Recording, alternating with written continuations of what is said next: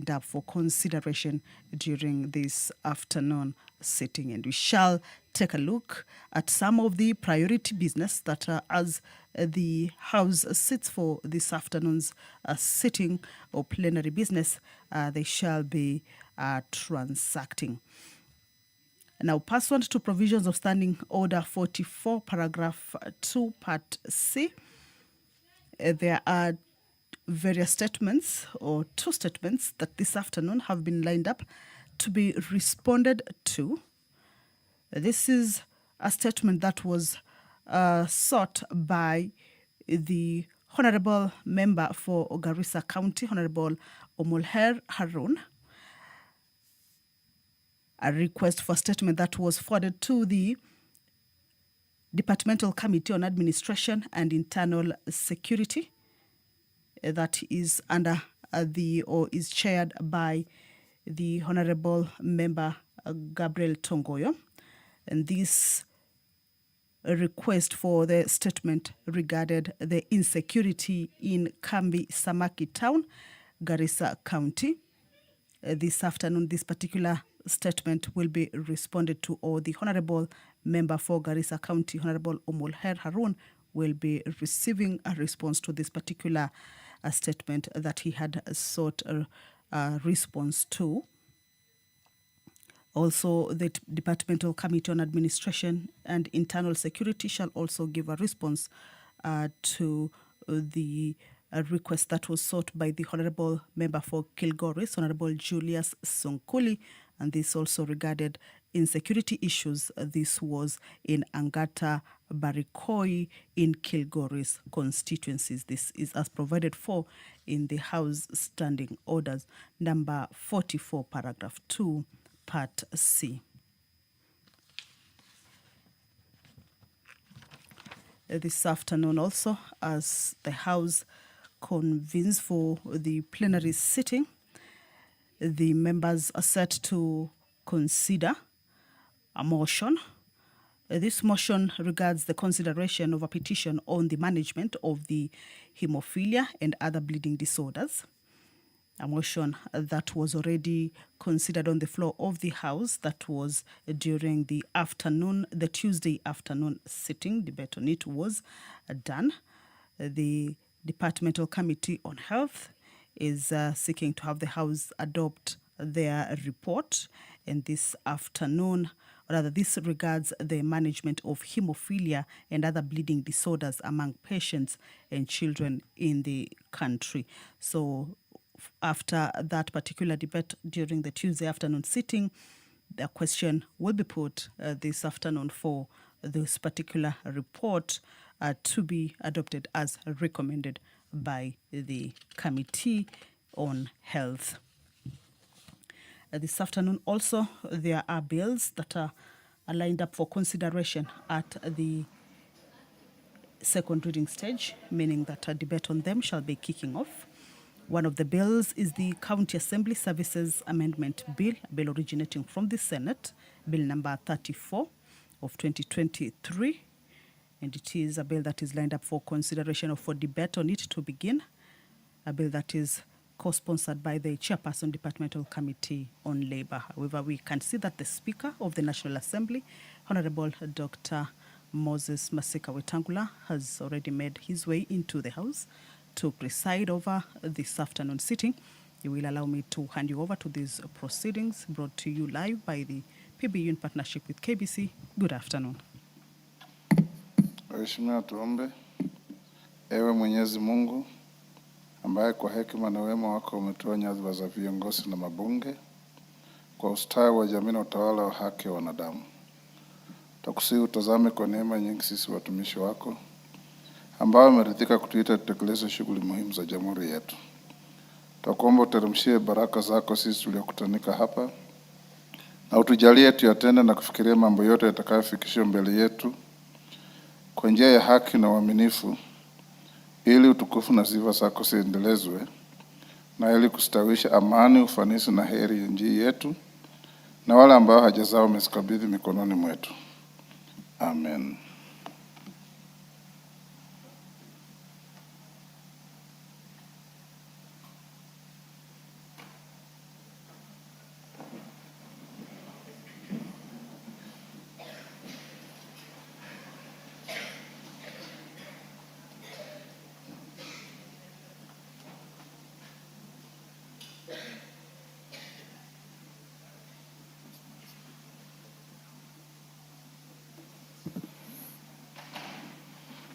Sergeant, ring the quorum bell.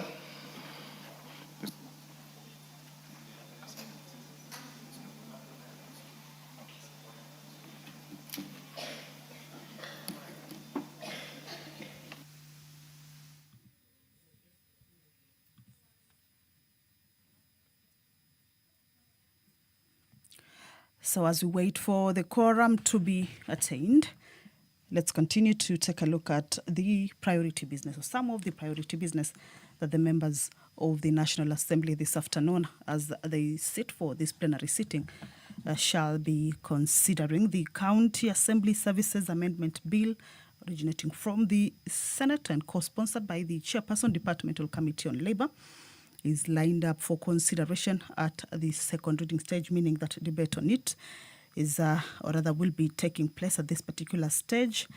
Basically, this is a bill that seeks to align the governance and administrative mechanisms and also staffing protections of Kenya's County Assembly Service Boards, commonly abbreviated as CASBs, with those of the Parliamentary Service Commission at the national level.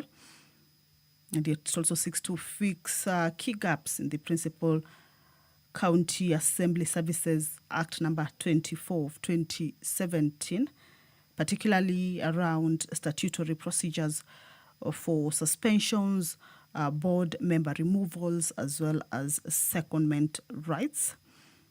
Some of the key provisions of this particular bill, including the statutory removal procedure for the county assembly service boards, including petitions, that is, petitions for the removal of a board member must be formally submitted to the office of the respective clerk in a prescribed form. Also, the referral has to be done within 7 days of receiving a petition, that the Speaker must present it to the Assembly, which then commits it to an 11-member select committee tasked with investigating the matter within 10 days.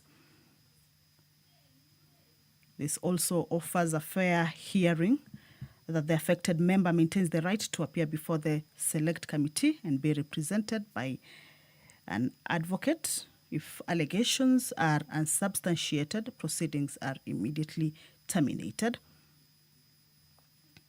Yet another key provision of the bill is a standardized procedure for suspending a clerk. That due process includes that before suspending a clerk under Section 22, the board must issue written grounds for the suspension, give the clerk 7 days to respond in writing, and afford them an opportunity to appear in person to exculpate themselves. There's also time limit that it caps any single suspension period at a maximum of 6 months. So this is a bill that the National Assembly members shall be able to consider.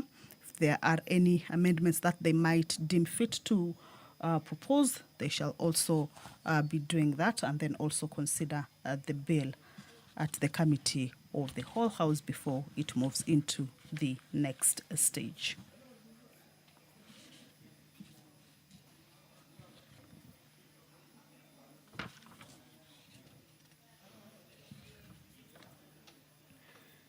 Well, the members of the National Assembly shall also this afternoon consider a bill that is sponsored by the Honorable Nominated Member Irene Mayaka. This is on the Sports Amendment Bill, a bill that is originating from the National Assembly, a bill number 5 of 2026, a bill that basically seeks to amend the Sports Act, specifically Cap 223, seeks to prohibit and criminalize manipulate of sports competitions, or the manipulation of sports competitions.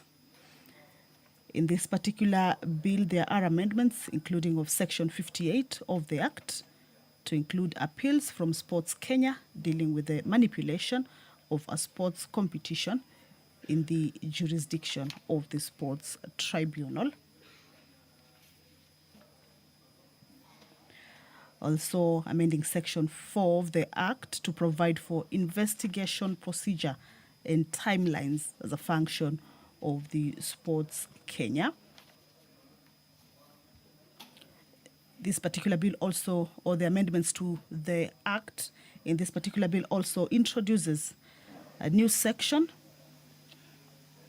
that prescribes the offense of manipulation of sports competition.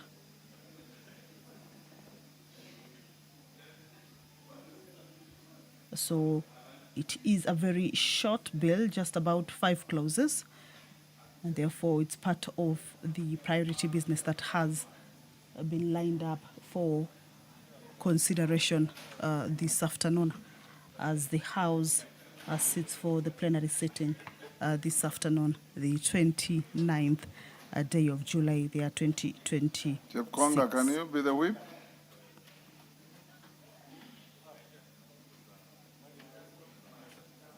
Yeah, can you wield the whip? Oundo, be the whip. Yes, yes, is allowed. You don't whip the chair budget, it's already here.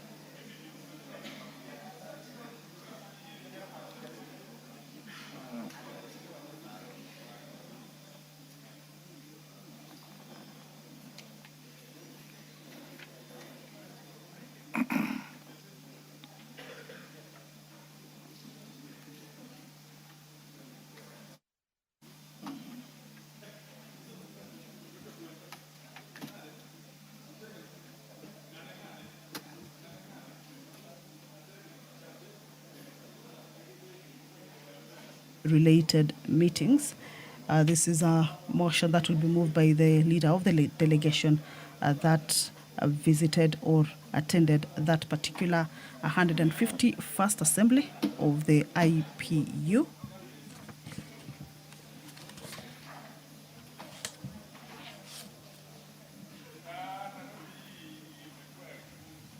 That the IPU meeting that was held in Geneva, Switzerland, from the 19th to the 23rd of October, the year 2025.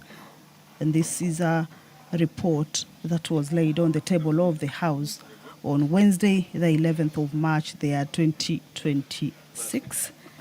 This is a motion that has also been lined up as part of the priority business that the members will be looking to consider this afternoon.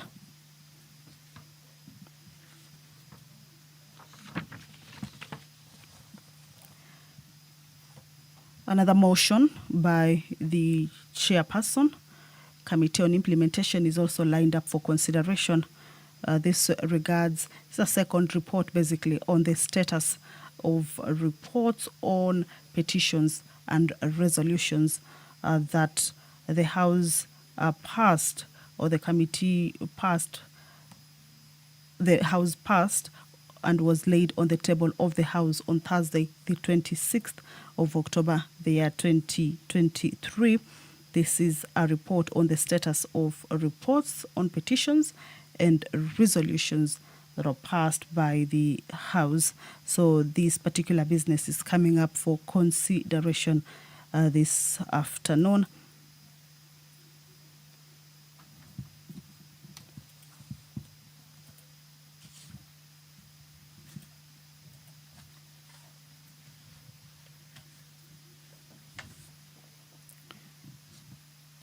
The members of the National Assembly this afternoon shall also take into consideration yet another motion. This regards the proposal to amend the Consumer Protection Act. This is a motion by the Departmental Committee on Public Petitions.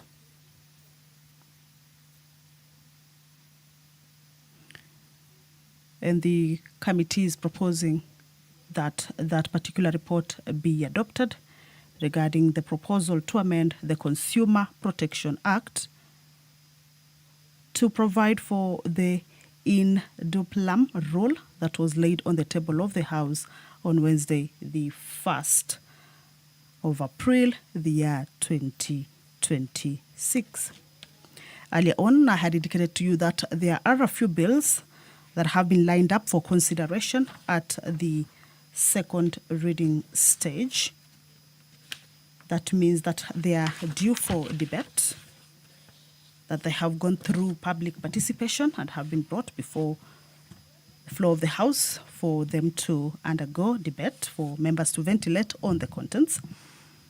The other bill that is lined up for consideration at the second reading stage is the Books and Newspapers Amendment Bill, a bill originating from the National Assembly and sponsored by the Chairperson, Parliamentary Broadcasting and Library Committee.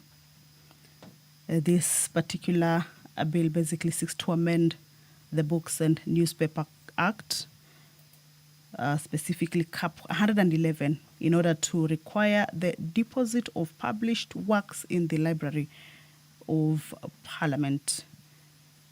The sponsor of the bill indicates that more members making their way into the House, and we can see the Sergeant at Arms indicating that the quorum has been attained. That Honorable members, we now have quorum to transact business. Well, Clerk. allow me to hand you over to the broadcast. Good afternoon.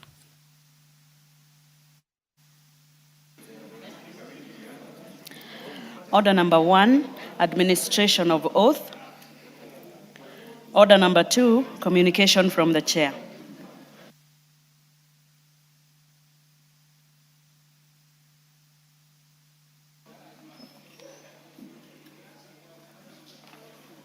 Members on their feet, take your seats.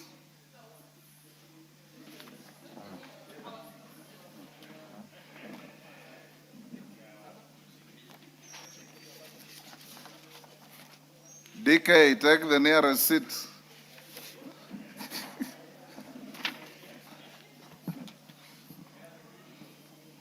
Honorable members, I've got two short communications. The first one, I wish to inform the House that I have received and acceded to a request from the National Government Constituencies Development Fund Board seeking to engage with honorable members on various matters relating to the fund. I therefore invite all honorable members of the National Assembly to a Speaker's Kamkunji to be held tomorrow, Thursday, 30th July, 2026 at 10 a.m. in this chamber. The NGCDF board will appraise members on the following matters relating to the fund. Number 1, the status of disbursement of funds and project implementation for the financial year 2025-2026 and preceding fiscal years. B, proposed ceilings for allocations for the financial year 2026-27. And 3, project identification for the financial year 2026-2027. So you are all welcome. Be seated by 10. We'll give it 1.5 hours, by which time we should be done. The second communication, members at the bar, take the nearest seats.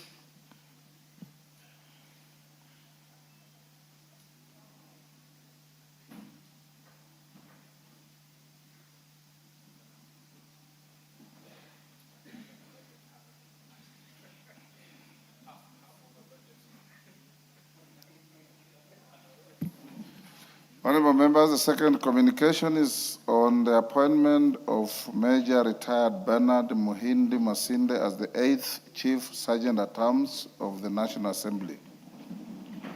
Honorable members, you may recall that on 18th November 2025, I notified the House of the retirement of Mr. Aloisio Lekulu OGW, the then Chief Sergeant at Arms of the National Assembly after close to 2 decades of service. Honorable members, the office of the Chief Sergeant at Arms is an office of the House and occupies a pivotal position in the administration and functioning of the National Assembly. The office is responsible for maintaining order, decorum, and security within the precincts of Parliament, enforcing the directions of the Speaker relating to access to and conduct within the chamber and the parliamentary precincts, preserving the dignity of the House, and overseeing ceremonial and protocol functions associated with the proceedings of the Assembly. Honourable members, I wish to inform the House that following a competitive recruitment process, the Parliamentary Service Commission appointed Major Retired Bernard Masinde, NDCK, as the 8th Chief Sergeant at Arms of the National Assembly with effect from 1st July 2026. Honourable members, Major Retired Masinde possesses extensive experience in parliamentary administration, leadership, and institutional management.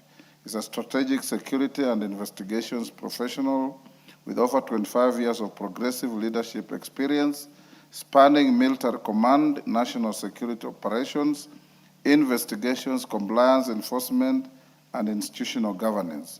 He has served as the Deputy Chief Sergeant at Arms of the National Assembly for the last 12 years. Prior to joining Parliament, Major Retired Masinde served as a military observer with the United Nations mission in the Democratic Republic of Congo, MONUC.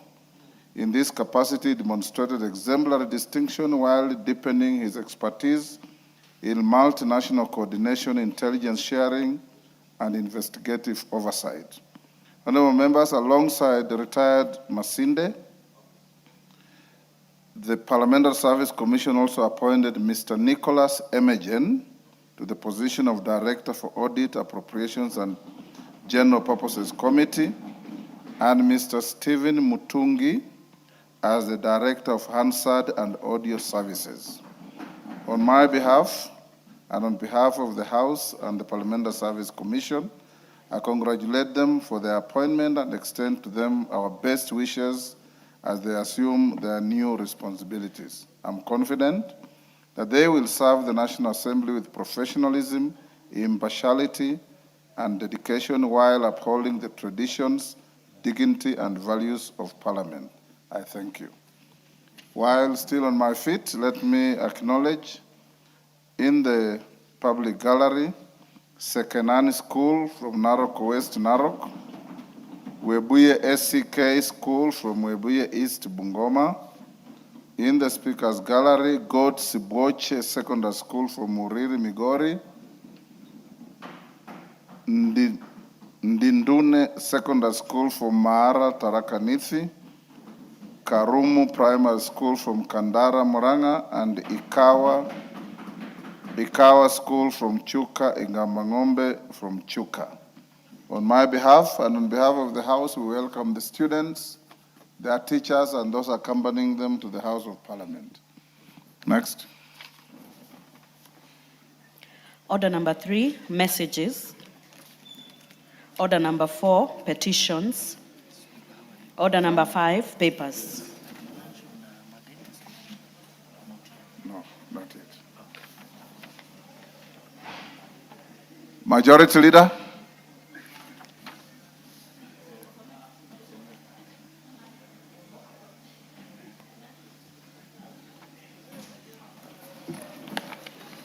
Member for Aldai, you are the surrogate Majority Leader.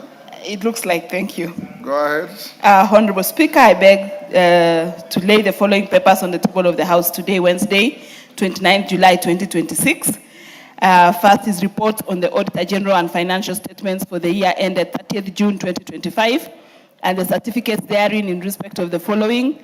1, AIC Morop Girls Secondary School, Chogoria Girls High School, Enomatasiani Girls Secondary School, Karima Girls High School, Kenyanya Secondary School, Kaborok Girls Secondary School, Koilel Forces Academy, Kirobon Girls High School, Limuru Girls School, Mahiga Girls Secondary School, Meru School, Nakuru High School, Our Lady of Mount Carmel Mary Hill Girls High School, Pangani Girls School, St. George's Girls Secondary School, St. Matthias Mulumba Matinyani Boys School, and Stella Maris Othaya Girls High School.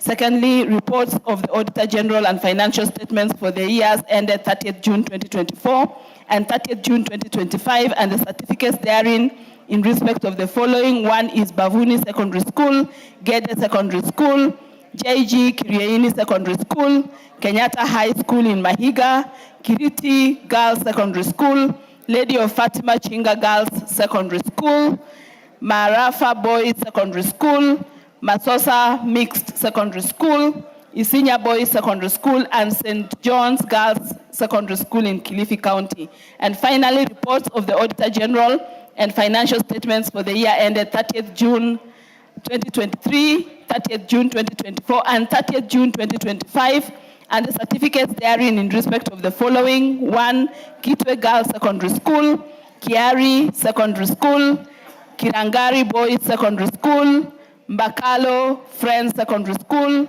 Moi Girls High School Kamusinga, Molo Secondary School, Nduberi Girls Secondary School, and St. Francis Girls High School, Mangu. Thank you, Honorable Speaker. Thank you. Next.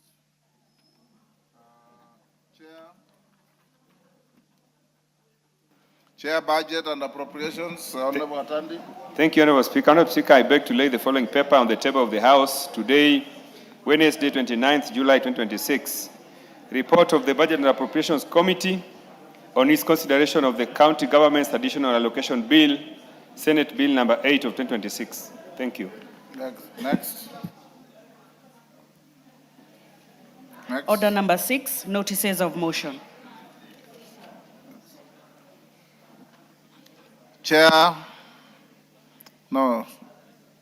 Member for Taraka, George Best. Thank you very much, Honorable Speaker.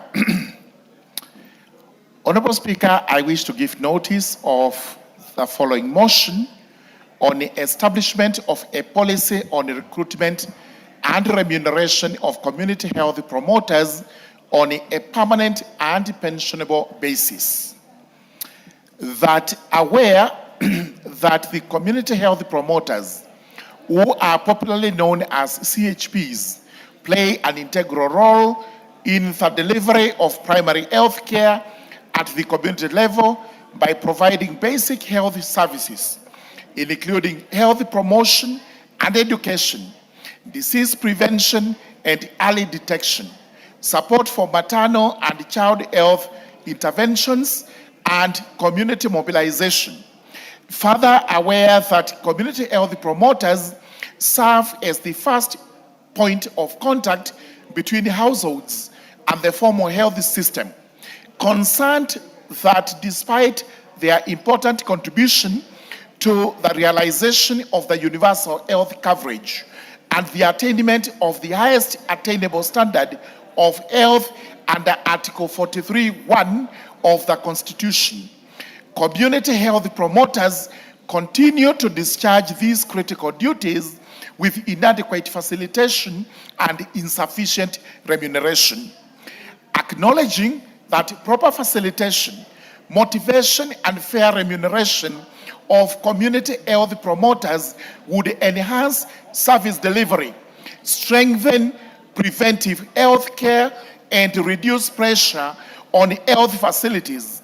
Cognizant of the fact that health policy is a function of the national government, now therefore this House resolves that the national government formulates and implements a policy framework to guide on the recruitment and remuneration of the community health promoters across the country. Thank you very much, Honorable Speaker. While on my feet, Honorable Speaker, this is quite an important motion. I appeal to you as the chair of the House Business Committee to actually give this priority. Thank you very much, Honorable Speaker. The request noted. Next. Order number 7, questions and statements. Request for statement, Umulher Harun. Is this response or request? Response. Tongoyo, this is yours. Is Omulher in the house? Yes. Thank you, Honorable Speaker. Go ahead. In response to Honorable Umiri's statement being sought regarding the insecurity in Kambi Samaki Garissa, I want to respond as follows. In 2021, a boundary dispute arose between Garissa and Isiolo County in the area surrounding Kambi Samaki Primary School. The dispute, occasioned by contested administrative and jurisdiction land boundary, escalated into violent clashes between members of the Somali and Borana community. Conflict resulted in loss of lives, displacement of residents, and heightened insecurity within the affected area. Consequently, Kambi Samaki Primary School was closed, disrupting learning for the enrolled pupils who was subsequently transferred to Benane Primary School, where they continue with their education. Although several innovations, including administrative engagements and peace-building initiatives, has been undertaken by the government and other stakeholders, the dispute remains unresolved. To prevent further escalation and enhance security, the ministry has implemented the following: the County Security Intelligence of Garissa and Isiolo counties to continue hold joint engagement aimed at resolving the dispute amicably in collaboration with the school administrators, board of management, parents, and community leaders to address the emerging security concern affecting the institution. The intelligence-led security operations are ongoing. Mobile and foot patrols has been intensified. Additional security personnel has been deployed to identify hotspots to strengthen security presence and reassure residents, and the community policing has been ongoing. On the step taken to resolve this, Honorable Speaker, the government is pursuing both security and administrative innovation to address the underlying cause of dispute, and these include continued engagement by the County Security Intelligence Committee of Garissa and Isiolo with elders, religious leaders, peace committees, and community representatives through structured dialogue and conflict resolution forums. Collaboration with the relevant government agencies, including IBC, to address the boundary and administrative issues giving rise to the dispute. Sustained public sensitization campaign promoting peaceful coexistence, dialogue, and equitable sharing of available resources among the neighboring communities. Honorable Speaker, on the issue of guaranteed security to the teachers, the ministry recognizes that a secure learning environment is essential for uninterrupted education, and to this end, the following measures has been put in place: sustained multi-agency security operation, including enhanced patrol, deployment of joint security teams, and regular security assessment in vulnerable areas to protect teachers, learners, and the educational institution, strengthening collaboration between school administrators and local security agencies to facilitate timely information sharing and coordinated security responses. There is ongoing security mapping of remote and underserved areas to identify locations without adequate policing infrastructure, subject to availability of resources. Additional National Police Reservists, NPR, will be recruited, trained, and deployed to improve security coverage and response capability. In conclusion, Honorable Speaker, we remain fully committed to restoring lasting peace and security in Kambi Samaki and the surrounding areas. Through sustained security operations, strengthening interagency collaboration, community engagement, and ongoing peace-building initiative, we are working to create a secure environment that safeguards lives, protect livelihood, and guarantee interruption access to education. Signed by the concerned Minister, Honorable Kipchumba Murkomen. I submit, Honorable Speaker. Omulher. Thank you, Speaker. I want to appreciate the chair of the committee for the response. I appreciate the feedback, but there's more that needs to be done because the area itself, Kambi Samaki, is currently facing the closure of its school, which was as per the request of the statement. And I see there is a need for the CS for Interior and the CS for Education to have a sitting and organize a meeting both with the local leadership and the elders from both communities so that we can discuss the reopening of this school. Mr. Speaker, I visited Kambisamaki myself after I raised a statement, and I realized the matter is a bit, it's contentious because it also involves a boundary issue. And boundary issues now become emotive because it involves land that belongs to both Isiolo County and Garissa County. And for us to open the school and avoid any skirmishes and future wars and crises like what happened before, it is important that both communities sit down to be able to successfully open the school. Mr. Speaker, when I visited Kambisamaki, the officers on the ground requested that they get backup, and this is something the minister can look into because there is a banditry issue that is existing. As recent as 2 weeks ago, we had young men who were attacked by bandits and their animals taken away. Mr. Speaker, there is a need for extra platoons of officers to be added. They are both from the RDU unit and the anti-stock theft unit. Mr. Speaker, these are things that need to be worked on jointly, and this is something I'll request through the chair and the Minister for Interior to look into so that we are able to look into the matter. The school itself needs to be opened, but it is also a bit of a thorny matter because it involves a boundary issue. As we speak, Kambisamaki Primary School is registered as a polling station under Garissa County, but it is also a matter of dispute with the community that neighbors us Isiolo County. As at now, we don't have any conflict, but to avoid future conflict, Mr. Speaker, we must address both the boundary issue and the security issue so that the school can be reopened. That is something I picked up after I visited the site in itself and communication that the elders had given us. And Mr. Speaker, currently there is no school in the area. The nearest school is 15 kilometers. Omolher, you are seeking clarification. You are making a No, speech. I am explaining what I realized after I raised a statement because I did a site visit, Mr. Speaker. It's a matter that cannot just involve not just the Minister for Interior, but also the Land Minister and the Minister for Education.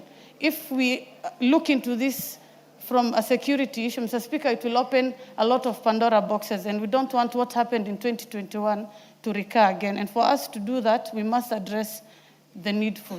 Thank you, Mr. Speaker. Yes, Professor Jaldeza.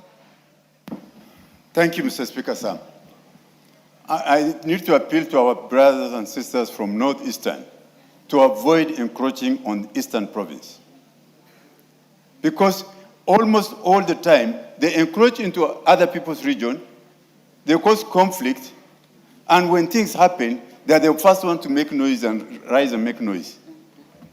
The Kambisamaki area you are saying around Garbatula, Isiolo South, is part of Isiolo constituency county.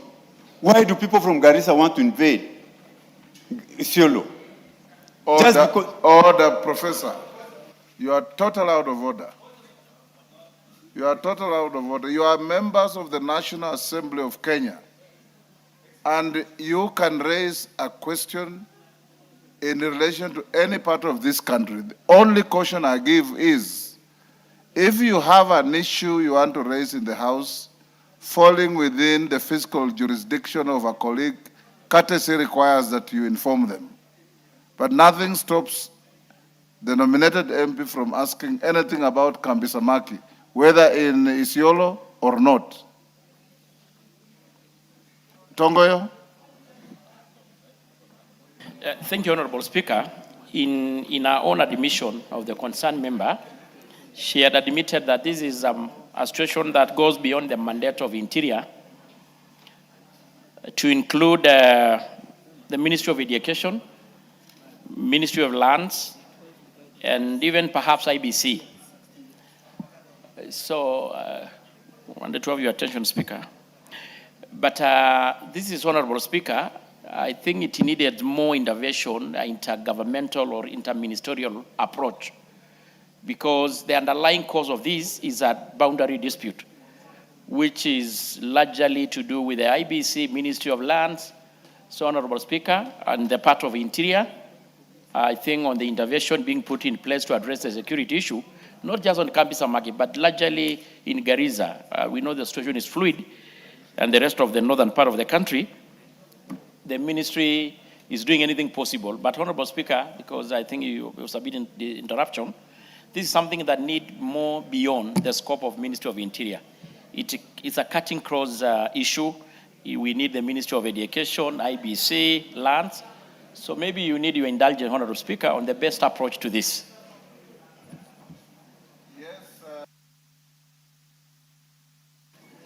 Mr. Speaker, I want to let the member from Isiolo know that I don't want what happened before to recur again. And it is important that as leaders address the need for, Mr. Speaker, land Muller, issues. don't escalate what the speaker has No, already I'm not directed. escalating, Mr. Speaker. I'm just letting him know that my request You are on under this no duty statement, to answer him on any issue.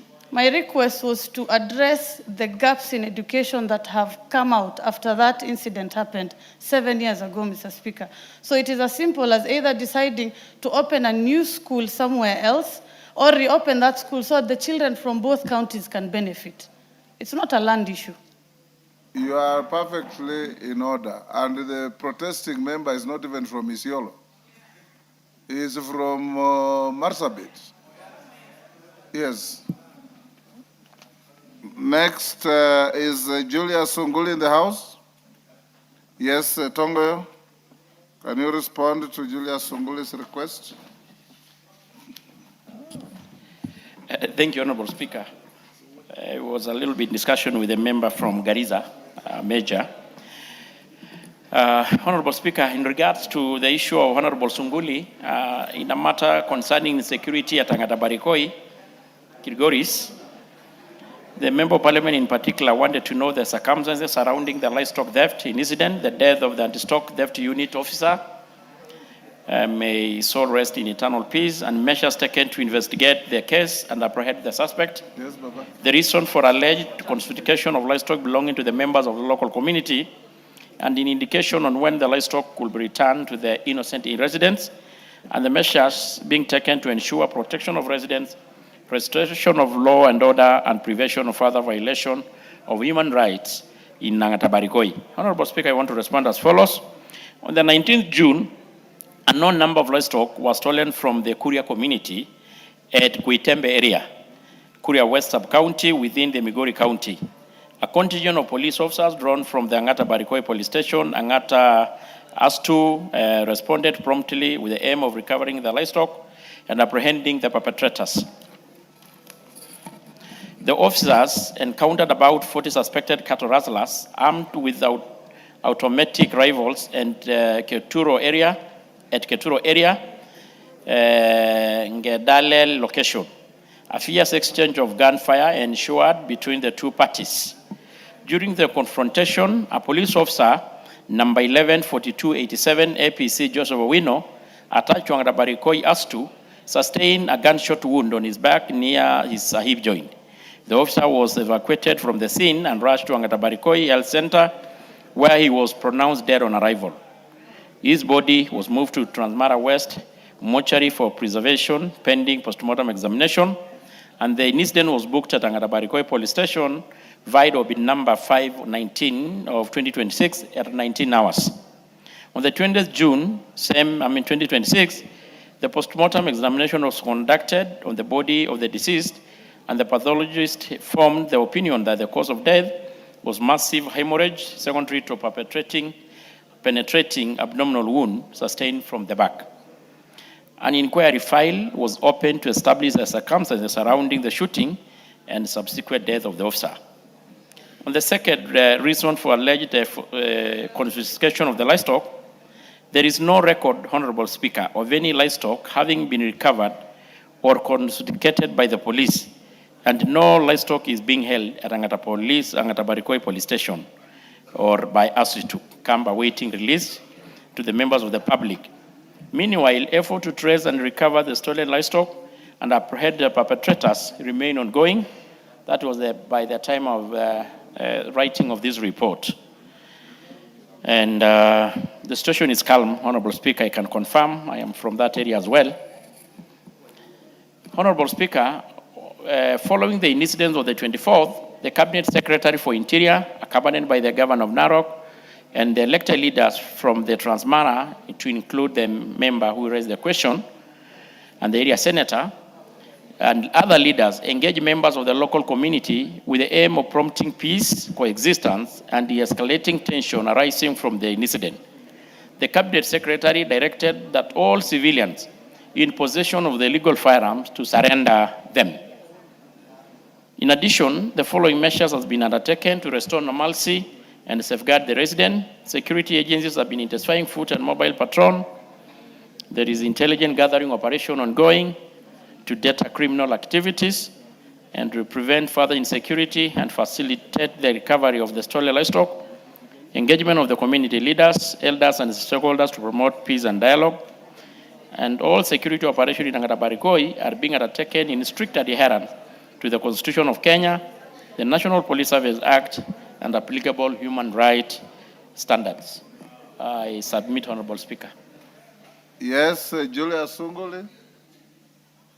If you are satisfied, you can let Mr. it Speaker, I wish to thank the chairman of the Committee for Internal Security for his report and answer. I wish to confirm, Mr. Speaker, that as soon as we ask the question, the responsible Cabinet Secretary, Honorable Kipchumba Murkomen, went to Angata Barikoi together with all of us and introduced certain measures that have since cooled the area. The situation is under control. Particularly, Mr. Speaker, the GSU camp was reintroduced at the border, and this has actually been very effective. Only yesterday, about 12 cows were stolen from the area of Ngendalil, and unlike in the past, the police, the people from Transmara were able to cross to Kuria without a problem, and the GSU, together with the citizens, recovered 8 of those cows. The situation still remains, of course, an area to be watched because it is fragile. It's a border area. It borders Kenya and Tanzania. It borders the Kuria and the Kipsigis and the Masai.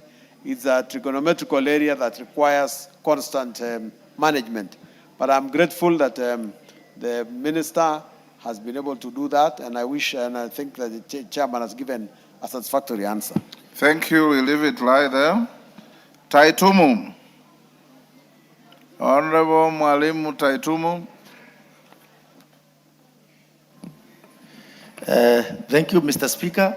I arise to make a personal statement regarding the passing on of my late beloved father, Mr. Patrick Ntoanaiba Baikelanya. Honorable Speaker, pursuant to the provisions of the Standing Order 44-2E, I arise to make a personal statement regarding the passing on of my late father, Mr. Patrick Ntoanaiba Baikelanya. Honorable Speaker, Mr. Patrick Baikelanya rested on 4th July 2026 after a glorious and well-lived life that was just 2 years to centenary. The death of my father leaves a void that no one can adequately capture. A father is a pillar, a compass, and a quiet strength behind a son's every step. Irrespective of the son's age, at the time of the demise of my father, without doubt, the news of his passing on overcame our family with immense grief.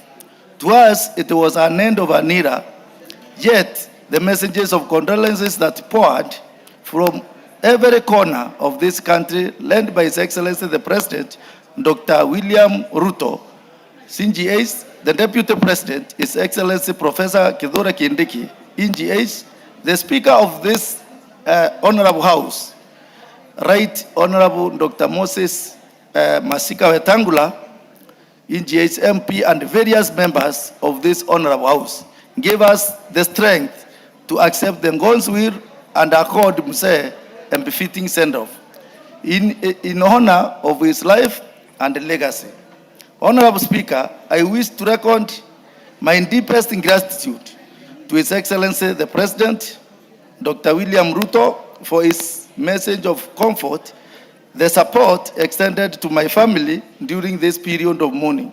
I am profoundly honored by the President's humility to have created time out of his busy schedule of the national duty to grace the funeral of my late father in Igembe North on the 11th July 2026. This gesture reaffirmed the President's firm belief in the values of compassion and solidarity that defines his leadership. I equally extend my heartfelt gratitude to you, Honorable Speaker, for the messages of condolence and the support that you accorded our family. The House leadership and my colleagues, members in this House, for personally reaching out and condoling with us both here in Nairobi and at our rural home in Igembe North.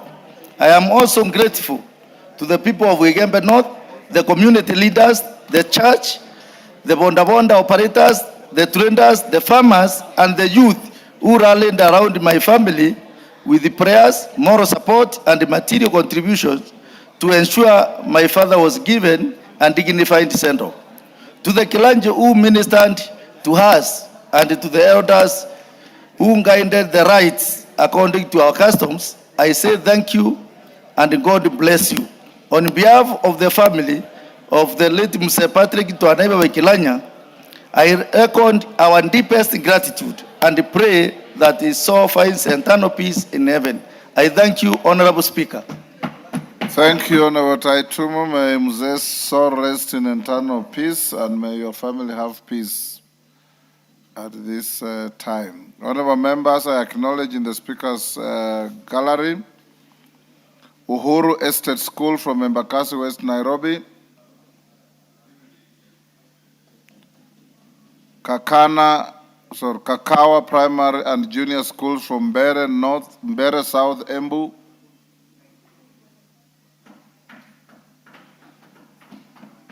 Dev Amazing Schools, Naivasha, Nakuru, Gishami Junior Primary School from Othaya, Nyeri. In the public gallery, New Genesis School from Marakwet West, Elgeyo Marakwet, Mekorani Primary School from Mahara, Tharaka Nithi, Bright Star Chebulbai from Marakwet West, Elgeyo Marakwet. On my behalf and on behalf of the House, we welcome the students, their teachers, and those accompanying them to the House of Parliament. Major Deko, member for Garissa Town. Thank you, Honorable Speaker. Honorable Speaker, I rise to remind you or to remind the House that about 2 months ago I requested for a statement, and which was brought to the answer was brought to the House regarding a police officer, Adan Haret Loss, who went missing for the last 3 years or so. Chairman Tongoyo, that reminder is directed at you. Yes, and you promised that the chair of the Committee of Internal Security was to avail the Cabinet Secretary to a committee meeting so that we raise the issue. It's important to note, Honorable Speaker, that the answer that was provided here was not read on the floor of the House after consultation with the chair and myself and yourself, that it was not adequate. So the minister was supposed to appear in a committee meeting so that we address those issues. Up to now, we have no response from the chair. Tongoyo, when is the minister appearing before your committee? Honorable Speaker, if you may recall, when we were just about to break for recess, I did report to this House that the minister could not appear because he was attending a cabinet meeting. And to that effect, we have written again today a letter to ask him to appear next week but one. Okay. And Honorable Speaker, it's not just his question or statement rather. There were quite a number, more about 13 or so. So I call upon the colleague to be a bit patient, because we are trying to do anything possible to ensure that the minister will appear and we transact all these before the plenary of committee. When is your next appearance? It's a Thursday, next week. Thursday after next week? Exactly. We are trying to avoid Tuesday so that it does not get excuses or other reasons, probably of cabinet. So, Deco? We have got equally a big pressure. And make sure you inform the honorable member accordingly. Yes. Next order. Yes, hold on. Honorable Emathe. Yes, Honorable Emathe. Give him the mic.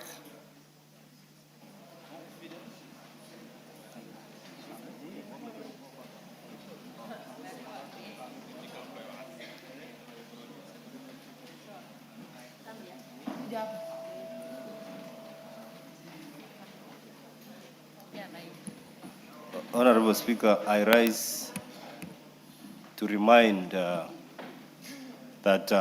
on 30th June, you ruled that I receive a response on the operationalization of NAPETET ICT Hub in Turkana Central. This ICT Hub was completed under World Bank, implemented by Kenya in 2023. Right now, it is gathering dust, and this will be the first implementation or achievement on ICT in Turkana County ever since we took government. Speaker, as we speak about ICT Hub, the students who are listening have a direct benefit on this.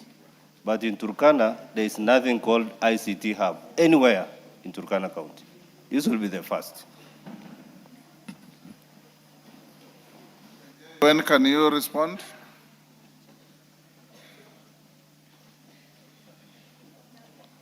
Give to KJ the mic.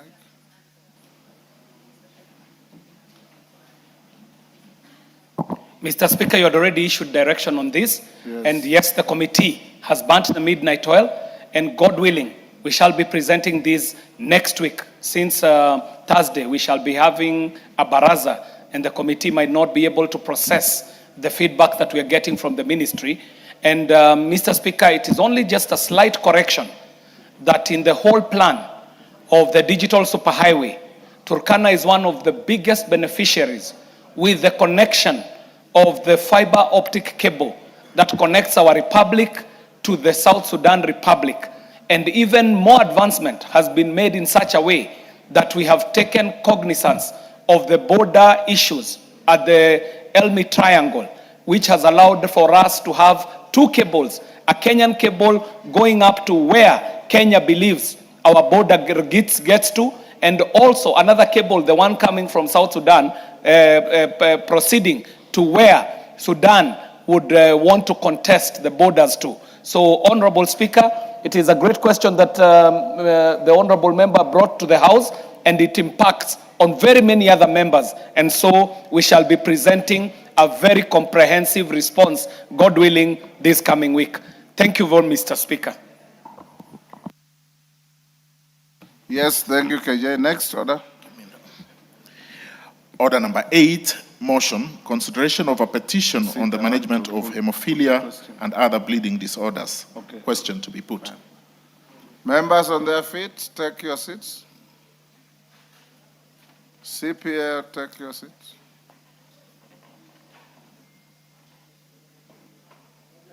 Is that Mutunga or Robert Mbui or Wanjala? Take your seats. Thank you. Honorable members, I'll now put the question at order number 8, which is that this House adopts the report of the Departmental Committee on Health on its consideration of the public petition number 01 of 2026 regarding management of hemophilia and other bleeding disorders among patients and children in the country, laid on the table of the House on Tuesday, 23rd June 2026. As members of that opinion say aye. Will those of the contrary opinion say nay? The ayes have it. Order number 9, the County Assembly Services Amendment Bill, Senate Bill number 34 of 2023, second reading. Chairperson, Departmental Committee on Labor. Is that Karemba? No. Who is the chair? Ken Chonga, where is he?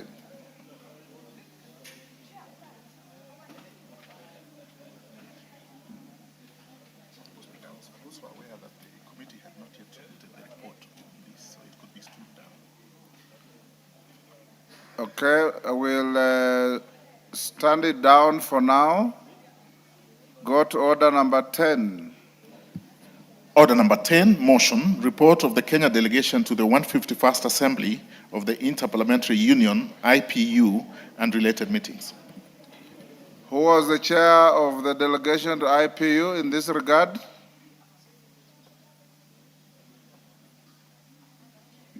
Who is it? Irene Mayaka, is it you? No. Meli Mabona? Meli Odhiambo is not here. Go to next order. Order number 11, the Sports Amendment Bill, National Assembly Bill number 5 of 2026, second reading. Irene Mayaka, are you ready to move this bill?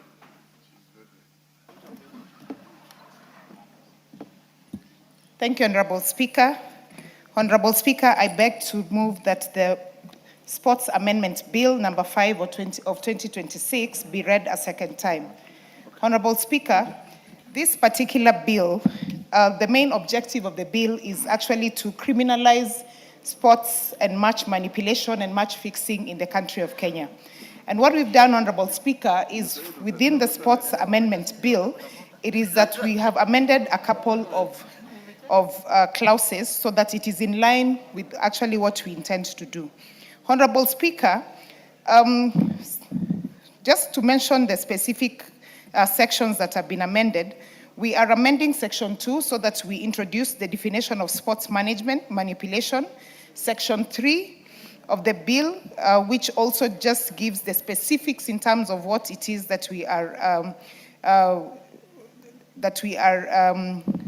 introducing and amending, and the manipulation of sports. Section 5, which also introduces the specifics in terms of the fines that will be charged. Honorable Speaker, just to give a background of this particular bill, is the legislative intent of this. Because, Honorable Speaker, we have had scenarios of match fixing, criminal offenses within the sports fraternity, but we do not have any specific laws that actually criminalize these particular vices. So for that reason, Honorable Speaker, and having looked at the various laws we have from other countries, and also the different regulations from the different federations that we have across the whole world, I thought it fit that we also have this in Kenya. Because, Honorable Speaker, sports integrity is very important for our country. It's very important because we are seeking to nurture sports and talent in this country of ours, but also we want to make sure that the young people, the talented people in the country, are not being injured by people who are only there to manipulate the system so that it actually favors them. Honorable Speaker, we have had very many feedback from the public in terms of public participation of what they think about this particular bill. And I know the Sports Committee will be represented so that they can give us the feedback that we've received. But, Honorable Speaker, just to thank the public for the overwhelming support for this particular piece of legislation. The background of this, Honorable Speaker, is foundation of sports. Sports is based on fairness, transparency, and public confidence. Integrity is currently at risk. And increasing reports globally and locally indicate growing attempts to improperly influence sporting outcome. Market pressure as well has also brought a lot of risk into the game. National interests, Honorable Speaker, this is also to protect the integrity of athletics, clubs, funds, and sponsors as well. Honorable Speaker, the legal context and the existing gaps. Regulatory deficit, if you look at the current Sports Act Cap 223, it does not contain any explicit provisions to criminalize sports manipulation. Enforcement barriers, current mechanisms rely on association-level disciplinary action, which lack the weight of criminal law. And, Honorable Speaker, on this particular one, we are finding that most of the federations in this country, whether it is the Football Federation, the Basketball Federation, Netball Federation, Volleyball Federation, or the athletics part of it, when they are faced with such issues, they only do investigations within the federation, which is really not giving any particular third-party aspect or making sure that there's actual fairness where there's a criminal case. Structural weakness. The internal sporting bodies are often unequipped to handle organized criminal syndicates. And Honorable Speaker, this is where the criminal aspect comes into play so that the specific criminal investigation bodies in the country can then be charged with ensuring that they do proper investigations into this. The solution, Honorable Speaker, is amendment bridges that bridges the gap by providing criminal sanctions and stronger investigative powers. Honorable Speaker, I had the option of looking at the different laws that we have in the country. The Sports Act, the Penal Code, the Criminal Act, all these particular laws. But it was actually easier for us to amend the Sports Act Cap 2023 so that we ensure that the definition of manipulation is put in place, the criminal aspect is put in place, and the offenses are also put in place in one particular law. Honorable Speaker, looking at the current Kenyan legal framework, the Sports Act of 2013 governs sports administration but contains no explicit match-fixing offenses in our country. If you look at the Penal Code, Cap 63, it covers general fraud, e.g. Section 315, which covers matters to do with cheating, but has no dedicated match-fixing provision. If you look at the Anti-Doping Act, it focuses on banned substances, but nothing to do with match manipulation. If you look at the different sports federations, which I had alluded to, they currently rely on internal sanctions, bans, and suspensions because of the legal gap. But there's no specific criminal investigation procedure, which makes the process also become ununiform and sometimes, in some cases, largely unfair to most people. If you look at the Betting, Lottery and Gaming Act, Cap 131, Section 61 prohibits cheating at bets, but penalizes, penalties are minimal, a maximum of 6 months. Honorable Speaker, I did have a look at the international standards that are currently there, especially in terms of the popular sporting activities we have in this country. Honorable Speaker, if you look at the FIFA Code of Ethics 2023, it prohibits any involvement in match manipulation and requires reporting of corruption approaches. If you look at the FIFA Disciplinary Code of 2023, it imposes a minimum 5-year ban and a fine of 100,000 euros for anyone manipulating a match. If you look at the Macaulay Convention 2019, Honorable Speaker, and I know you're aware of this because you're a sports person, first international treaty on sports manipulation, it urges states, sports bodies, and betting operators to cooperate and to prevent, detect, and sanction fixed competitions.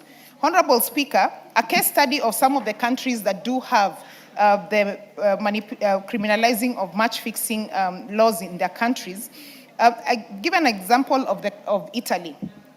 The Italian laws 401/198 criminalizes fraud in sports competition, offering, promising, or accepting money or other advantages to alter any event's outcome. Penalties include 2 to 6 years imprisonment and fines for match fixing. The Italian FA Justice Code also gives a lot more emphasis on this. Notable example is the 206 Calipoli scandal, which saw some top clubs and officials face sporting criminal sanctions. And Honorable Speaker, if you remember the very famous story of some of the famous clubs like Juventus, which had to actually be relegated, some of the very stringent cases that actually made some of these big clubs fall. A case study of Brazil as well, general sports law explicitly prohibits manipulation of sports results. Any bets tied to fixed outcomes are declared void. Honorable Speaker, giving an example of the cases that we've had in Kenya that actually motivated me to bring this particular law. Some of the cases we've had are like the Nairobi City Stars. Multiple attempts league fixes of City Stars premium matches between 2021 and 2023 were uncovered, and this was the fourth attempt in 3 years for the club. In 2023, police arrested 3 suspects, Kenyan, Ugandan, and Russian, after sting operations that had offered City Star players a huge sum of money so that they can throw away the match. And Honorable Speaker, if you go into the YouTube channel and just look at some of the cases that we've had, especially in our country in Kenya in terms of match fixing, they're very sad cases because they have resulted in killing dreams for young people who really want to do their best in this particular field. The legal foundation and definition of manipulation, Honorable Speaker, as I said, Clause 3, empowers Sports Kenya with statutory authority. It gives a definition of what the unified reporting hub could look like, interagency collaboration, authorities joint investigation between Sports Kenya and national investigation agencies, statutory timelines, requiring that all investigations to be concluded within a strict 6-month period to ensure efficiency in justice, systemic oversight, centralizing the monitoring of sports integrity under a single accountable statutory bodies. The penalties that we've introduced, Honorable Speaker, and I know we had a lot of feedback from the public in terms of they feel like the penalties that I had introduced are not stringent enough. And so, Honorable Speaker, without preempting debate, the Sports Committee will be represented and they'll give us an account of some of the feedback that they did receive from different Kenyans. Honorable Speaker, in terms of professional consequences, bans and forfeitures, again, very important. One of the amendments that I have introduced is match forfeiture, organizational ineligibility, lifetime prohibitions, and disciplinary harmony. Honorable Speaker, the strategic impact, accountability, and national reputation. If you look at clause number 4, it gives you a detailed view of what exactly this will entail. Due to giving an example of the process via appeals, sports tribunal, global alignment, ethic governance, fiscal neutralities. Honorable Speaker, having said that, I just wish to appall the members of this House to support this particular bill. Let us, as members of Parliament, because we have constituents, we have county representation, the whole country at large, that has very many sports people. And Honorable Speaker, when I speak about sports, I'm not only looking at the football space, I'm also looking at the basketball space, the netball space, the athletic space, all the sports that you can think about in this particular world. Let us, as members of National Assembly, take the frontline stage in ensuring that we are protecting the sports integrity in this country, because this will really help to ensure that we are clearing the path and making sure that sports integrity in our country is at the center front, and that anyone who seeks to come and try to prevent the young people of our country from having a fair chance at improving their talents and nurturing and growing their talent are able to do that without the fear that someone who has deep pockets can actually come in and manipulate their opportunities. Honorable Speaker, with those remarks, I wish to move the bill and ask my colleague, Honorable Charles Nguna, to second. I thank you. Well, before Charles seconds you, honorable members, let me acknowledge and in the speakers gallery and the public gallery, the presence of the following schools. Kamasai School of Marakwet West Constituency, Elgeyo Marakwet County. We also have Lelit Primary Junior School of Moiben Constituency, Uasin-Gishu County. We equally have Meteitei. This should interest the Chair of Education. Meteitei Second School of Tindret Constituency, Nandi County. Honorable members, we further have the two following schools. We have Guakarim Second School from Beere South Constituency, Empu County. And finally, we have Moi Awalo Senior School from Kurusoi South, Nakuru. On behalf of the members of this House and the House at large, I want to welcome those schools to this honorable House. You may proceed to second. Thank you, Mr. Speaker. Before I begin this journey of second in this motion, let me take this opportunity to welcome these students. Thank you. Proceed. In National Assembly, especially the students from Beere, who are my neighbors. As you know, I come from Mwingi West, and Beere is just bordering Mwingi West constituency. So, welcome. Oh, Moimbeni, I've been in your constituency, Marakwet and Tinderet also. I've been there, so welcome to the National Assembly. This is where we legislate and also allocate resources countrywide, Mr. Speaker. Mr. Speaker, let me begin by congratulating and appreciating Honorable Irene Mayak for coming up with such a legislative proposal, Mr. Speaker, to bring the integrity and also transparency in sports fraternity, Mr. Speaker. From the onset, it is worthy to note that Irene Mayak has set records, and congratulations, the Honorable Lady. If at all Nyamira people are listening, they should give you an opportunity to serve as their women rep in this august house, and I am wishing you the success in your journey. Let me also take this opportunity to inform ODM, you have one of the best legislators in this country in Irene Mayak, Mr. Speaker. Mr. Speaker, it is worthy to note that we have walked a long journey when we came up with this motion, and it is also worthy to note that Irene Mayak and myself, Irene is a Manchester United fan and an Arsenal fan, and we are passionate. We have fought since our childhood. When we used to be in university, when we used to be in school, you could see the passion in football, and that is why Irene Mayak is coming up with this proposal to clean up the sports industry, Mr. Speaker.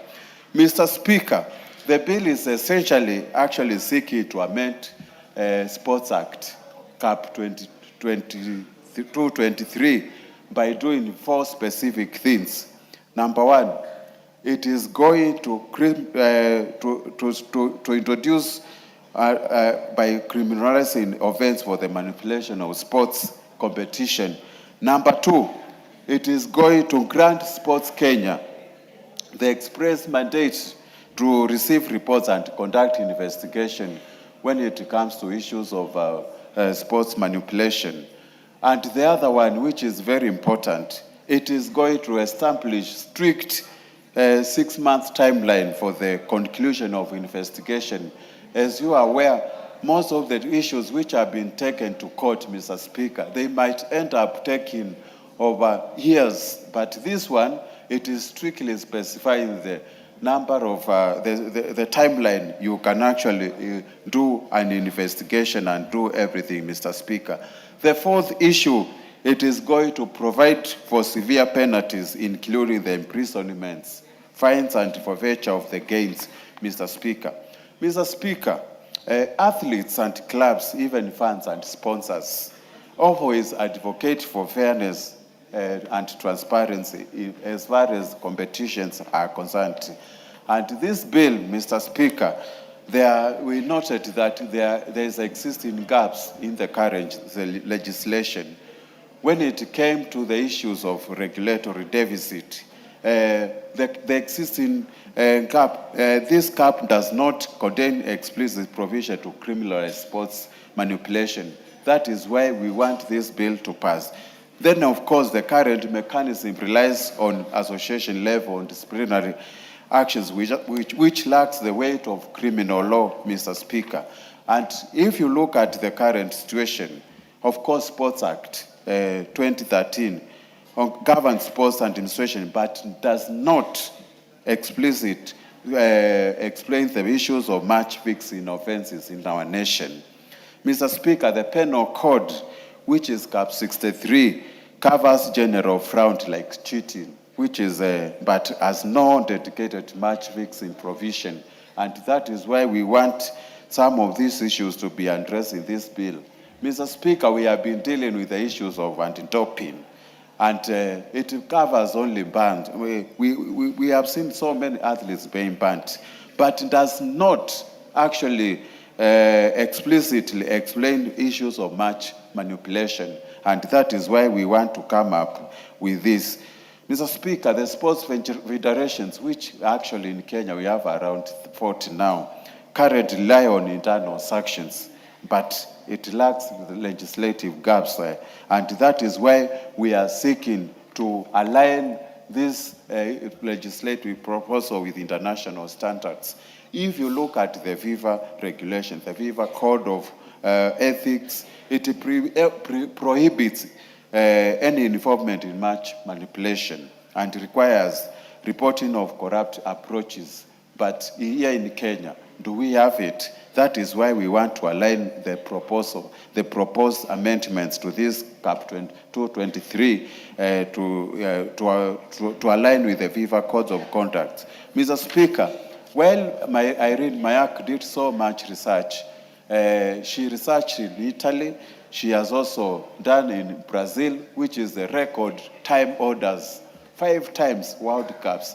And congratulations to Spain for winning the recent World Cup. It actually, in Brazil, any involvement with match manipulation amounts to 2 or 6 years in prison.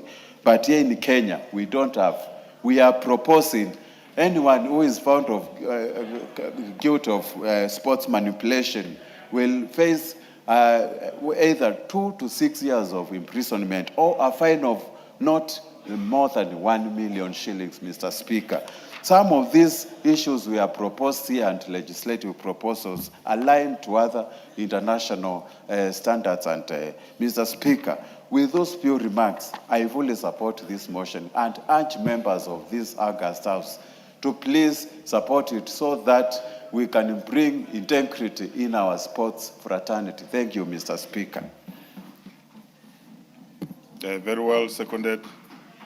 Honourable members, I now do propose the question, which is that the Sports Amendment Bill, National Assembly Bill number 5 of 2026, be now read a second time.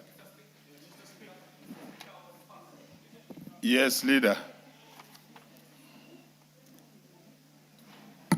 Mr. Speaker, thank you very much. And I want to first congratulate the Honorable Irene Mayaka as I take on to support her bill, the Sports Amendment Bill 2026.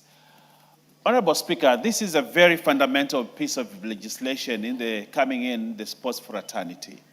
Mr. Speaker, this piece of legislation will revolutionize how sports administration, how sportsmen, how teams, how sports administrators behave in the space within which they are operating. Honorable Speaker, if you will be interested to know, if you look at this act, Honorable Speaker, the principal act is amended in section 4 by inserting new paragraphs, Honorable Speaker, and giving more powers to Sports Kenya. And the powers that are being given to Sports Kenya, the new powers, Honorable Speaker, include 1, to receive any reports from any person who suspects acts of manipulation in any sports competition. That is 1. The second important fundamental function that is now being given to Sports Kenya, Honorable Speaker, is to conduct investigation of alleged manipulation in sports competition in collaboration with other investigative agencies. Sports Kenya now is being given new important powers. Honorable Speaker, another power that is being given to Sports Kenya in the realm of stopping manipulation of sporting activities, Honorable Speaker, is the investigations referred to in subsection 1 PB shall be conducted within 6 months. There is a limitation on time, Honorable Speaker. Cases have dragged in court for many years, Honorable Speaker, over these situations. But now, Honorable Irene Mayaka, in her graciousness, has said we must do it within 6 months, Honorable Speaker. But fundamentally, Honorable Speaker, are the changes that are coming in when we are looking at Section 64 of the Principal Act. Mr. Speaker, the mover of this bill is introducing Section 64A, which actually is very fundamental. A person who participates directly or indirectly, or aids, enables, or assists in the manipulation of a sports competition commits an offense and shall be liable on conviction to imprisonment for a term not exceeding 1 year or to a fine not exceeding 1 million. I would have suggested 5 million, but the Honorable Irene Mayaka thinks 1 million is okay. But these days, 1 million is easy to come by. Honorable Speaker, we should have gone to 5 million so that teams, Honorable Speaker, a team trains, people invest money, they invest energy, they invest a lot of things. They come to a match in a tournament, and one person, either a coach, an administrator, or a player, compromises the whole team by compromising with some people, and therefore you lose a match because that person will be given money at the end of it. That's an offense, that's criminal, and it must be stopped. And I like the way Irene Mayaka has put it here, Honorable Speaker. Again, Honorable Speaker, in part 2 of 64, where a professional sports person, and I like the word professional sports person, or a club engages in conduct described in section 1, the club or the association to which they belong may be sanctioned with the forfeiture of the match in question, or may be declared. Honorable Speaker, the one who compromises and the one who is compromised. The one who compromises is being dealt with in section 2, the part 2 here, Honorable Speaker. There was a time we had, I don't know whether it is true, Mr. Speaker, you are a sports person. But I hear there was a time when Gor Mahia, is it Gor Mahia, Mr. Speaker? Yeah. I think they were playing against FC Leopards. In Sudan. Sudan. Yeah. And Kenya lost the match because one of the goalkeepers, I don't know whether it's the goalkeeper or whoever, had taken a bribe. And the match was lost. Now, in this case, Honorable Speaker, the one who has been manipulated must be jailed and pay a fine. And the one who also manipulated must also face the consequences, Honorable Speaker. And that is why part 2 is very important. Part 3, Honorable Speaker, where the offender is a club. Sometimes clubs sit to plan to manipulate, or clubs sit to plan to be manipulated, Honorable Speaker. That one too must be sanctioned. That one too must.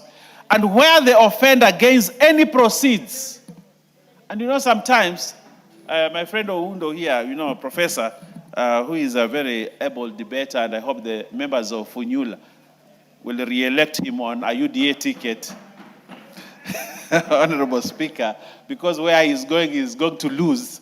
But if he vies on a UDA ticket, he might win, or broad-based, he might win, Honorable Speaker. I know, he's a man of integrity, and he wouldn't want to see sports being manipulated. And therefore, I'm sure he will support where the offender gains any proceeds or benefits as a result of sports manipulation, he shall be subjected to forfeiture. Whatever amount you receive, you must forfeit it.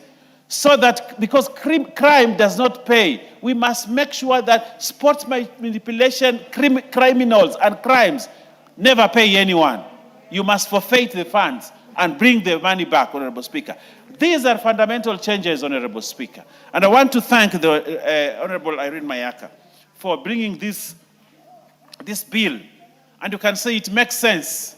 When you read it, you understand it, it makes sense. And if it makes sense and it is good, it doesn't need to be fixed. So I wish, Honorable Speaker, you just bring here Committee of the Whole today and we finish with it. Because this is good. This is fundamental. And this, when it is good, it should not be fixed. It should be passed so that the sports fraternity, Honorable Speaker. You are the leader of the House. And you Of know course, the important procedure. Of course, I'm saying it in jest, Honorable Speaker. I'm saying it in jest. Now, I want to say a few things, Honorable Speaker.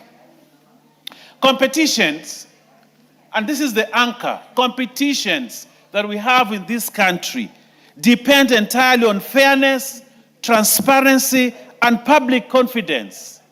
And when we bring in issues of someone being compromised, Honorable Speaker, then we lose the issues of fairness, transparency, and public confidence.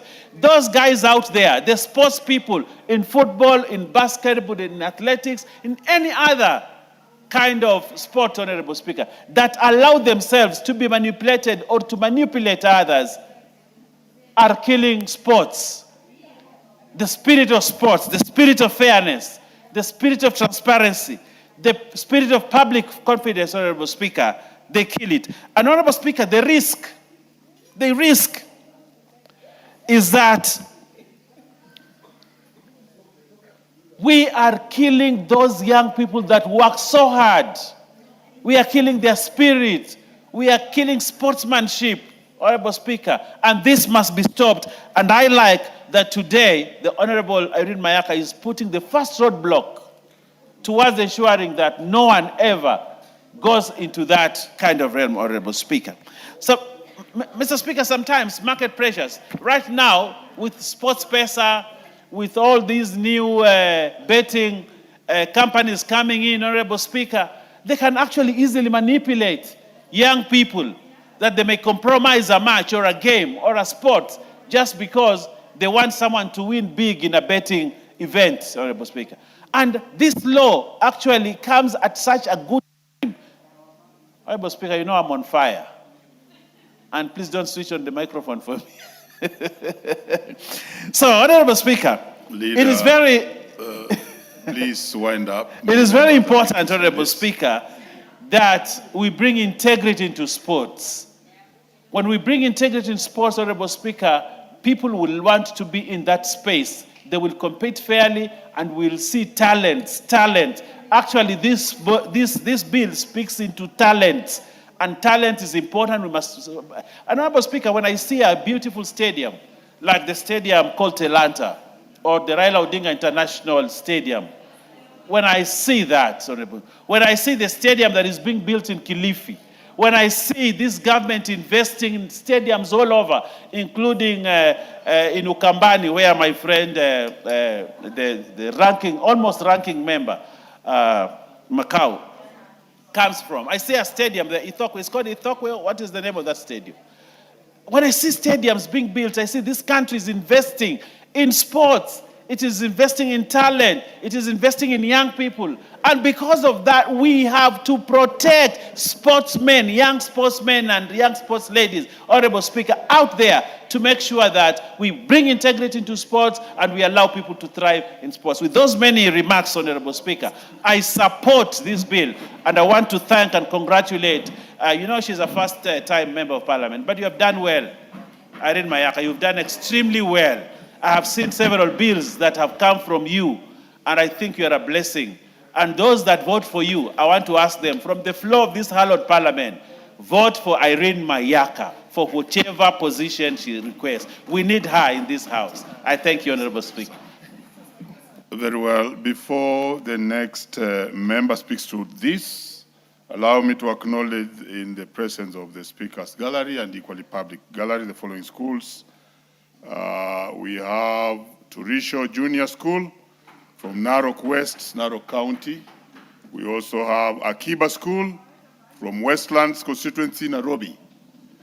We equally have Wiyu Mirire Comprehensive School from Laikipia East constituency, Laikipia County. On behalf of the members and this House, we welcome you to Parliament. Let's have Wilberforce Oundo to speak to this. Thank you, Honorable Speaker. Also, let me join my colleagues in supporting the bill that has been presented by Irene Mayaka, a strong lady of the ODM party. And let me also put on notice minority whip, majority whip, that I know he has coveted me for so many years, but you tawe. Tawe kabisa. Honorable Speaker, let me echo the opening remarks by Irene Mayaka that sports should be free, fair, and accountable. That a team or a sportsman should win in a fair, transparent manner without any form of manipulation or undue advantage. That is the beauty of the sport. Sport, Honorable Speaker, is a talent, and at any given time, anybody should be allowed to express their talent without being conditioned, without being, manipulated. Honorable Speaker, I have been an ardent football fan. I have played football for many, many years at a very low level for obvious reason. And at any given time, losing a match where you felt you had lost unfairly was very devastating, and it can hurt emotions. And it can hurt spirits, and it can hurt very many things. And in very many cases, Honorable Speaker, where I come from, a match between two rival teams never ends in peace, because no team ever accepts it has lost a match. There must always be a fight. For many years, there was always a memorable fight between Lakeview and Busijo United.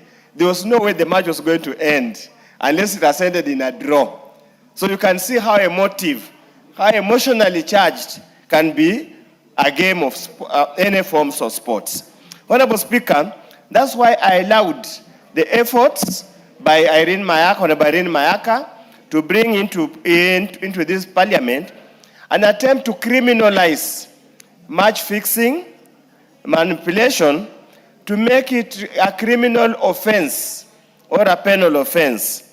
But Honorable Speaker, I would also want to get wisdom from her that I know in many jurisdictions, these matters are dealt at the federation level or the sports association level, and they have done it so effectively, probably without having a specific act of parliament to do so.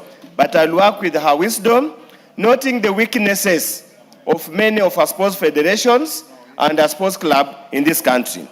However, Honorable Speaker, and I hope she's listening to me, in the definition of manipulation, Honorable Speaker, I think C, the definition of manipulation of sports competition, might be too harsh, might be too radical, where it says intentions fails to perform to the best of their abilities to achieve a predetermined outcome. Honorable Speaker, I want to do this. I want to be very obvious. There used to be a lot of witchcraft in football. That one I know, a lot of witchcraft. So sometimes, Honorable Speaker, punishing a goalkeeper or punishing a striker for failing to score, we must in any way be very clear on this matter. You might also be on medical grounds. It could also be just a case of inability to perform to the expected level because you are not up to the act. Probably we must temper this definition to avoid punishing natural failure or natural low talent in that particular area. Honorable Speaker, the issue of investigations. With the current technology, we do believe 6 months is unnecessarily too long, because what happens between the allegation and the time the player is punished? Because there's no provision for suspension, it means the player could continue participating in any sports activity to the detriment of the sports. So, Honorable Speaker, I would suggest that a period of 6 months is inordinately too long. We need to look at it whichever way. Probably reduce it to 3 months or even a few weeks or a few days, because nowadays manipulation would start some kind of personal contacts or communication. And that particular communication, if you get a serious investigative agency, they must be able to tie it up and trace the movements from one point to another, so that we avoid this kind of an ordinary delay in that matter. Honorable Speaker, the fines proposed under New Clause 64A, yes, they might be reasonable, but again, yes, we want to criminalize, but we need to not make it extremely too punitive. Sometimes you are manipulated unknowingly. You are manipulated unknowingly. To be punished to this extent, there must be some room of mitigation.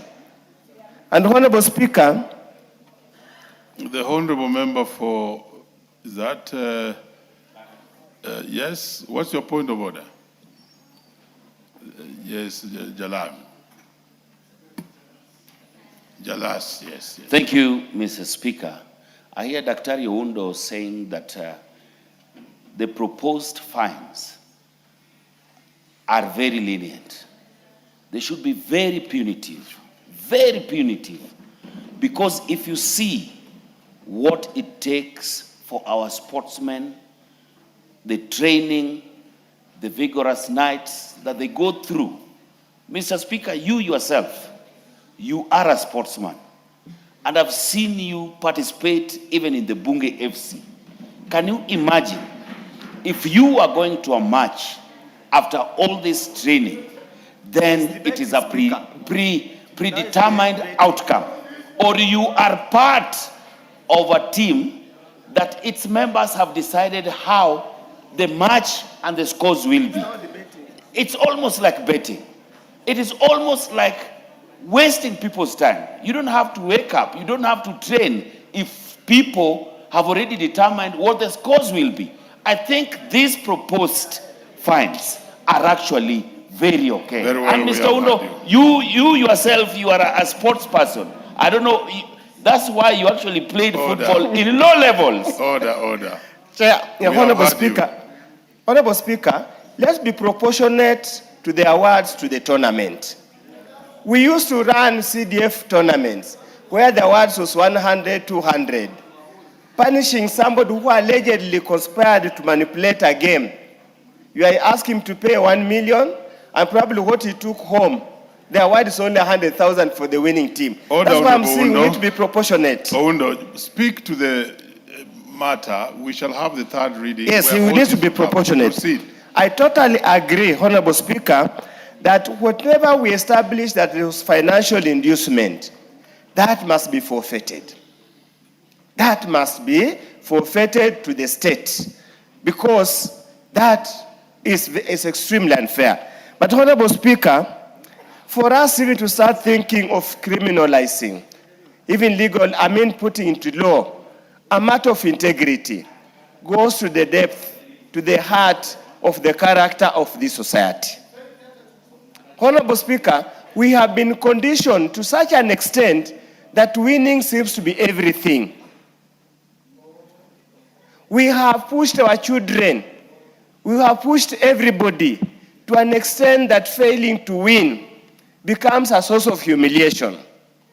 If only we could take sports as a sports, we could take political competition as political competition, that let the people decide. We will never need to get into this legislation. Let people go and compete. Let them go and compete just like anybody else. Honorable Speaker, just like when we used to be young, you'd go to a dance, a night dance, and whoever dances best is one who takes the girl. And there was never war. There was never any fight. There was no manipulation. It was easy. There was no financial inducement, Honorable Speaker. Why can't society get to that level? What stops us doing that, Honorable Speaker? With those few remarks, I support, and I also congratulate Irene. You're on the right part of history, but come where people are, so that we want you back in this house in the 14th Parliament. Linda Mwananchi is where people are. Thank you, Honorable. Honorable KJ. Yes, we. Mr. Speaker, this is Parliament at work, and I must congratulate my former colleague in our CII committee, who is proving to be a really effective member of Parliament with such amazing legislative proposals as the one that is before us. Mr. Speaker, I do stand to support the amendments that are being proposed by Honorable Irene Nyakerero Mayaka. Mr. Speaker, the reason for supporting these amendments is because I see the legislative effort that the lady is putting into this bill. In clause 2, the Honorable Irene Nyakerero is looking to define manipulation, especially in football matches, Mr. Speaker.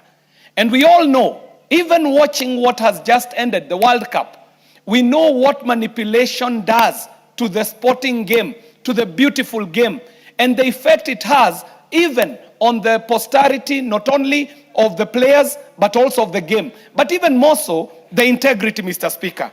And so, she is suggesting that we should input a comprehensive 5-part statutory definition that is covering the critical issues of bribery, of conspiracy, of deliberate underperformance, where teams just decide to give away a match, misuse of insider information, and coercion. And this, Mr. Speaker, if it were the only amendment, it would make grand changes to how the game is played in this country, Mr. Speaker.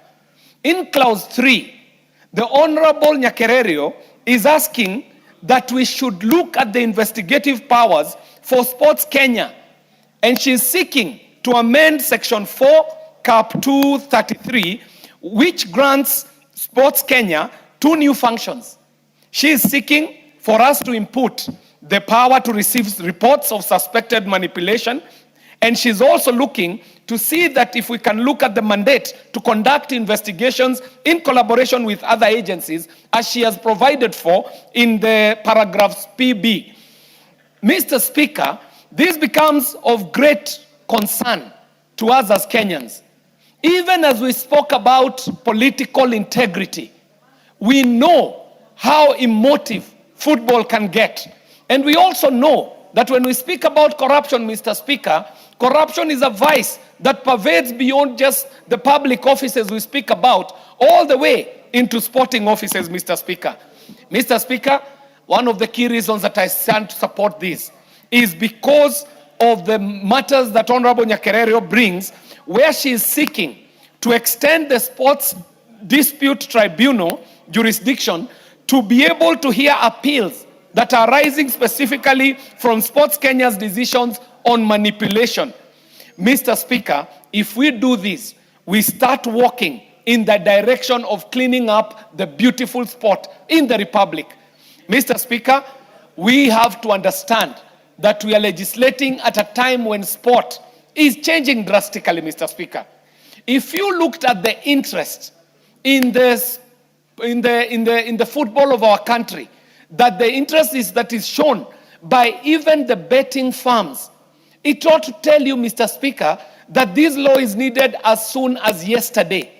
People are placing massive bets on every match that is being played in our stadiums, Mr. Speaker. And so, with this explosion of sports betting, we also must regulate the game so that the game is not manipulated by these people who are in the betting, Mr. Speaker, where we get a case of the tail wagging the dog, where we would want for the dog to be wagging the tail. Mr. Speaker, sports betting becomes a big component of sport globally. But in Kenya, Mr. Speaker, if you were to look at the monies that are in sports betting in our country today, then you would see the reason why it is important for us to institute these changes that Honorable Nyakerero is asking us to do. Mr. Speaker, in clause 5, Honorable Nyakerero is looking to work on the enforcement. Mr. Speaker, there has to be a big stick wielded to ensure the sanity of the game, this very beautiful game. And it becomes even more important, Mr. Speaker, as Kenya seeks to host international derbies and tournaments. Mr. Speaker, not too far away from where I live, not too far away from our constituencies. In fact, it is across the road. In Honorable Jalango's constituency, there is a new massive sports establishment coming up in the name of the Raila Odinga Talanta Stadium, Mr. Speaker. And you can imagine the sporting business that comes about with the improvement of stadia and the improvement of sporting facilities across the country. Not less, Mr. Speaker, the very new stadia that are being built around the country. Mr. Speaker, this parliament is also on record working with the Youth Fund to institute another level of sporting stadia across the Republic, Mr. Speaker, beyond the stadiums that are being built by the national government. This is telling us something, Mr. Speaker, that this parliament has to be alive to the fact that by acting on the sports legislation and laws, we are not only speaking to sport, we are speaking to the livelihood of the people that we represent. This goes beyond football. It goes beyond sports. It goes even into the economy of this country, Mr. Speaker, because we who are in Gando Ward are looking forward to the tournaments that are coming at the end of the year. In fact, there are people in Gando Ward who are already clearing their houses to be able to host spectators who shall be coming for the continental tournaments that will be happening at Talanta Stadium and other stadia in this republic towards the end of the year. Mr. Speaker, I am looking forward to the committee of the whole house so that we would be able to polish some of these recommendations that Honorable Irene Mayaka is proposing, to fine-tune them to a level where we bring our sport to the level where we would want Kenya to be as a leader globally, because, Mr. Speaker, we are reminded very well that it never matters even how many medals we win in athletics. And our athletes are doing great work, especially our middle distance and long distance athletes. They are winning gold medals across the world. However, football remains the sport of our country. In every sense of the word, football is our national sport as a Republic of Kenya, Mr. Speaker. And I am coming from a constituency that has produced national stars in football. We are creating stars that go beyond our borders, Mr. Speaker. When we talk about the Dennis Olieches of this world, when we talk about the Marigas of this world, when we talk about the leagues that are playing in the Goreti South constituency, up to and including the tournaments that I was hosting this last weekend and the previous weekend, where we were able to beat some teams from Jalango's constituency, but unfortunately, Mr. Speaker, Jalango ran away with the cup, even when he was playing in our home soil, Mr. Speaker. And this speaks to sport development and the role of the leaders, especially members of parliament. And we are doing this at a time when we know, Mr. Speaker, that NGCDF can no longer be able to fund our sports tournament in the constituency, Mr. Speaker. And so I shall end by saying that because the Constitution devolved sporting and sports promotion to our county governments, we must call upon our governors to take up sports as seriously as they should. We should see governors investing heavily, not only in infrastructure, but also in the youth development of our sports people. Because when our sports people are discovered young, then that talent can be grown to the level which we are seeing happening in places like Rwanda. Mr. Speaker, I really would like to support, and I'm looking forward to the third reading and the committee of the whole house so that I can put in some good input into this very good legislative effort by Honorable Irene Mayeka Nyakarerio. Congratulations, my former committee member in the committee of CII, and I know you're doing amazing jobs as a chairperson in another committee, from the committee that has produced more chairpersons than any other committee in the life of this 13th Parliament, Mr. Speaker. I thank you. Very well. Before the next speaker, let's acknowledge in the presence of both the Speaker's Gallery and the Public Gallery the following schools. Silibwet Junior, of Kurusoi South constituency, Nakuru. We also have Magenge Mixed Senior School of Bomachoge Borabu in Kisii. And also we have Kiunoyani Primary and Junior School from Makueni in Makueni County. And also have St. Paul's School from Samburu Central Constituency, Samburu County. And finally, the Modern Academy School from Kiminini, Trans Nzoia County.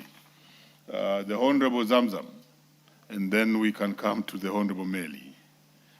Asante sana Mheshimiwa Spika, na mimi niweze kumpongeza dadangu mdogo wangu Mheshimiwa Irene Mayaka kwa kuweza kuleta marekebisho katika katiba ibara 24A ambayo yameonelea kuwa ni muhimu sana, na sote katika bunge hili na imani sote tunaona kuwa ikiwa kutakuwa na udanganyifu katika michezo, wewe kama referee unalipwa kihongo, unaambiwa nataka ule mpira ukienda hivi piga firimbi useme umekwenda hivi. Mheshimiwa Spika, haya ni mambo ambayo yanatendeka sana Mheshimiwa Spika.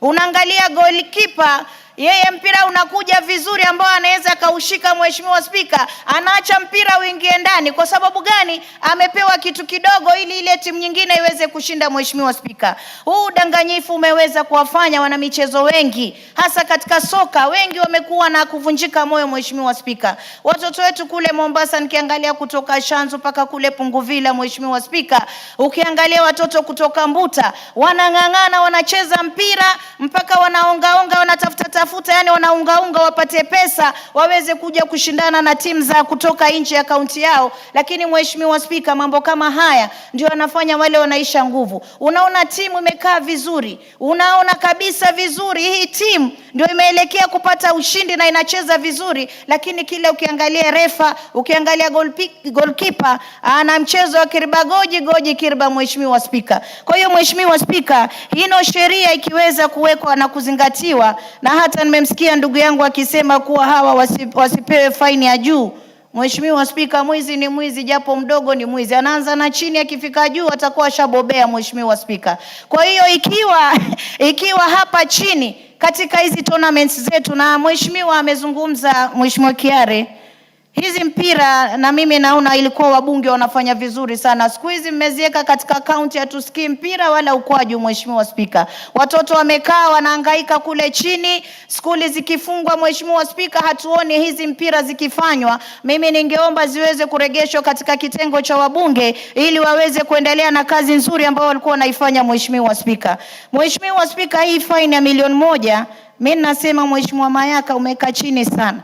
Manake sisi tukitaka kupigana na ukora, tukitaka kupigana na hongo, ubadhirifu katika taifa, lazima tuweke sheria ambazo ni sheria ngumu. Mtu akifikiria anaenda kufungwa gerezani, anaenda kulipa milioni 5, mtu anaamua hapana, mimi sitaki hongo, acha nifanye haki, nisimame na haki. Na hivyo ndio taifa takavyokwenda mbele Mheshimiwa Spika.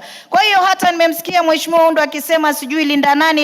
Ikiwa hii ndio vile unavyotaka kuja na hiyo nani hiyo yenu, basi itakuwa Kenya mwairegesha miaka 60 nyuma Mheshimiwa Spika. Sisi hapa mahali tumekaa na naangalia ile ilikuwa manifesto ya baba Raila Amolo Odinga.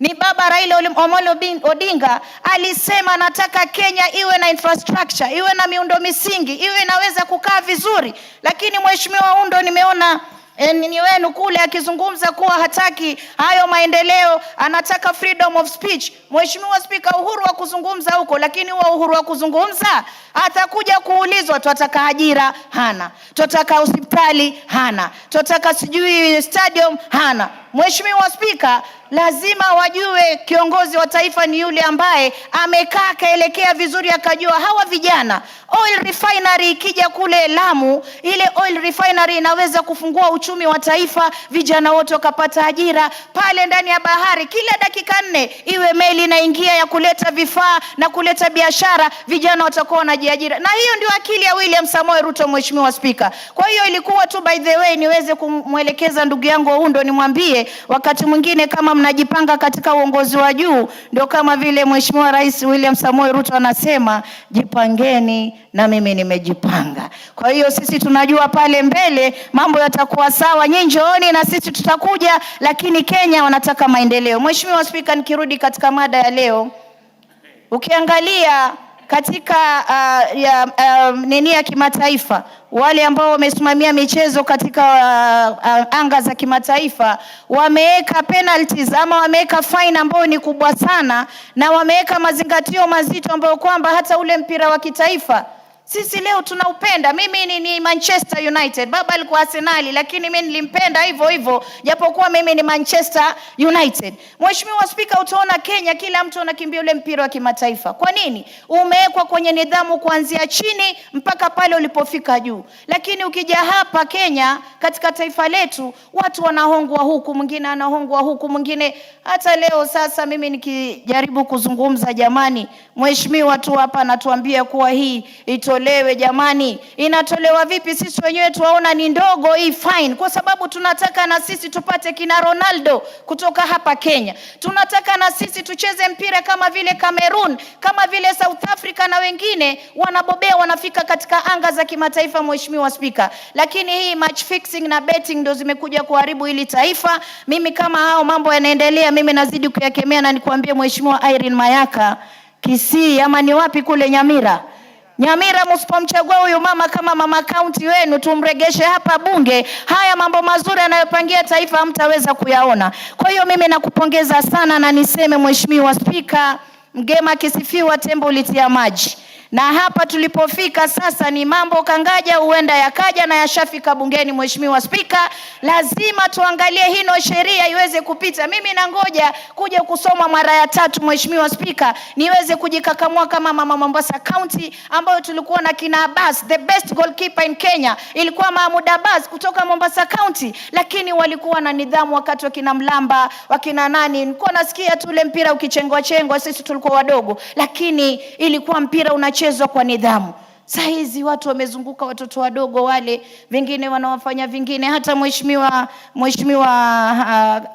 Mayaka, ni jambo lingine ambalo ungeweza kulieka pale. Wengine watoto wanaenda kucheza mpira vizuri, yule goalkeeper anarudi nyuma anafanya pia, yule ambaye anawafunza kule anarudi nyuma anawafanya mambo mengine. Kwa hiyo ni mambo ambayo tuangalie toka chini tunavyokuza talanta. Hii sheria iweze kufuatwa kwa msururu ambao uko sawa. Watoto wetu wakienda kucheza mpira pia waangalie viwanja vyao viko sawa. Ndio maana unaona hapa wengine hawataka kusema Mheshimiwa Spika, lakini mimi najua ile Talanta Stadium inawaumiza wengi sana. Haijajengwa pale Nairobi peke yake.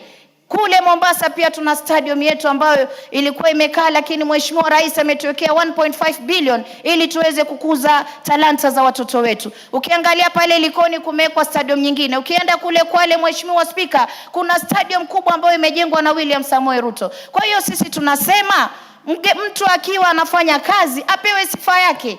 Na nyinyi mtazungumza hapa kwa sababu ulianza. Mimi mambo mama Mombasa huwa anajua kuyamaliza. Wewe umeanza ukatuambia sijui tuende wapi, tuende Linda, hatuendi Linda. Sisi tumekaa hapa mahali pamenyooka, stadium tunaona, barabara tunaziona, miundo misingi tunaiona, na William Samoei Ruto ametujengea watoto wetu ma stadium ya talanta. Huyu ndio sisi tunasema tuenda naye. Na hii ibara 64(1)(a), hii mimi nakwambia dadangu Irene, umefanya kazi nzuri sana. Watoto wetu waweze kuangaliwa, hakuna mambo ya kuiba mpira, kwa sababu hivyo ndio wengine pengine wamepanga uizi mwingine tofauti, sio? Lakini huu mpira ukianza kuibwa sahi na sisi tunyamaze, wataiba zile funds, wataiba wakiendelea mbele na mbele. Kwa hiyo sisi tunazuia corruption kuanzia hapa chini mpaka kufika juu. Lakini kwa haya yote mimi nashukuru Mheshimiwa Spika, na nasema Kenya imenyoka. Na imenyoka. Uliona vile walikuwa confused jana kwa TV. Kenya imenyoka na William Samoei Ruto. Asante sana Mheshimiwa Spika. Kiswahili kali sana. Order members, let me further acknowledge in the presence of Speaker's Gallery the following schools: Nakuru East Primary and Junior School from Nakuru North Constituency, Nakuru County. We also have the Shiners Education Center from Keses constituency, Uasin Gishu. And let me give the Honorable Barongo to just welcome the schools. He also plays number 5 for Bunge FC, but you're not speaking on this now. Just welcome the schools. Thank you, Honorable Speaker. And thank you also for, praising my football prowess on the pitch. Let me also acknowledge your incredible talent. Recently, you have made moves that have really amazed a lot of us on that pitch. May you continue doing that. I would like to take great pleasure to welcome Magenge Senior School, seated in the gallery, and also to welcome the other accompanying schools to the House of Parliament. Magenge is one of the most popular schools in my constituency that has consistently posted excellent results over the years, preparing so many students and Kenyans for greater careers in their lives. I would like to welcome you to the House of Parliament. Here we oversight, we represent, and we legislate on behalf of Kenyans. And I want to wish you very well as you continue exploring in and out of the precincts of Parliament. And as you will be heading home, I would like to wish you a safe journey.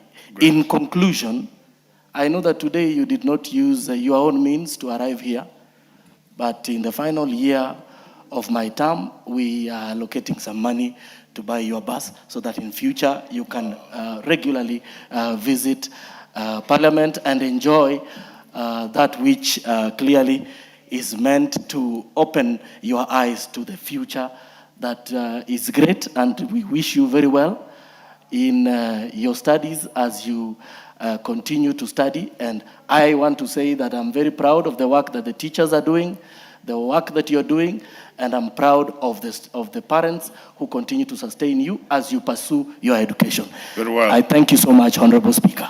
Very well. The Honorable Julius Meli. Thank you, Mr. Speaker. Mr. Speaker, I rise to support the Sports Amendment Bill 2026 by Honorable Irene Mayaka. This bill, Mr. Speaker, speaks to actually the discipline that is supposed to be in the sports industry. Mr. Speaker, as much as we talk about the multi-billion business in the sports is as old as mankind. It has been practiced by cultures, by communities across several generations. And every sport, Mr. Speaker, is a sport of contests. It can be done by individuals, either in form of athletics or track. It can also be done by teams, Mr. Speaker, especially maybe football, basketball, name them. There are so many teams that participate in sports. Mr. Speaker, this bill is actually the software which we need in this country to manage sports and put Kenya the rightful place in the international arena. Mr. Speaker, our president has done immensely, especially in establishing sports fields, stadiums. Every county, most of our counties today, I was in Wajir, we were in Busia, we were in Bungoma when we had Madaraka Day. The kind of what our president has done in a record 3 years, very few administrations in this country have done since independence. When we look at Talanta Stadium, or what we call Raila Odinga International Stadium, it is one of its own kind in this region. No country can compare with it in this particular part of the world. To make sports actually a game that is going to be very supportive, that is going to thrills everyone. For example, what we are talking about as we speak today, when you see football in this country, and many members in this house are fans of football, and every time when a game is played and there is no discipline, there is much manipulation, there is much bribery, there is much corruption, you'll realize that Kenyans across at times participate in betting. Mr. Speaker, What this bill tries to cure is to really to bring discipline into the football games, into all sporting activities. And it is putting Kenya in the world map. Every sport or every time a game is manipulated, let me use that right word, it is actually results are corrupted. Every time a sport is bribed, the faith and the discipline and even the enthusiasm of the sports person or morale goes down. In effect, as a teacher, Mr. Speaker, you'll realize that students, fans fight and they cause serious injuries, even as a result of this manipulation. They even actually demotivates the players themselves. I've seen cases where we have match fixing. Match fixing actually kills the morale of the coach, it kills the morale of the participants, it kills the morale of the fans, it kills the morales of the sponsors, the people who give money to ensure that these games go on. So in effect, this bill is trying to create actually an environment where we are going to grow sports in this country and make Kenya the star of Africa as it is, and to make it a place where we can host international sports. In this particular bill, Mr. Speaker, I want to just say that Irene has done a good job, and especially on 2 or 3 main issues. One, in section 2, or cap 2 to 3, she tries to explain, this bill tries to explain what is sports manipulation. What does it entail? Up to now, the sports amendment bill or the sports bill has never explained about issues of manipulation, fixing, bribery, and even buying. Let me use, not buying or participating in corrupt deals to actually give wrong results. In clause 2, in clause 3, Mr. Speaker, it gives powers to Sports Kenya. This is an institution which is very strong in this country, to investigate, to bring into book people involved in manipulating results out of sports. Mr. Speaker, this has been actually wanting. Every other time when we have issues of sports manipulation or actually manipulating results, the victims end up without any recourse. But now this bill gives powers to Sports Kenya to carry out the investigation, give reports, and be able to table those reports and take corrective measures to those who are involved in it. Honorable Speaker, this is a very important thing. When you look at the Football Federation, when you look at the Olympic Games, when you look at all Africa Games and all sporting entities across the globe, they have a cause of recourse in the event that there's a dispute that arises out of match manipulation. Mr. Speaker, we also have the issue of Sports Tribunal. Actually, it gives the mandate of Sports Kenya to ensure that the Sports Tribunal be able to listen and be able to carry out a determination if there is any dispute arising out of the manipulation that is coming out. And more importantly, if there's a dispute that has come out of any football, any track field events, or any other particular activity. Mr. Speaker, one of the things that we need to know as a country, Kenya is actually the sporting nation #1 of Africa. And we say this has arisen out of what our government has done. If you look at all our regions, sportsmen, you can find coaches who actually try to induce athletes to actually take drugs enhancing, what we call energy enhancing drugs. That is part and parcel of what we are calling manipulation. The coaches, all the people involved are ruining lives of youngsters. They are ruining their future by just manipulating them, by not telling them good results come out of discipline. Good results come out of proper training. Good results come out of persistent competition. In this particular case, this bill is going to treat and carry out penalties on individuals. I want to disagree with Honorable Undo, who is one of our good members of this House, that the penalties that we are given in section 5.4 are not very punitive. Imagine the lives of youngsters ruined as a result of match fixing. For example, an upcoming football club. For example, an upcoming athlete who has been cheated or who has been actually induced by coaches to take enhancing drugs to participate in athletics. They will never recover. And the penalty that we have here is even, I have to say, is not punitive enough to stop this very bad behavior. Honorable Speaker, you will realize that the standing of Kenya in the international field is going to be at a very high level out of this bill. That right now we will be recognized as having a discipline, a working legislative act, which will be able to allow even more international sporting activities be carried out in this country.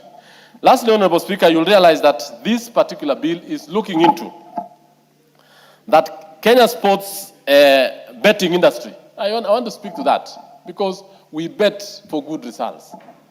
Youngsters and people across the globe have a very strong market through proper run games. Imagine individuals, investors have put their money and the sport is manipulated. They lose trust and then therefore the industry will collapse. And this one is a very important thing. Lastly, look at our schools. And I want to laud what our government has done, Honorable Speaker, that the President has managed to employ 120,000 teachers to carry out learners and develop talents. The employment of 120,000 teachers is equivalent to, Honorable Speaker, and I want to tell the country, about 24 years. By previous administration have been employing 2,500, at most 5,000. 2,500, 5,000. It will have taken this country a record 30 or 40 years to employ that group of teachers. And this is where talent are being actually developed, it is being grown, and we are asking that let this talent of sports be disciplined from basic school all the way to universities. I support, and I think we need. Daktari Makali Mulu. Yeah, thank you so much, Honorable Speaker, for this opportunity. Honorable Speaker, I want to join my colleagues in appreciating the good work being done by Honorable Mayaka, who happens to be the chairperson of my committee. It's a statement of fact, Honorable Speaker, that Honorable Mayaka, being a first-termer, has actually performed beyond expectation. And that's why she has won a number of awards for the good work she is doing. And this is one of them. The Sports Amendment Bill 2026, Honorable Speaker. When I look at this bill, Honorable Speaker, it is a bill which is intended to provide a legal framework which at the end of the day will improve integrity of our sports in the country, Honorable Speaker. Honorable Speaker, this animal called sports manipulation, or fixing of matches, Honorable Speaker, is a common problem.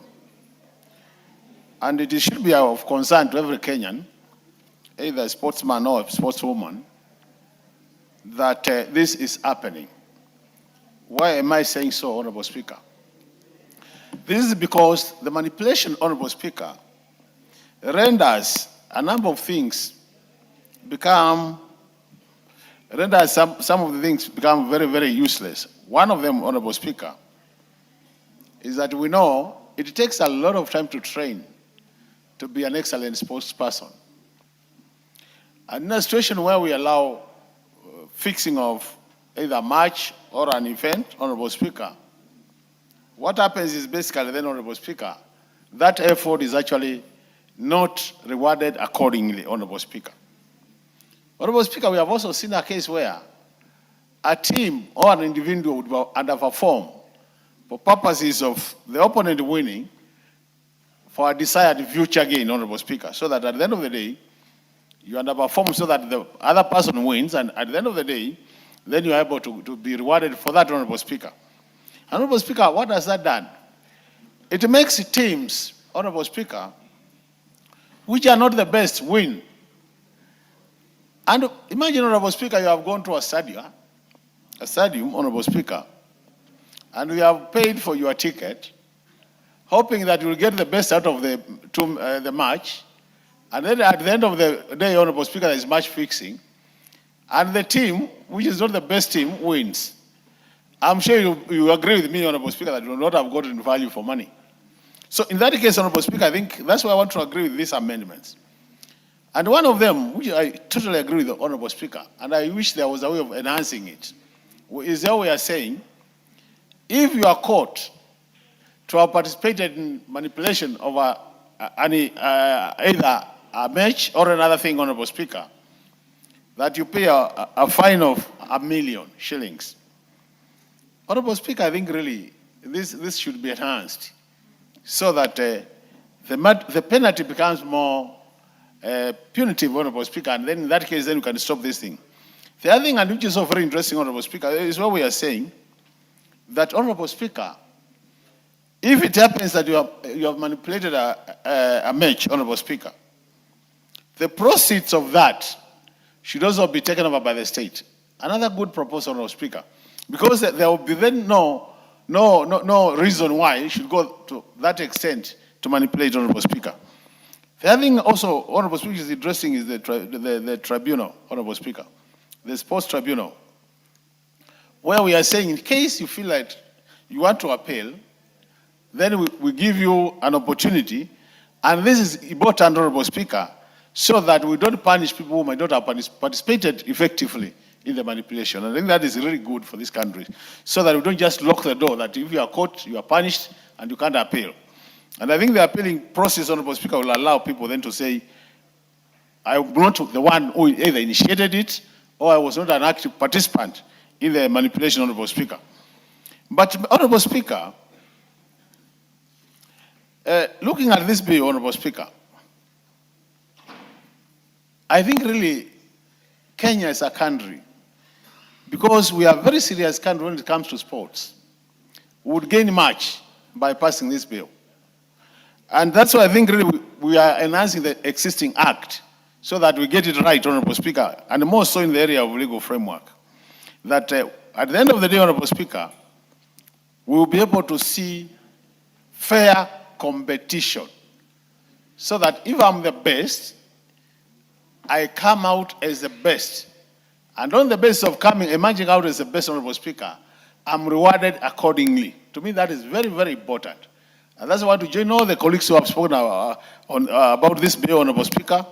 That's why I want to say I really support it 100%, Honorable Speaker. And that's why I'm saying during the third reading, I'll be here to make sure that all these amendments, Honorable Speaker, are carried. I would just wish that, Honorable Speaker, that we've seen a situation where second reading takes place. I know now we have about a year to go, Honorable Speaker. Because I've been in this House for long, I hope that the House business will be able to fast track the third reading so that we get this bill behind us. Otherwise, we don't be surprised, Honorable Speaker, to find this coming the next Parliament. So we have about 6 months of active work in the House, because I'm sure from March not many people will be here. So I wish that we could just fast track it and this becomes an act of Parliament. It will help this country. It will go a long way, Honorable Speaker, to make sure that our sportsmen and women are rewarded accordingly. With those many remarks, Honorable Speaker, I want to support this bill and wish Mayaka well as she moves to the next stage with this bill. Thank you. Very well, honorable members. We have the following schools in the public gallery and the speaker's gallery, and we want to acknowledge their presence in this house. Itibo Boys Primary School from Kitutu Chache North, Kisii County. We also have Chemamul Boys High School from Belgut, Kericho. And we also have Mount Ararat Shiner School from Anaiboi, Ainabkoi constituency in Wasingishu.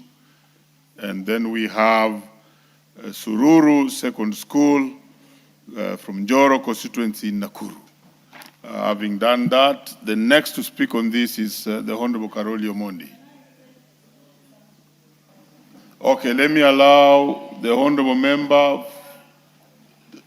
for Kisi to welcome the students, and then we can listen to... Thank you, Mr. Speaker. Indeed, it's a privilege to have our daughters and sons in the house, and I want to welcome them, all of you. It's a privilege. I don't take it for granted. You will learn so many things on responsibilities. When you go back home, you will have a lot of stories to tell your friends, even your parents. You know, the first time when we came to Nairobi, Mr. Speaker, is when we had finished Form 4. So when I look up at Itibo from Kisi, I see their young girls and boys, their young boys and the other schools. So work hard, it really pays. You are not doing it for your parents or your friends, you are doing it for yourself. Believe in yourself. The best gift you can give yourself is to work hard, obey your teachers, avoid exchanging love letters. The beautiful ones are not yet born. Thank you, Mr. Speaker.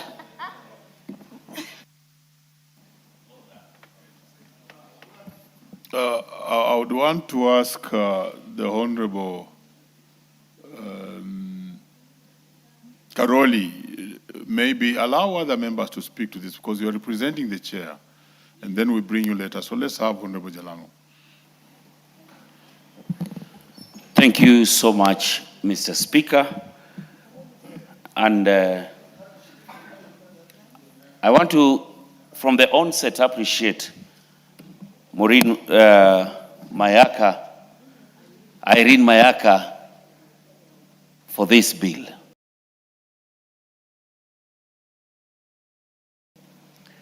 And I will want to first really dispute the punity that we want in match dealing. Match fixing is criminal. Some of us here were born, and it is our talents that got us to be known, to be able to make a name and even be here. Can you imagine if everything that you are doing is already predetermined? Match fixing, Your Excellency, number one, creates loss of trust. Loss of trust in the competition, loss of trust in the games, loss of trust even in the players. I really know that even you, Mr. Speaker, seated there today, you would have wished to be in the gallery today to speak into this as a sportsman. It would be very sad that you are able to train and be able to push yourself, hoping for results that will be determined by the talent and the hard work you've been putting in the practice and in the training fields, only for somebody somewhere to have it predetermined because he's been paid, or somebody else somewhere is pushing them to fix a match. There's also damage of reputation, mostly to sports persons who have been involved in match fixing. There are so many talents that we've been able to lose. People who were so good at what they do, and there's somebody somewhere came out and lied to the player that they would be able to fix a match and be able to earn some money. When they are caught, we lose great talents to these match fixing issues. Then the financial losses that comes into this thing is even bigger. Sports is one of the biggest revenue earners in this country and even worldwide. You can't mention top 10 most richest people in the world without mentioning some of the top sportsmen who've been able to make their livelihood out of their talent. And it would be very sad that some of these people who are caught into match fixing lose their credibility, lose their reputation, and are always condemned not to participate into these games, meaning they lose a lot beyond their talent. The financial impact is even much bigger. I want to take this opportunity to, from the onset, to appreciate what Irene Mayaka, the women rep, the incoming women rep of Nyamira County, has been able to create. She is a powerful woman who's been able to put some legislations and some bills, and this is just one of them that will go to the books, that later our sportsmen will know that in the 13th Parliament, there was a woman, a powerful lady in the name of Irene Mayaka, who stood with the sports people, the sports person, that their hard work in the fields, their hard work in the practice, their hard work with their talent was actualized by the fact that it was fair competition from the word go because of the punitive, how do I put it? The charges that are being here, the amount of money that you have to pay if you are caught into the match fixing. And all said and done, sports is growing in this country, across the country. Let me talk even in my constituency. And I want to tell the MP of Kibra, Talanta Sports Field does not lie in Kibra constituency. Talanta is in Langata. From the onset, I want to tell him, Kibra constituency ends.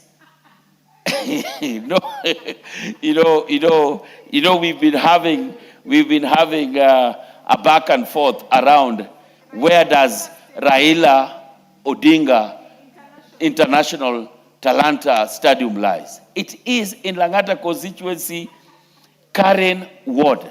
He should stay guided. He should stay guided that this stadium, even when it was being launched, I was the only member of parliament who was there. Where was he for him now to claim that Talanta is in Kibra constituency? It is in Langata constituency, Karen Ward. He should be guided. That facility alone will provide one of the best facilities in this country for sports talent, sports development.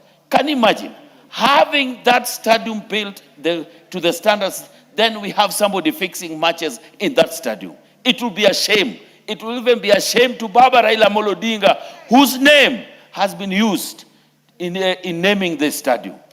Mr. Speaker, sir, I want to take this opportunity to appreciate Irene Mayaka for this bill. And I can't wait for the third reading.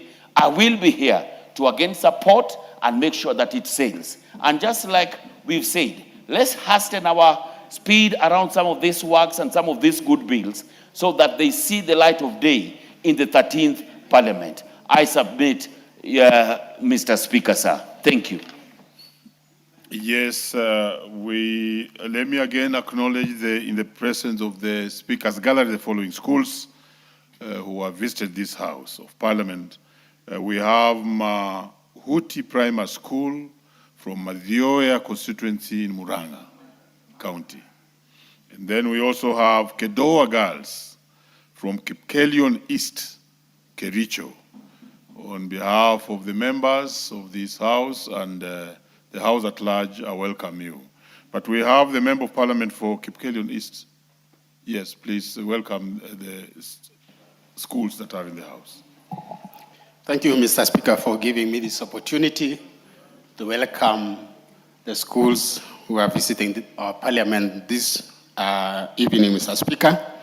I want to say, Mr. Speaker, among those schools are Kedoa Girls. Kedoa Girls, Mr. Speaker, is one of the prime schools we have in my constituency, Kipkelion East. And Mr. Speaker, I want to encourage our students who are visiting Parliament to use it as an experience in their learning and also as laboratories for their success in future, Mr. Speaker. I want also to have learned, Mr. Speaker, that this week, most of those students who are visiting this Parliament, Mr. Speaker, are candidates of this year's exams.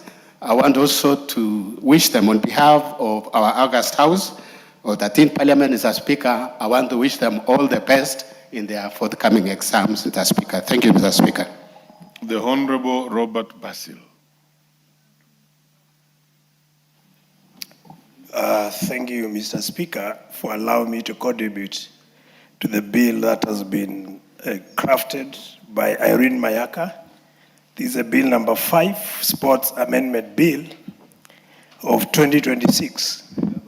Mr. Speaker, this bill is very timely, Mr. Speaker, because it's aimed at stemming match fixing, Mr. Speaker. And we know there are many flaws of match fixing, Mr. Speaker. For example, it contributes to financial loss. Mr. Speaker, imagine you've placed a bet, and then someone is doing match fixing, Mr. Speaker. There you incur losses as the one who has placed the bet. At the same time, the betting company loses money, Mr. Speaker. Again, another flaw of match fixing, Mr. Speaker. It encourages corruption, Mr. Speaker. Bribing referees, bribing the sportsmen and sportswomen, all this contributes or promotes corruption within the sport as a field, Mr. Speaker. Another very serious or gross flaw or negativity of match fixing, Mr. Speaker, it dilutes the reputation of sports, Mr. Speaker, and as a result discourages sportsmen and sportwomen from participating in sport, particularly the youth, Mr. Speaker. And this is a vice that we have to tame, Mr. Speaker.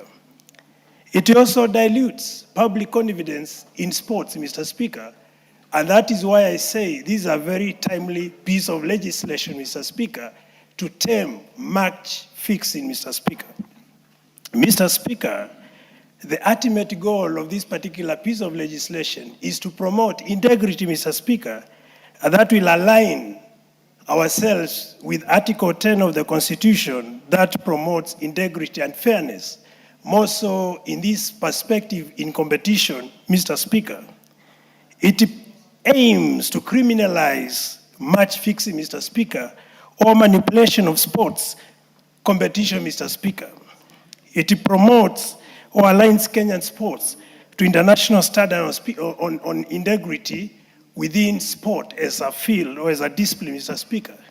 And that will put Kenya in the same category like other successive nations, Mr. Speaker, like Portugal, Italy, Germany, South Korea, and Spain, which won the World Cup, Mr. Speaker.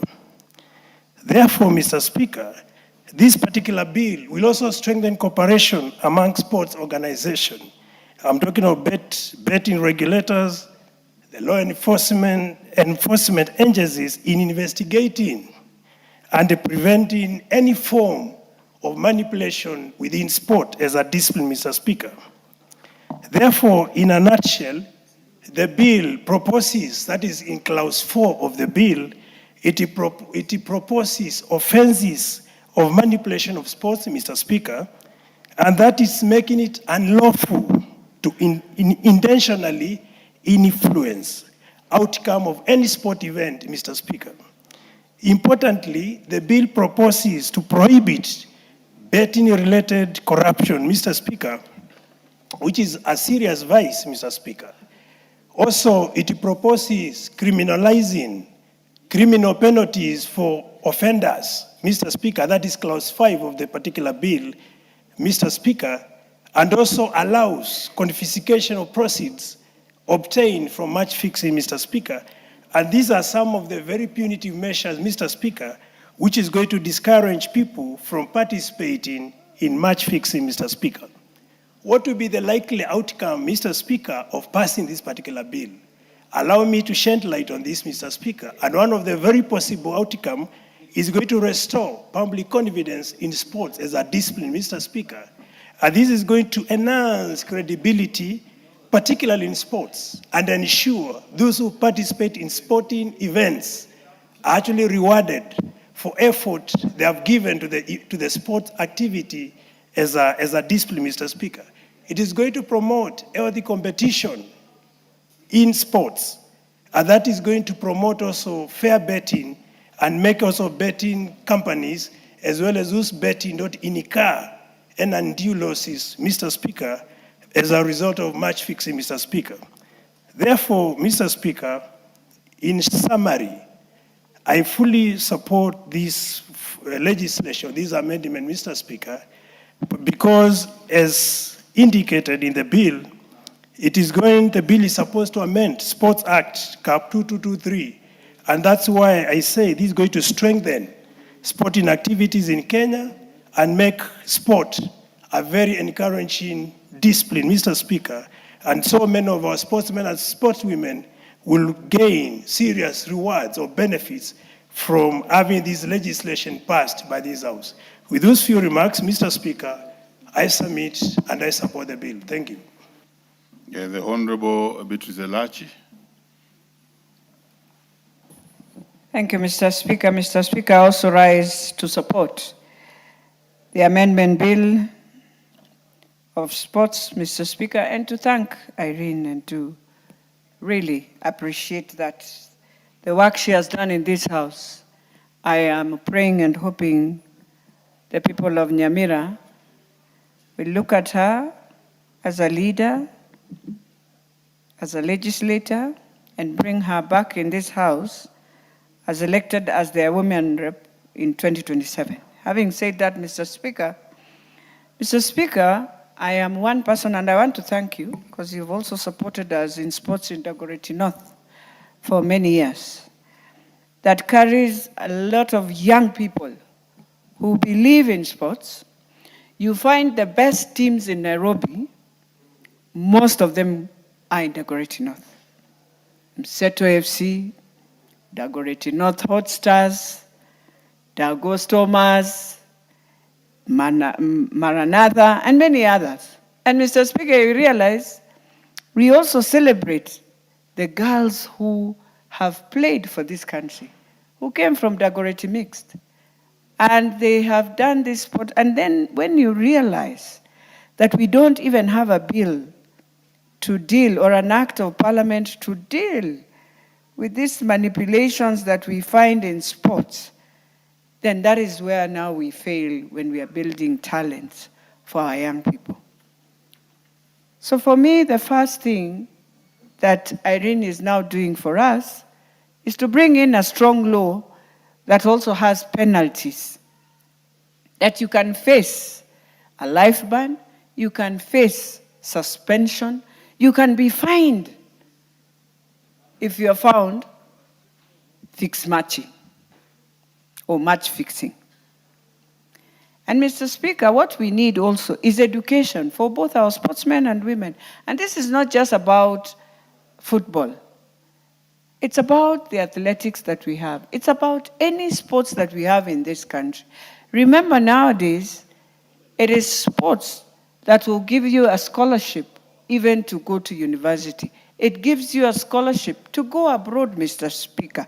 And so if we do not train ourselves and recognize and report even the attempts of all this, then we'll find ourselves in a crisis. But for me, knowing very well next year we will be also having AFCON, Mr. Speaker, and that's why we must fast track this bill, is that it is important. It puts Kenya at a very high level in terms of respecting sports and ensuring that we have the rules and regulations that run our sports. Mr. Speaker, you realize even our reporting system, when you look at the bill, it is now trying to bring in a better way of having a reporting system. You realize, Mr. Speaker, in betting, if we do not monitor, you find that when betting companies, sometimes when you look at the betting, you find it sometimes very unusual, and you're wondering why. It is because they have already known, they can even, if you follow through, you'll find they know the team that will win. And so they push you in a very unusual pattern, Mr. Speaker. And so those are some of the things we are saying. Honorable Elachi, how do they know the team that will win? When you are betting, you see when you are betting, you see how the pattern is just going. You find this pattern, the pattern is very unusual, and you are wondering, is that the team that, and you'll find the team will win, Mr. Speaker. So even them, they always know. So it is important, even when we are putting in this bill, to monitor and regulate also our betting companies. They play a big role in this fixed matching, Mr. Speaker. It is important to have an independent investigation, and I believe even as we come to the third reading, we shall try our best to ensure we now ensure. You can also have a team that can also follow when people are complaining, Mr. Speaker. We must work with the international and cooperate with them, because remember, it sort of goes cross-border. It operates across board. You find you're playing with Tanzania or Uganda, and guys can just play the game also there. And even internationally, we have seen. And so this is one act of parliament that is going to really make us clean our sports. You realize it's not just about that. You find even in high school, Mr. Speaker, today you find some schools, they just decide to bring in non-students to be put in a team. So you're seeing young people just flopping and the ball is just going and people are playing well. They have done, it's the same mistake where you take students who are non-student and you put them in the field to play with students. And so verification is very critical, even in our national sports that we have for our schools. We must do verification, that students who are in those games are students of those schools, not a school where you decide it is rugby and you have brought in the real professionals to play rugby with young students and you wonder what is happening. And when you look at them, you realize, that person is supposed to be in campus, not in high school. So those things are there, Mr. Speaker. And when we are dealing with this bill, we have to also look at that also. So it's important because this is the only place where you find young people can even be employed. You remember, Mr. Speaker, when we were in high school and you were a good volleyballer, you were a good player of basket, you would be taken by the companies. I don't know what happened to that. And we need to bring that trend back. It used to help many young people in high school. They will finish playing. When they close school, you go play for transport, Transcom, all those girls from Mukumo, from Moi, they would go, Lugulu. They were the best volleyballers, and that is how they joined all these national sports that we could see those days. And I'm hoping with Safaricom Dimba, they can also do the same. Because Safaricom is supporting our young people, yes, but we need to ask ourselves, how do they move to now the next level? They will go regional, Mr. Speaker. You'll find our students in Rwanda performing very highly. And so we have to also, even as we do all this, agree that it is important to create sports, to be sports where people will benefit the way students in the US are benefiting in Europe, and so our young people the same. So for me, the most important thing, I have had many of us, some complaining about the fine. Mr. Speaker, the fine needs to go even higher, because don't forget, you kill. You realize when you are banned in athletics, when you have done doping, you are banned sometimes life. You're given a life ban, Mr. Speaker. And so let us be serious. If we want to make this sector become a sector that can help our young people, let us put in rules and regulations and laws that can support the whole system, Mr. Speaker. And therefore, I want to thank Mayaka and to tell her, it's not just me. I think the girls who are right now in Morocco will celebrate you, because we were with them when you told them that you're coming into Parliament to ensure this bill goes through. And we are praying for them. I am hoping the under-17 will perform, and I know they will perform. They've gone to the World Cup. This is the second time they are pushing themselves. So let us wish them well and let us support them as much as they are far. They are not far, they are in Morocco, but let us support them. With those few remarks, Mr. Speaker, I beg to support, and I hope, as everyone has said, that we shall push this bill and ensure we pass it before we go for our long recess. Thank you. The Honorable Umi Harun.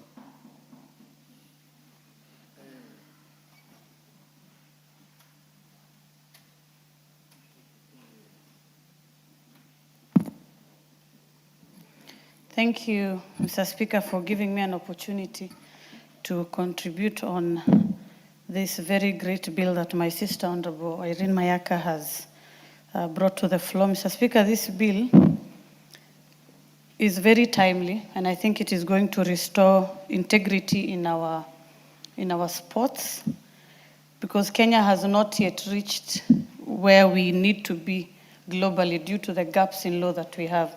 Mr. Speaker, countries like Spain have fielded young boys below the age of 18 who even represented them to the level of the World Cup, which was just played recently. Yes, that boy was called Kubasi. Yamil, he's called Yamal, Lamine Yamal, a very young man who I really admire how he plays his sports. And this is because such countries have prepared themselves, both in their infrastructure and in their laws. Mr. Speaker, we have a very great president who has put so much effort in developing the infrastructure of our sports and taking our country forward. Even in the agendas that we hear is that we are supposed to go to and reach the levels of Singapore, Mr. Speaker. And for us to reach Singapore, we must match in our legislations. And thus, this is one of the bills that will take us there, Mr. Speaker. Mr. Speaker, I want to congratulate my sister, because we have also seen the sports like Kenya has gained a lot of admiration in our sports, such as athletics. And we need to reach and achieve that even across different sports, the likes of athletics, Mr. Speaker. Our rugby players must also get that recognition. Our athletics team must also get them, Mr. Speaker, and we must be able to support such bills so that we can grow our sports and also grow and create jobs for the young people who are playing this particular sports. Mr. Speaker, the passion for this bill does not come out of nowhere, because Honorable Irene Mayaka has shown a lot of great interest from the time she was nominated to this House. And even before she joined the House, Mr. Speaker, she has always been very passionate. And I think the likes of her in this House will take our country forward, Mr. Speaker. And I want to let the young people of the country know that we have a great leader in her, and we should support the likes of Honorable Irene to be able to have such great bills. Mr. Speaker, we have the Talanta Academy that Kenya had proposed 2 years ago. Such academies will be able to grow the talents of the young footballers that we have in this country. Mr. Speaker, I come from Garissa County, and we have a football team called Motown Boys. And instead of spending so much time watching Arsenal, which is my team, I would also want to watch Motown in the international spaces. We also had a young man called Shano and Ramos who went to international trials, but they did not succeed, not because they lack the capacity and the talent, but because we are not yet there as a country. So, Mr. Speaker, such laws will provide the platform and give our young boys the talent and the support and the logistics that they need to go there, Mr. Speaker. And for us as a House, we need to match the energy that our president has in providing quality laws so that we can be able to achieve visions like Singapore and achieve our visions like having young boys, like I said, Yamal Lamine, who is also a young man. There are many Yamals in this country, Mr. Speaker, and we must give them that support. And it starts from accepting such a beautiful bill so that we can grow forward as a country. Thank you, Mr. Speaker. Jared Okello. Honorable. Honorable Speaker, firstly, let me thank you for giving us the opportunity to speak on this, and additionally thank my sister, Honorable Mayaka, for birthing this great bill. Honorable Mayaka has been known to be a very prolific bills writer, and this is not just her first. She has facilitated and sponsored many bills into this House, and therefore really meriting the nomination that she was given by the biggest political party in Africa, Orange Democratic Movement Party of Kenya. Honorable Speaker, what she has done is a demonstration that she can move from a nominated slot to a universal suffrage election by Nyamira people. And I want to let people of Nyamira to know that in Honorable Mayaka, they have a jewel that they should protect, Honorable Speaker. Honorable Speaker, a match fixing is criminal. You know, to be an imposter is criminal. To carry out plagiarism is criminal. So much less this, where people manipulate the processes to have undue advantage over other players or over other teams, Honorable Speaker. And it has to be treated as such. It is criminal. Honorable Speaker, the last 5 years, I have been dealing with a very complex matter at the United Nations General Assembly every September, where we have been debating about sports trafficking involving football together with athletics, Honorable Speaker, where you have crooks taking advantage of very young, innocent, ignorant children under the guise of registering them and plugging them into football clubs abroad, Honorable Speaker, only for these innocent children having been taken full advantage of, including their parents, paying agents that do not exist, or agents who are just out to make money, Honorable Speaker. They land abroad only to realize that those clubs never exist. Whatever they were promised is not there, and they have to now contend with cold weather on the streets abroad. So this is kind of closely related to the subject at hand, Honorable Speaker. Honorable Speaker, I'm glad that you are two in one. You have been a teacher, and I believe you've been coaching football in schools where you taught. And additionally, Honorable Speaker, you play for Bunge FC. And you understand all the rules attendant to football, Honorable Speaker, or soccer, for that matter.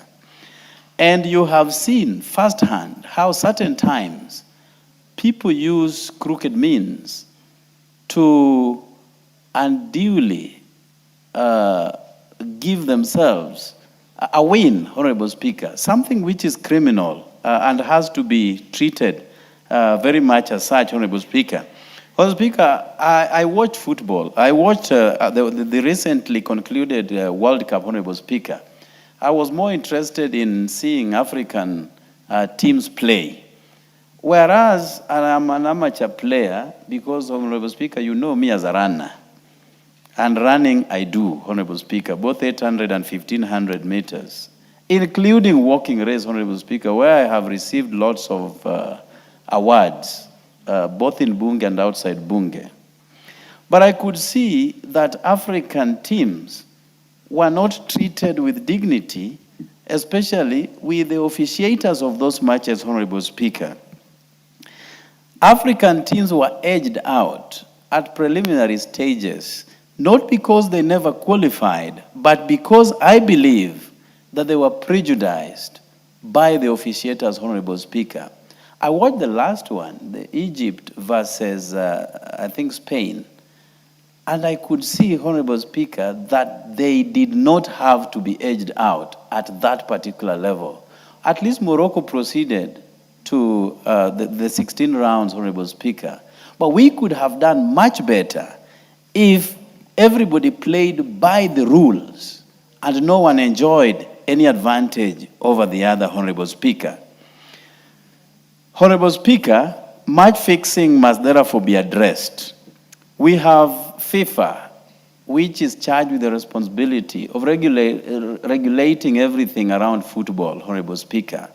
We understand that they cannot spread their tentacles that wide, but at least they need to start somewhere where those who have been charged or have participated in this criminal act must be gotten rid of, at least for 5 years, or even more, for not playing by the rules, Honorable Speaker. But we haven't seen FIFA flexing its muscles and using its teeth to bite where it should, Honorable Speaker. And those rules that should be enacted by FIFA should be cascaded downwards, even to the smallest of clubs in our villages, Honorable Speaker. Honorable Speaker, having been a teacher and a football coach as such, we have seen numerous times schools playing against other schools, and those who qualify are not really the best of teams that should qualify, Honorable Speaker. I have seen many times in this country every year certain schools lodging complaints with tribunals, sports tribunals, Honorable Speaker. And a few times I have seen those decisions tinkered with, those decisions disturbed by the tribunals, so that the rightful candidate, the rightful school, should be given the award, Honorable Speaker.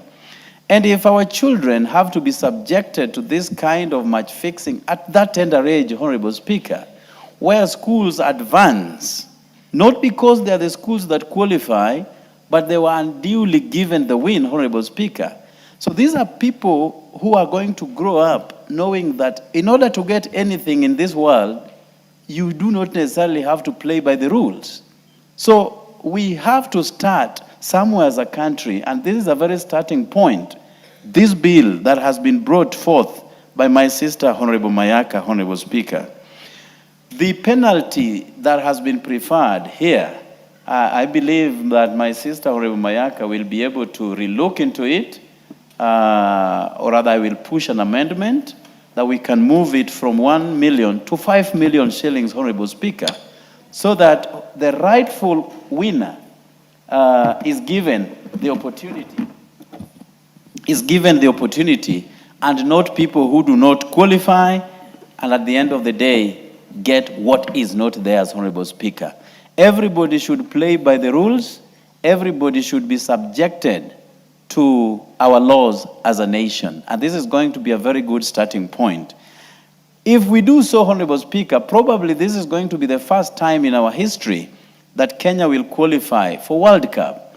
I've always, Honorable Speaker, been praying after every 4 years that my country will at least this time qualify. We've had Dennis Oliech, the menace, who was a World Cup material. We have had Olunga now, a World Cup material. But because of all the gerrymandering and crooks who ran the show, deny Kenya an opportunity to appear at the World Cup, Honorable Speaker. But let me pray and believe and hope, not against hope, but hope, that one time in our lifetime, Kenya is going to represent us as a nation in the World Cup, Honorable Speaker, sooner than later. I thank you for the opportunity, Honorable Speaker. I hope you will stay to see Kenya play the World Cup. But Honorable Jared, when you are introducing me from the football circles, I'm not ordinary. I am actually an ex-international, because by 1988 I'd had a call in the national team. Let's listen to the Honorable Patrick and then Jack Wamboka. Thank you, Mr. Speaker, for giving me this opportunity. And I wish to congratulate my sister Irene Mayaka for this amendment. It is a timely amendment, Mr. Speaker, and more so given the influx of betting. And I believe this bill should have been here long before this craze of betting came up. Mr. Speaker, I personally used to run a tournament called Osero Cup before I came to this August House. And Mr. Speaker, I can see you smiling, but it had 48 teams. And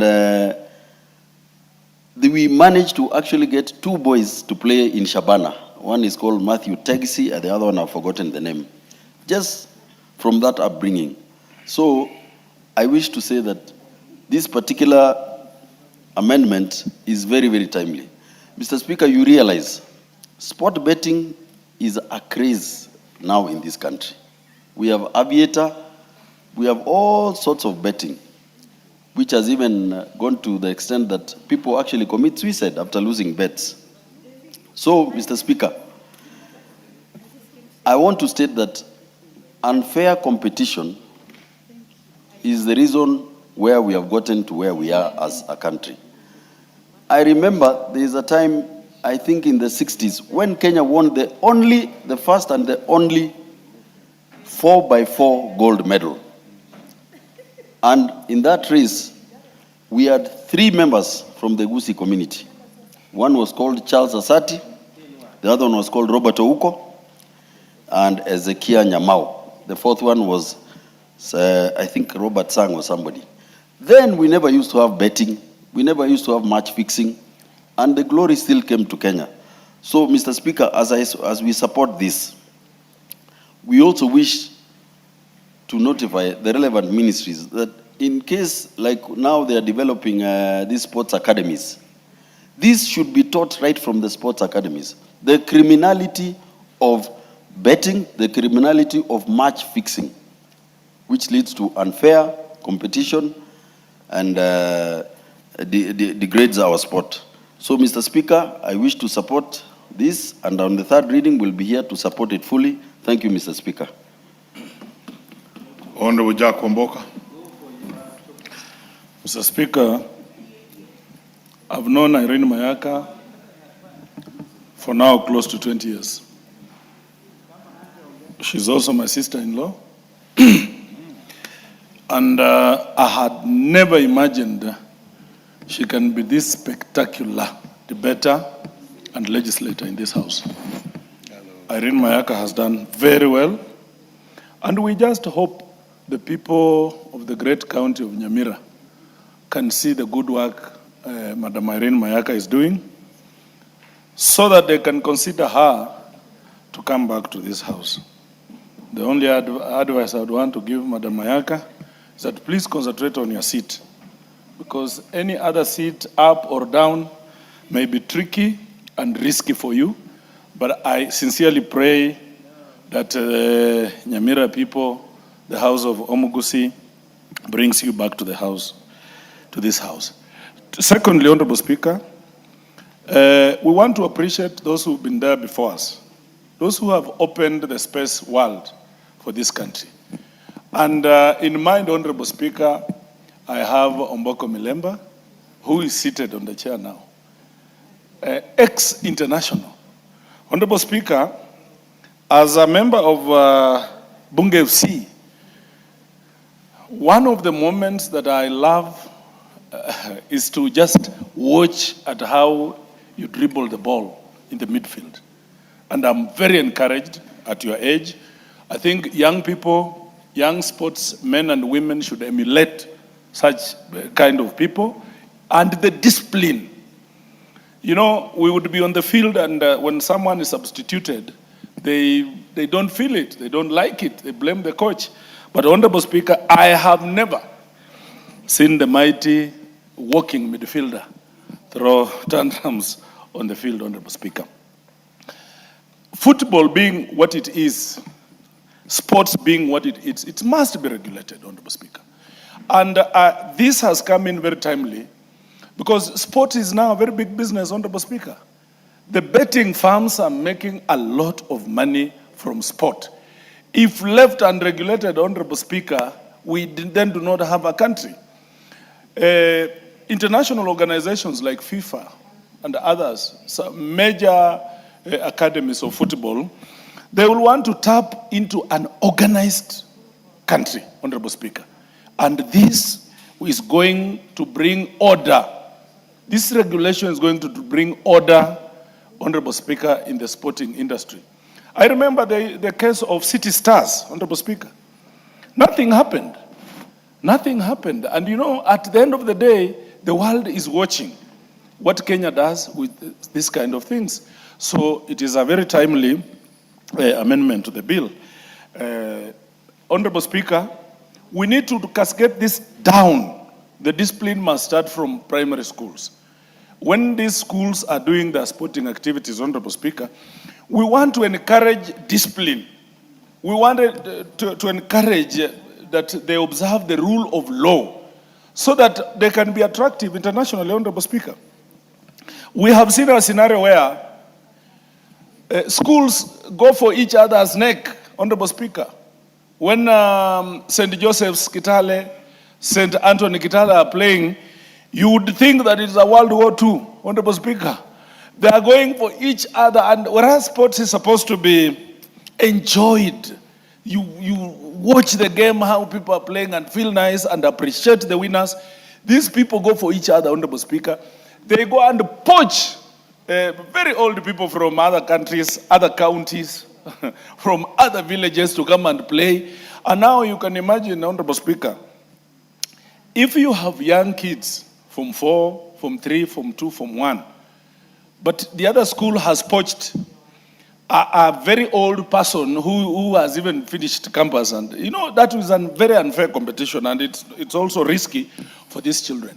So this is going to bring sanity, Honorable Speaker. We want our young people to join serious football clubs like the one I support, like Arsenal, Honorable Speaker. Serious clubs. I saw some people saying that they support Man U, and I looked at them and say, "Are you for real? Are you for real?"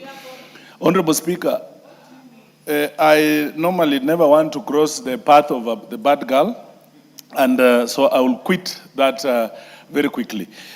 Looking at the World Cup, Honorable Speaker, African teams had talent. You could see Senegal play. Up to the 86th minute, they are 2-0, Honorable Speaker. But how they lose out, Honorable Speaker, it is disheartening, Honorable Speaker. It is disheartening. And it goes back to how football is managed in African countries, Honorable Speaker. I just hope that one day, with this kind of legislations coming into play, in our lifetime, we will have our country going to the World Cup and going way through to semis and even to finals, Honorable Speaker. I want to urge the government, please concentrate monies in building talents. Support talent. One, by building infrastructure, Honorable Speaker. We want the studies that are ongoing to be completed. Honorable Speaker, in Bungoma County, we have Masinde Muliro Stadium in Kandui. This stadium was started almost 10 years ago, Honorable Speaker. Up to now, it is not finished. It's not completed, Honorable Speaker. We want to urge the government to balance development. When you want to finish a Homa Bay Stadium very quickly, Honorable Speaker, you want to complete Garissa very quickly, please prioritize Bungoma also, because Bungoma people are also taxpayers.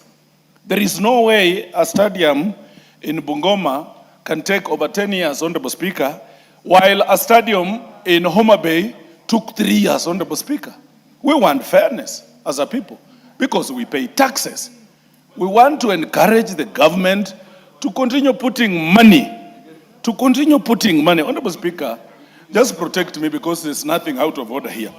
We want to encourage the government to ensure that at least every county, Honorable Speaker. Order, Honorable Nami. What is out of order, Leader? Thank you very much. You see, relevance and accuracy of information is a tenet of parliamentary debate. And it's there in a standing order. And you see, my honorable friend, Wamboka, who we share a lot of many things, is imputing improper motive on this government. This government has been in power for only 4 years. He's saying a stadium in Bungoma has been built for 10 years. And that the one in, Homa Bay has been built for only 3 years. But you see, the period that he's citing and saying there's unfairness in this government is irrelevant in his speech, and he should give credit. He should actually credit this government for building the Homa Bay in 3 years, but the previous government never took care of the interests of the people of Bungoma. And please, this Tawe, please move out of Tawe and come home, and you are my friend, and I will take care of you. You have been heard. And move out of that Linda. I don't.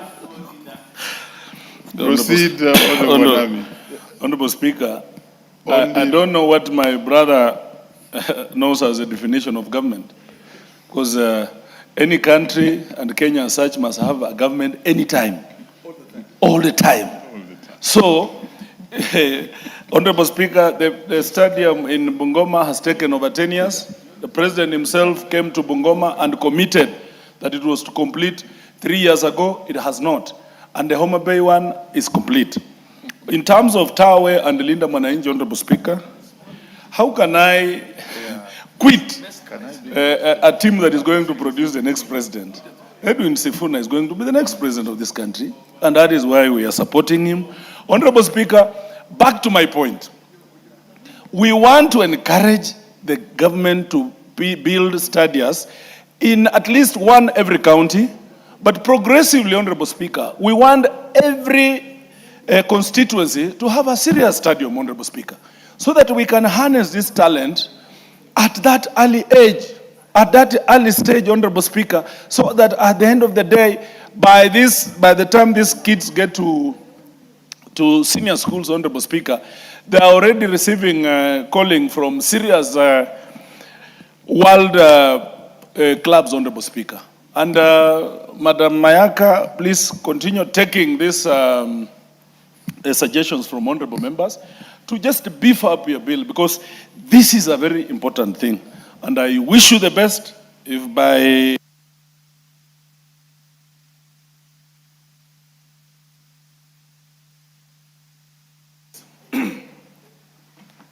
half a minute to conclude. You can't use two mics at the same time. Exactly, Honorable Speaker. You must advise these clerks of ours. At times they do a good job, but at times they forget. So I was completing by saying, Honorable Speaker, I wish my sister, Honorable Mayaka, very well, all the best in her political career. And that at that time, Madam Mayaka, don't hesitate to come to Linda Mwananchi, because I will talk to our spokesman, Honorable Karoli Omondi, to give you a ticket so that the Nyamira people consider you coming as a woman rep. And thank you so much for the Lord's work that you are doing. And thank you so much. Okay, order. Millie Odhiambo, MP for Suba North. Thank you, Mr. Speaker. Thank you, Mr. Speaker, for giving me this opportunity to speak to the Sports Amendment Bill 2026 by Honorable Irene Mayaka. Mr. Speaker, first of all, let me just laud Honorable Mayaka for this excellent work. Mr. Speaker, Honorable Mayaka has done a very, very good job since she came into this parliament. She understands the mandate of a nominated member of parliament. We have members who have been nominated in this house, and when they leave, they have no footprints. And so I just want to say, Honorable Mayaka, you are on the right path, and I hope the people of Nyamira County will remember you, especially in our party that you have adorned their colors. But should you go even elsewhere, I hope that they remember you, because it's about service.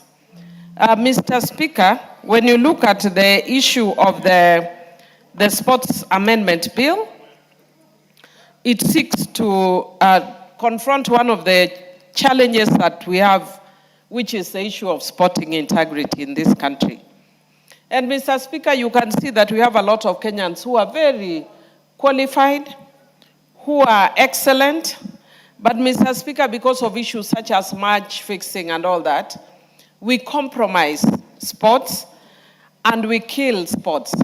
And so when we actually then make sure that we look at issues that affect sport, then we'll be able to encourage many more young people to be involved in sports. In many countries, sports is actually unemployment and employs very many young people. And we are currently dealing with the issue of unemployment. So if we professionalize sports, then it means that many of our young people would get into this, even as a career path. Mr. Speaker, I don't know, perhaps if it was professionalized earlier, I wouldn't be here as a member of parliament. Perhaps I would have been a sporting person because I was excellent in 100 meters race, for instance. Even though I look like now I can't even do 200 or 400, Mr. Speaker. But I was excellent in 100 meters race. So Honorable Karoli, who was actually the same school with me, Homa Bay Primary, can confirm. Yes, so that I was a star athlete in Homa Bay Primary. Yes, I was. Yes, even in the National Youth Service, because we were with him in the National Youth Service, Mr. Speaker. Perhaps, Mr. Speaker, on another note, I would want to interrogate why people who went to Homa Bay Primary are very, they are such kichwangumus. They are very tough-headed. But I like the fact that they are very principled as well. I can mention just a few of them, and we are doing fairly well. Honorable Karoli is one of them. Milio Diambo is another. Agostino Neto is another. Jalas is another.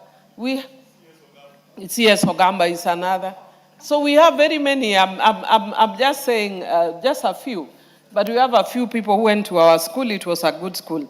And yes, we are way ahead of Alliance. It's just that because our school is down in southern Nyanza, people don't realize it. Mr. Speaker, back to this bill. The bill deals with the issue of manipulation of sports competition. It also looks at investigative powers and provides a 6-month investigative timeline for Sports Kenya. The bill also looks at the jurisdiction of a sports tribunal over manipulation appeals.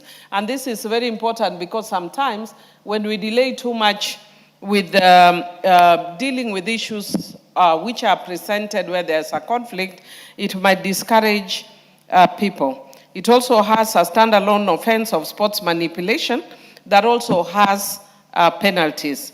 And then it also has forfeiture of all proceeds gained through manipulation. Mr. Speaker, you know that one of our sons, I forget his name, that was such a great sportsman, was caught up at an international level in this kind of situation and lost. And Mr. Speaker, we are losing a lot of our young people internationally. And because internationally they may not be able to get as much focus and attention when they are here back at home, you find that a lot of them end up, missing their paths. Very recently, I was seeing online one of our excellent rugby players that was brought back, Maurice Odumbe, that was brought back to Kenya. And Mr. Speaker, if they were playing for Kenya, and because we are professionalized sports, Mr. Speaker, then they wouldn't be facing the kind of challenges that they face. Mr. Speaker, I don't want to talk too much to this because it's a fairly straightforward bill. And I want to also just congratulate Mayaka that she's also doing something that is not very common.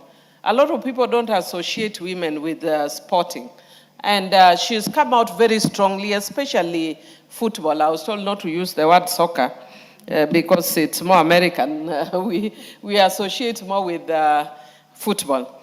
And she's done very much to support sports and especially football in this country. But much more, our girls, like the Harambee Starlets, she's always there calling us, seeking our support for the girls, even though unfortunately they were beaten in their last game. But we are still proud of them, that they are lifting this country, the flag of this country very high. And we encourage our women and young men to stay and to be focused. And, once this bill passes, then it means that our sporting activities will go very far. I know Honorable Omboko was very concerned about the Homa Bay Stadium and was concerned why the Bungoma one has taken long. But if you look at the Homa Bay one, it was actually started by the former Governor Awiti, and then the President came now to complete it. And because of that, perhaps that's why it has taken very, very fast, because there was already a framework. So it's not necessarily a reason to castigate the government. Perhaps he may look for other reasons to castigate the government.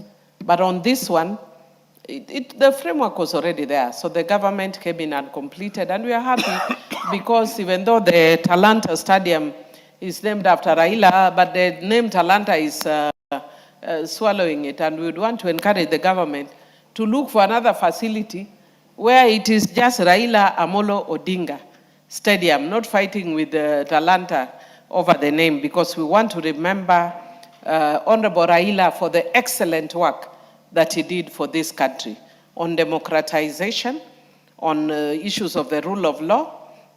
And Mr. Speaker, that is one I was in Ramogi earlier this morning. And I said that one of the things that I'm very concerned about is that we stay true to those ideals, stay true to democratic ideals, stay true to issues of integrity, which Mayaka is trying to promote in this bill. And Mr. Speaker, because we are not supporting the late Honorable Raila because of his looks, no, we were supporting him because of his ideals. And the moment we lose those ideals, we also lose the public. We must be pro-people. We must be concerned about the things that affect Kenyans, and therefore, even when we are doing our legislative work must respect or must show that leaning to issues that affect the citizens.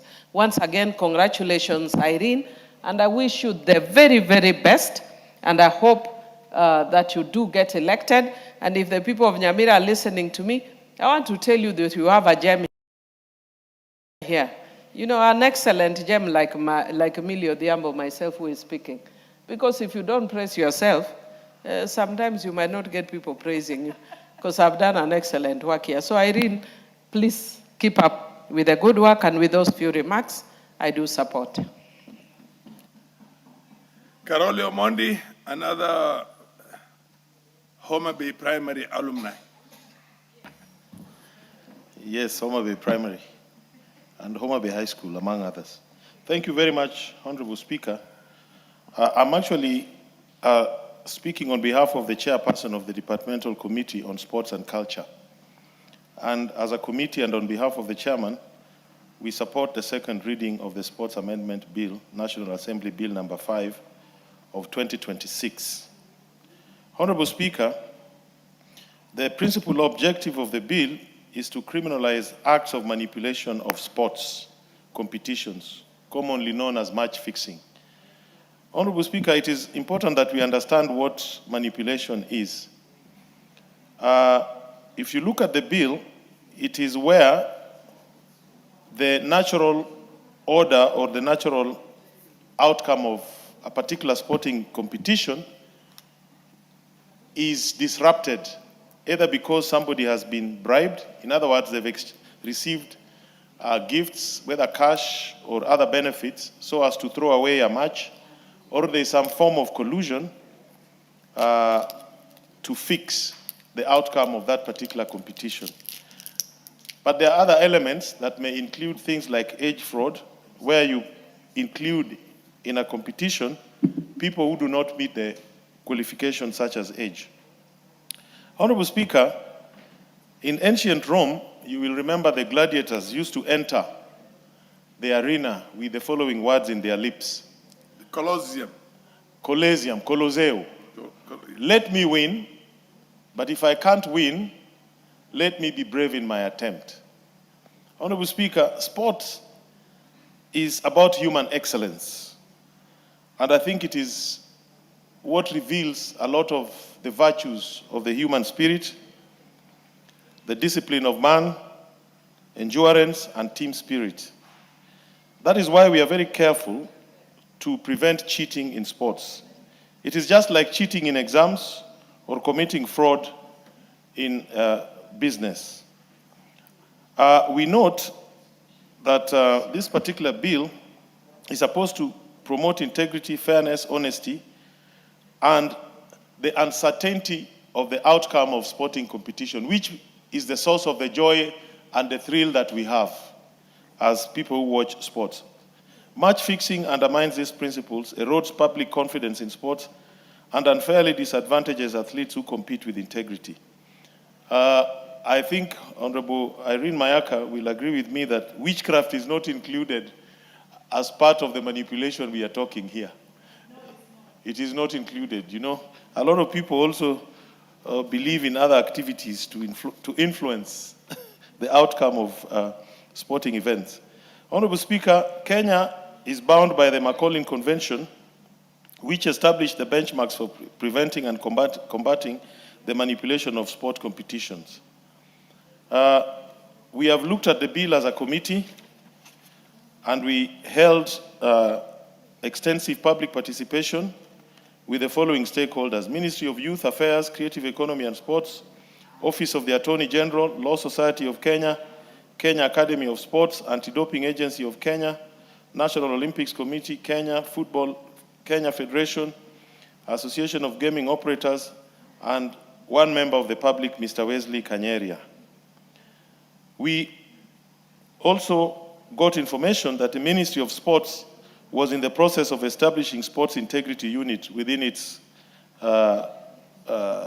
structure so as to deal with issues of promoting integrity, transparency, and ethical conduct in sports.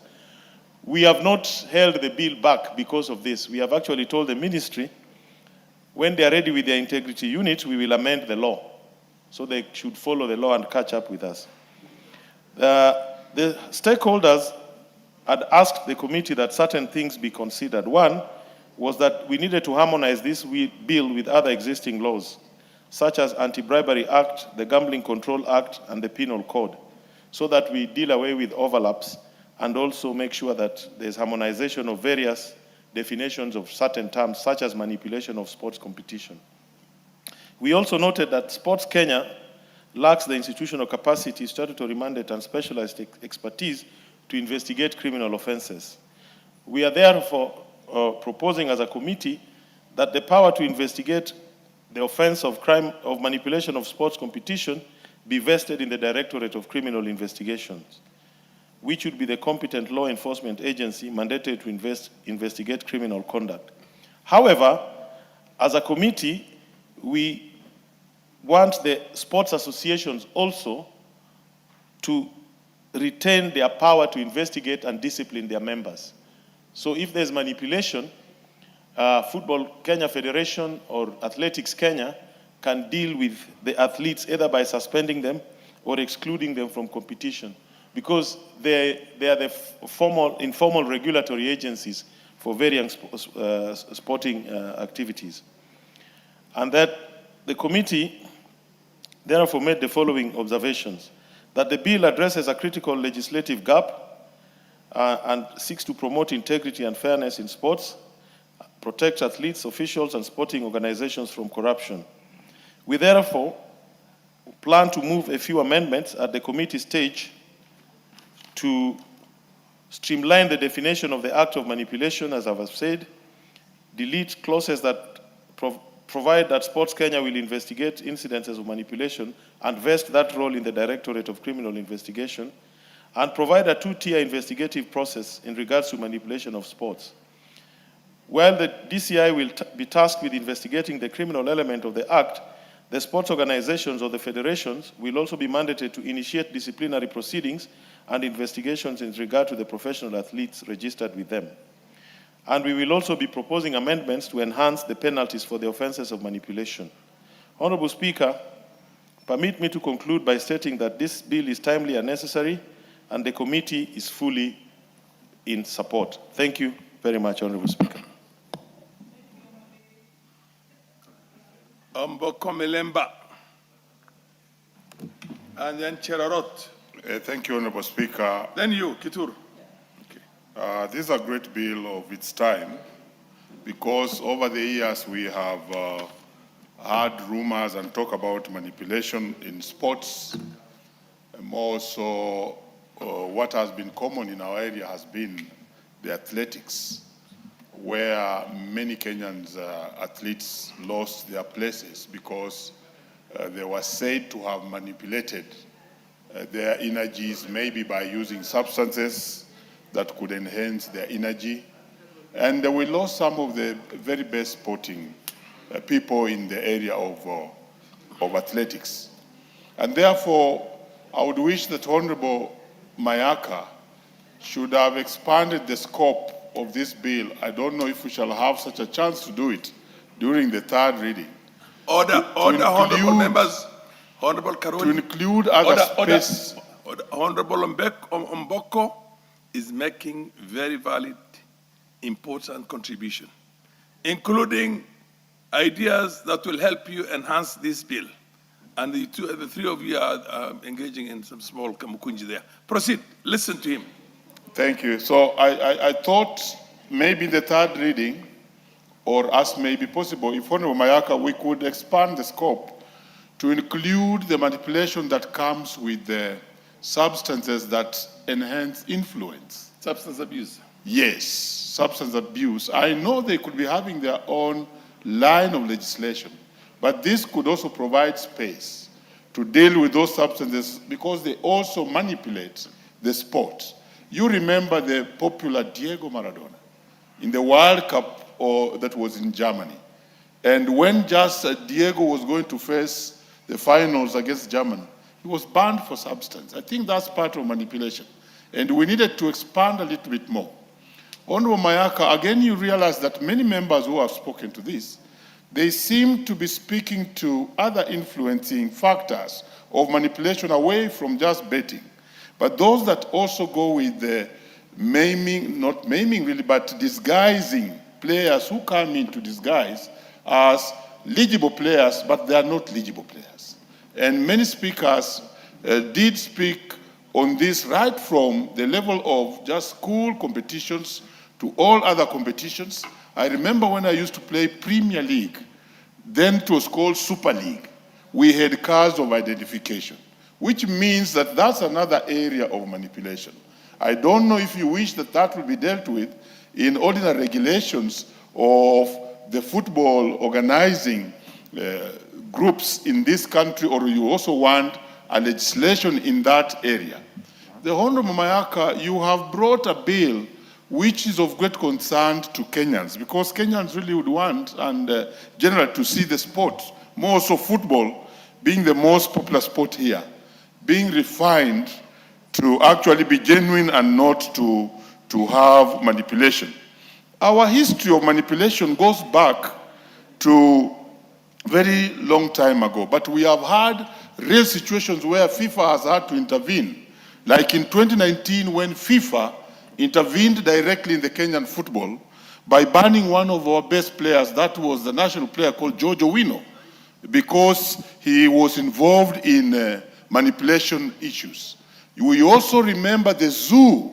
There was a team here called Zoo FC, which FIFA intervened directly and asked the Kenyan Football Federation to relegate to a lower grade because of manipulation. And you may even remember the story of Sofapaka, because I used to be around the fields those days. Sofapaka, which was also accused of manipulation and ended up, even the Honorable Speaker, bringing a company called 3D, which later on hired a Portuguese coach. And the entire performance of Sofapaka was investigated and found that it was basically based on manipulation. And FIFA took action on a team called Sofapaka then. And that even does not leave out the likes of Moroni FC, which again had an intervention of FIFA. And therefore, I think this is a very good bill, which we should look at the fines. At the level where you are talking about the punishments, or the fines, or the mitigating factors, to stop this menace, we really must be very strict, because the fines must be punitive enough to discourage the vice. Because manipulation in sports, especially football, it is so enticing, because people want to win glory and people want to win trophies. And if we make the punishment as low as I noticed you are putting to below 1 million, and no, you are dealing with football clubs, Premier League clubs. Like I told you, by 1988, I was playing Kenyan football, Premier League. 1 million currently on a Premier League side is very little money. And therefore, this will just be a walk in the park. So the punishment, we need to talk about it so that we make it punitive enough to discourage the vice of manipulating matches in this country. Otherwise, I want to support this bill and look forward to a much better sport. I also think that something should be done, or we should do some legislation around the betting companies. Because even if you watch the World Cup, the way those matches were moving on, why would African countries play so well and look like they're winning? And then in 5 minutes, 3 minutes, they lose a match. In ordinary, Honorable Speaker, football matches, that is not possible. Sometimes it may be more than just meet the eye. And there's a lot of work that needs to be done around manipulation of matches. Thank you, Honorable Speaker. I beg to support.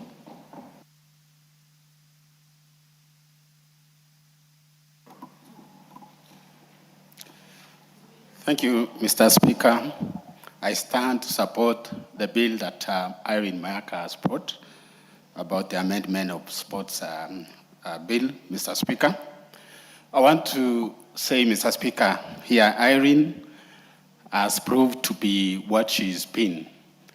Most of the time, Mr. Speaker, I never attend the games because I'm also a football fan. I find Irene Mayaka in uniform and supporting the team that she's supporting, Mr. Speaker. As also a player of Bunga FC with my colleague, Mwalimu here, Mr. Speaker, I want to say that every morning at 6, we wake up and we go to Ulinzi Field, Mr. Speaker. And there we do a lot of practice, Mr. Speaker. We are doing this because we want, when we are playing our opponents, Mr. Speaker, we can perform well.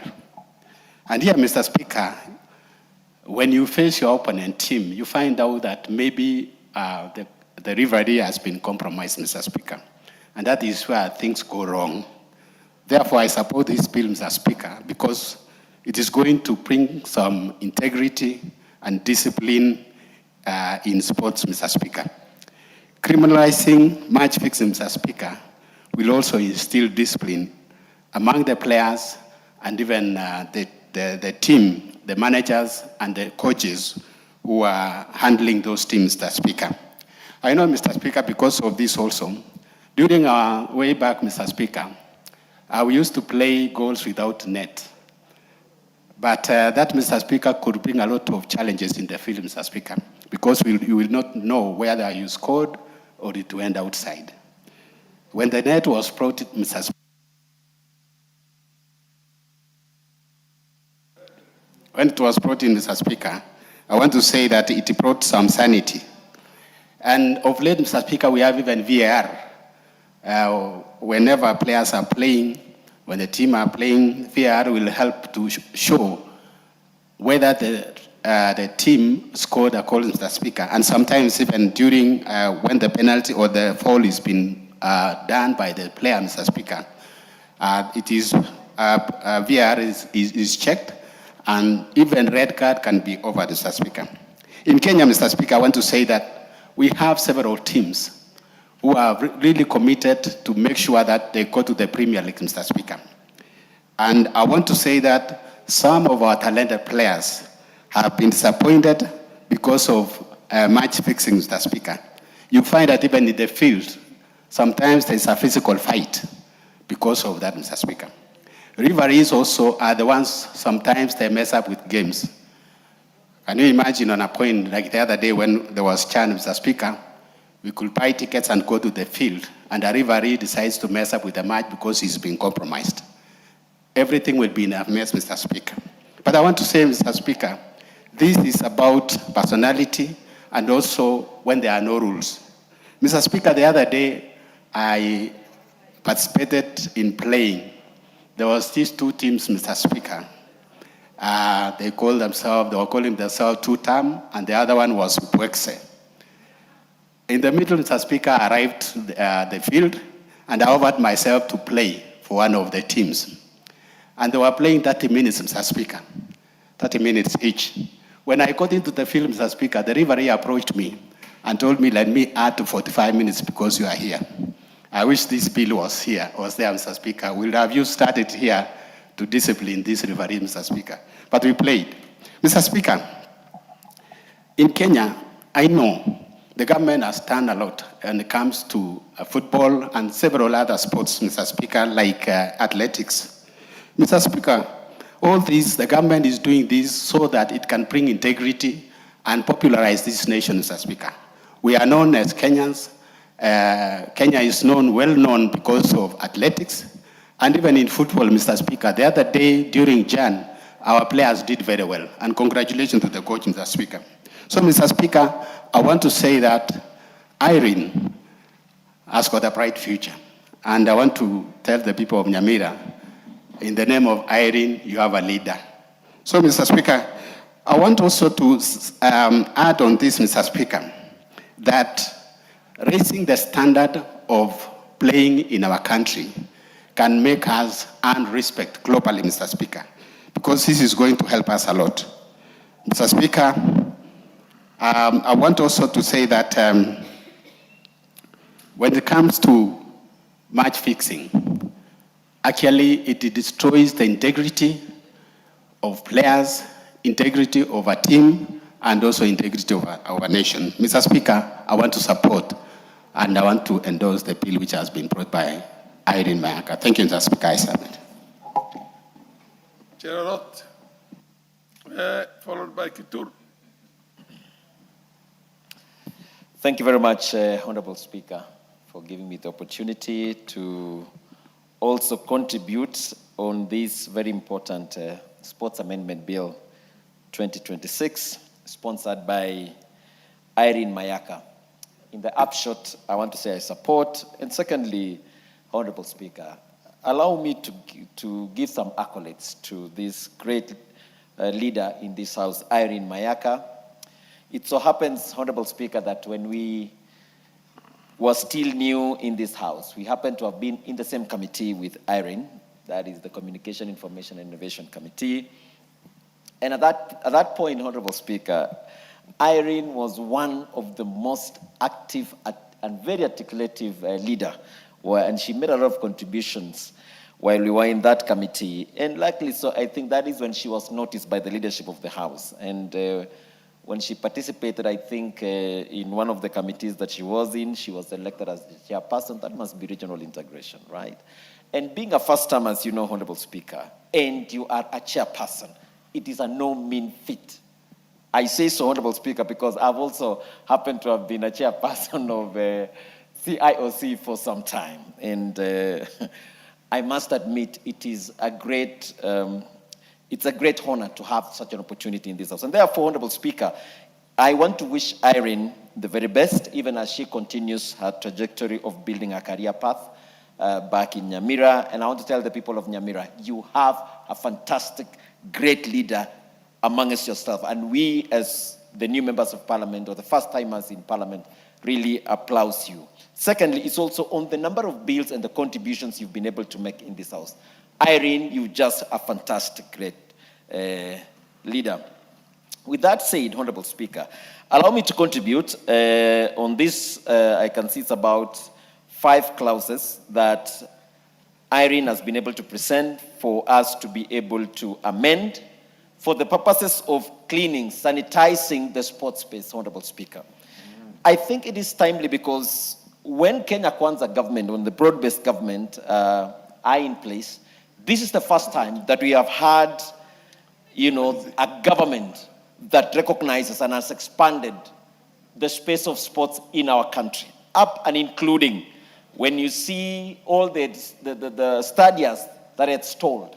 When you look at the president of Kenya, many times supporting, whether it is the teams, whether the teams that are participating in various leagues or international tournaments. And the president sometimes has come, by himself, even attending these events. It has created across the country an enthusiasm of unmeasured levels amongst the young people in every part of our country. And true to the word, sports is one of the most lucrative spaces that Kenyans can be able to make lives. Just as many people globally, business communities are making money, young people are able to monetize their talents. And so Irene Mayaka has come up with these amendments that I say is going to clean up and create, put Kenya on a global standards on how a game with integrity can be played in our country. Honorable Speaker, allow me to ventilate also on Section 2, where there is definition of what is manipulation of sports competition. The expanded scope of this to include offers or gifts or any soliciting or receiving any undue advantage or utilization of information to be able to have financial gains, among about 5 of those definitions that have been provided, I think is very good because this is going to clean up the space of anybody knowing very well what is manipulation of a sports competition. Honorable Speaker, also the fact that now the Sports Act has given Sports Kenya the opportunity, Honorable Speaker, to be able to participate with other investigative agencies when a report is made regarding any of these acts that is within the aspects of manipulation, and how to receive those reports, Honorable Speaker, and also the timelines. Once you've received this report from the investigative agencies of a report that has been made to Sports Kenya, giving a timeline of determination to 6 months, I think is very important to make it determinative. Honorable Speaker, I only have a concern, and I want to share this with you, Honorable Mayaka, on amendment of 64A3, which of course I appreciate the fact that you've put in, when you talk of A1, you've mentioned on participation of individuals who are abetting or have engaged in any form of indirect or as aided manipulation of sports, to then be, that you have a maximum of 1 million shillings as a penalty. I think that is too little in my view. Because we are talking about integrity, we must make it so punitive that individuals choose not to participate in any form of manipulation, in any form of sport. The inclusion of clubs, I think, is very important, so that clubs can be able to regulate themselves. However, Honorable Mayaka, I have a problem when you now have also included an extreme point of saying that you give a lifetime ban. I think that is going on the extreme. I would have liked, Honorable Mayaka, because I feel whether it's clubs or individuals, people change. Or also clubs, the management changes. And sometimes good people can come in who want to maintain high level of integrity. And therefore, I would not have wished that you really make it so tough up to wind themselves up for participating in some of these actions. In any case, anyway, we've not been having this bill before. So I think probably you need to be a bit flexible on that. I want to also applaud the fact that you've also mentioned sometimes that some of the funds that you've gotten have to be forfeited. Or equally, that the games that you've been participating in, you are dropped from, continuous participation. I think, Irene, those are my thoughts about the same. And Honorable Speaker, I speak so passionately like this on the aspects of sports because, Honorable Speaker, I am the champion. I'm the East African champion of the short races, 100 meters, Honorable Speaker. I'm too good in it. Just as you see me in the last, I think the last two I've been able to get the gold medal. I'm a gold medalist. And that is the reason why I'm so passionate about sports and the need, therefore, that we sanitize this space. And for that reason, Honorable Speaker, Honorable Irene Mayaka has brought this up to sanitize, to clean this place. I salute you, the great lady from the Gusii land. Thank you very much. Mayaka, I think there being no more interest, I'll ask you to let the mover be called upon to reply. Mayaka, proceed and reply. Thank you. Thank you very much, Honorable Speaker. And Honorable Speaker, let me take this opportunity really to thank my colleagues for their overwhelming support for this particular amendment bill. Honorable Speaker, this is a true demonstration that the leaders, the legislatures of this country really care about sports integrity. And together, I'm sure we will enrich this particular bill to even make it better. Honorable Speaker, I do appreciate the feedback from my colleagues, especially on the particular matter of the fine that most colleagues feel is a bit too little, that it's not stringent enough. And Honorable Speaker, having looked at the report that was actually tabled by the Sports Committee and available for the members to read, I urge all members who have amendments that they would also like to share, if they could look at the committee's report, because I am aligned to the proposals that they have put forth. Just to mention, especially on the fine, and I didn't want to preempt debate before our representative of the Sports Committee spoke about this. But just to mention, one of the proposals that they have put is that the fine exceeds 3 times the value of what was the subject of a manipulation of a sports competition, or 10 million shillings, whichever is higher.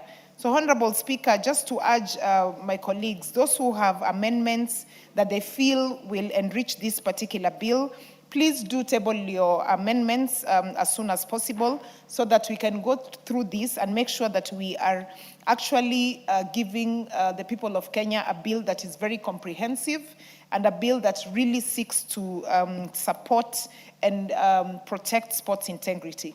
Honorable Speaker, another suggestion that has come through that I feel is very important is from the Honorable Milemba, who is a football player, in terms of including abuse of substance in enhancing performance as one of the issues that should be criminalized. I think that's also very important. Another one that has also been mentioned is the disguise of age. And Honorable Speaker, this is very important because if you notice right now what the Sports Ministry has done through the Talanta Academy is that we now have different sets of ages that play soccer for the national team. I mean, play football. Just to give an example, we have the under 10 team, the under 17 team, under 20, and then the national team. And Honorable Speaker, just to give an example of the Harambee Starlets, because they have been a fantastic example in our country. Having represented Kenya, they're going to represent Kenya for the second time in the World Cup. And if you look at how the progression of the team happens, from the junior starlets into the senior team, the scouting that happens in the national school events when the secondary schools are playing. Honorable Speaker, we even have representation of two particular young girls from Bunyore Girls who play for the under 17 throughout the whole year. And they even play for one of the most successful soccer teams for ladies, the Police Bullets. So, Honorable Speaker, this is very important. And another good example I just want to give, Honorable Speaker, in terms of this issue of age, is if you look at Spain and why Spain was a very successful team in the World Cup. Honorable Speaker, Spain had two players who were 18 years old. And if you look at the average age of their players, it was actually 23 years. And this is because they won the World Cup last 16 years ago. But they went back and took time to develop their sport from a very young age. They have one of the best sporting academies for football in this world. And their success is no mean feat. And Spain is going to be a very tough team to beat for a very long time because of the systems they've put in place. And a lot of European teams have done this. And Honorable Speaker, I think this is where we borrowed as well in terms of setting up the Talanta Academy. And it is my hope that this House also supports Talanta Academy because these are some of the processes that will ensure that we are nurturing talent from a very young age and ensure that it's growing. So yes, I do welcome the proposal. And I'm hoping that Honorable Milemba will also put this as part of the amendments, that disguising age also becomes a criminalized offense for us. So, Honorable Speaker, again, a lot of feedback on the fine. Members feeling like the fine is low, and yes, I concur with them that the 1 million fine is too low. And so I'm hoping that because I am the sponsor of the bill, that the rest of the members will be able to bring their suggestions during the committee of the whole House before then, so that we can enrich this bill. So, Honorable Speaker, having said that, once again, my very big thanks to the people of Kenya, really. People in the sports fraternity, the federations, the journalists, all Kenyans who have been sending me a lot of feedback on how they think this bill can be enriched, their support in terms of why they believe that this is very important for our country. Honorable Speaker, if you look at the views of Parliament today, it has been extremely high because people have been following live, they have been sending feedback, and so it's really to thank the people of Kenya for the overwhelming support, my fellow colleagues, the members of Parliament for the overwhelming support, the parliamentary staff for the support that they've given, the Office of the Clerk, the Sports Committee as well, for the support that they gave in terms of allowing me to defend the bill before them, doing the public participation, inviting the different federations and Kenyans of goodwill to come and do public participation, and the report that they finally prepared. So really it's to thank, and also the leadership, Honorable Speaker. Let me thank both the minority and majority leadership, because I got a lot of support from my leaders, my mentors on this particular bill, led by Honorable Millie Mabona, Honorable Junet, Honorable Ishungwa in absentia, Honorable Owen Bayer. I really, really want to thank them, and the Speaker as well, because, Honorable Speaker, I need to mention this, that when I was actually doing the amendment of this bill, I went with 3 amendments. I was amending the Sports Act, the Penal Code, and the anti-doping. And the advice I got from the Honorable Speaker was to combine these and focus on the Sports Amendment Act so that it can be faster and that it can also be very effective. So to really thank the Honorable Speaker for that particular guidance and the Speaker's panel. With those few remarks, Honorable Speaker, I beg to move and I thank you. Thank you, Honorable Irene Mayaka. Honorable members, I put the question. Sports Amendment Bill, National Assembly Bill number 5 of 2026, we now read a second time. Will as many as are of that opinion say aye? Will as many as are of the contrary opinion say nay? The ayes have it.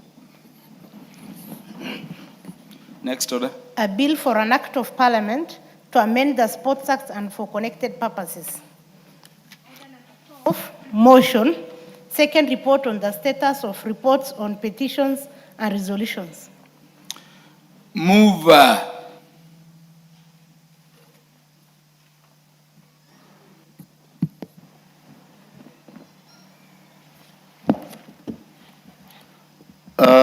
Thank you, Honorable Speaker. Honorable Speaker, I beg to move that this House adopts the second report of the Committee on Implementation on the implementation status of reports on petition and resolution passed by the House, which was laid on the table of the House on Thursday, 26th October 2023. Honorable Speaker, the Committee on Implementation is established pursuant to Standing Order 209 of the National Assembly Standing Orders. The committee is mandated to scrutinize resolutions of the House, including adopted committee reports, petitions, and undertaking issued by the National Executive. The committee further examines whether such decisions and undertakings, Honorable Speaker, have been implemented within the minimum time necessary, and whether satisfactory explanation have been provided in instances of delay or on implementation. Honorable Speaker, further to this mandate, Standing Order 201 provides that within 60 days of a resolution of the House or adoption of a report of a select committee, the relevant Cabinet Secretary shall submit a report to the appropriate committee detailing the status of implementation of such resolutions. Honorable Speaker, in consonance with Article 153, 4B of the Constitution, Cabinet Secretaries are required to provide Parliament with full and regular reports concerning matters under their control.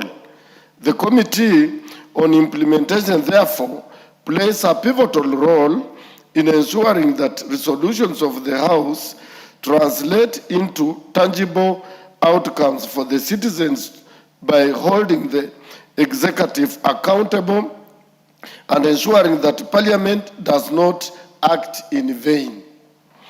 Honorable Speaker, in executing its mandate, the committee engaged various ministries, state corporations, and agencies requesting status reports on the implementation of House resolutions, petitions, and adopted committee reports. The committee received both written and oral submissions from cabinet secretaries and accounting officers during sittings held between February and April 2023. Honorable Speaker, in the execution of its mandate, the committee wrote to various ministries, state corporations, and agencies requesting for the implementation status of resolution petitions and adopted committee reports passed by the House. The committee received both oral and written submissions from the cabinet secretaries and accounting officers of the state corporation, providing the implementation status of the recommendations contained in the reports adopted by the House in the sittings held from February to April 2023 as follows. Honorable Speaker, A, there were 24 reports of the Public Investment Committee on its consideration of the Auditor General's reports on the financial statements of the Geothermal Development Company, financial year 2017-2018. B, there were 24 reports of the Public Investment Committee on its consideration of the Auditor General's report on the financial statements of the Kenya Electricity Generating Company, financial year 2014-2015 to 2019-2020. C, there were 24 reports of the Public Investment Committee on its consideration of the Auditor General's reports on the financial statement of the Kenya Wildlife Service financial year 2017-2018 to 2018-2019. D, there were 24 reports of the Public Investment Committee on its consideration of the Auditor General's reports on the financial statements of the Earth Water Works financial year 2014-2015 to 2019-2020. C, there were 24 reports of the Public Investment Committee on its consideration of the Auditor General's reports on the financial statements of the Kenyatta National Hospital financial year 2014-2015 to 2017-2018. F, there were 24 reports of the Public Investment Committee on its consideration of the Auditor General's reports on the financial statements of the Kenya National Bureau of Statistics financial year 2015-2016 to 2019-2020. G, 24 report of the Public Investment Committee on its consideration of the Auditor General's report on the financial statements of the North Water Services Board financial years 2011 to 2012 to 2017-2018. H, 24 report of the Public Investment Committee on its consideration of the Auditor General's reports on the financial statements of the Tana and Earth River Development Authority, Kenya Electricity Generating Company, financial year 2014-2015 to 2018-2019. And I, 24 report of the Public Investment Committee on its consideration of the Auditor General's report on the financial statements of the Rural Electrification and Renewable Energy Corporation, that is REREC, financial year 2006-2007 to 2019 to 2019-2020. Honorable Speaker, in addition, the committee undertook inspection visits to selected projects and state corporations to verify progress in the implementation of House resolutions. The report therefore contains a comprehensive analysis of the responses received, the status of implementation at the time of reporting, as well as the committee's observations and recommendations. Honorable Speaker, in its consideration of the implementation status of House resolution, the committee made several general observations which have a direct bearing on effective implementation. One, that the majority of House resolutions have budgetary implications, yet inadequate funding remains a key impediment to their implementation. Two, that there were cases where the committee encountered cases where some construction projects took inordinately long to complete for various reasons, including contractor non-performance, late exchequer issuance, budget cuts, and general poor foresight and project management. This led to sunk costs and a general lack of value for money, and in certain cases, interest charged by contractors. Three, that ministries, departments, and agencies often fail to allocate adequate resources for implementation of House resolution, and that some resolutions are not framed in a specific, measurable, achievable, realistic, and time-bound, smart, that is, manner, thereby hindering effective execution. Honorable Speaker, to address these challenges, the committee makes the following key recommendations. One, that accounting officers of ministries, departments, and agencies should factor all House resolution with budgetary implications into subsequent financial year budgets. That accounting officers should incorporate House resolutions into their institutional work plans, complete with the timelines, deliverables, and assigned responsibility. Three, that the Ethics and Anti-Corruption Commission, ESCC, should submit a status report on all pending investigations referenced in this report within 60 days of adoption of this report by the House. Four, that the National Treasury ensure that funds required for implementation of House resolutions are appropriated within one financial year following adoptions of resolutions. And five, that government agencies mandated to implement House resolutions must comply within stipulated timelines, failing which sanctions should be imposed on responsible officers. Honorable Speaker, the committee is persuaded that if these recommendations are adopted and implemented, they will significantly enhance accountability, transparency, efficiency, prudent financial management, commercial viability of state corporations, and ultimately ensure value for money for the Kenyan people. Honorable Speaker, having carefully considered the proceedings and findings of the Committee on Implementation, I beg to move and urge this House to adopt the second report of the Committee on Implementation.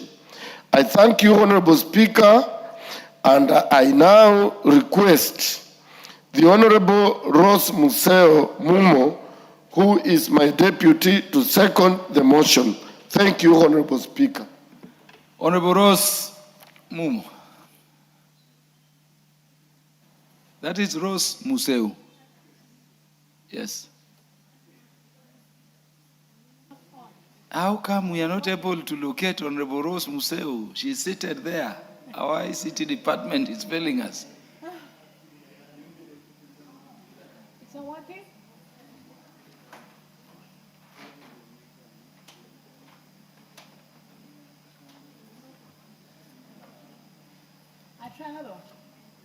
You know, you must find a way of ensuring it works.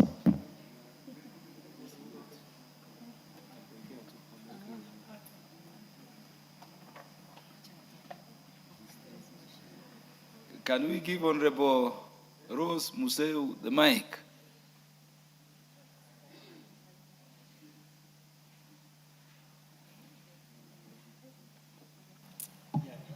Okay, fine. Yes. Thank you very much, Mr. Speaker. Mr. Speaker, the Implementation Committee is a very important committee, a very top committee in this House and the country as a whole. Its overall mandate of scrutinizing resolutions made in the House, including adopted committee reports, petitions, has been done, enabling a smooth running of our ministries and other departments. Various ministries, state corporations, the executive have been held accountable to ensure that Parliament does not act in vain, hence keeping them on their toes. Mr. Speaker, during our interactions with various ministries and departments, challenges have been noted, just like our report, that most projects have stalled due to inappropriate funding. There's also an urgent need for relevant ministries, agencies to adopt to the House resolutions with the seriousness it deserves. They should adopt the SMART frame, as has been mentioned, as this will assist them during the implementation period.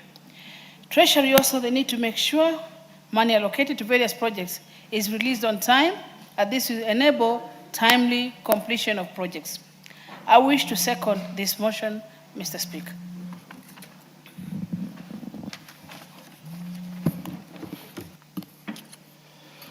Honorable members, I now propose the question. This House adopts the second report of the Committee on Implementation on status of reports on petitions and resolutions passed by the House, laid on the table of the House on Thursday, 26th October 2023.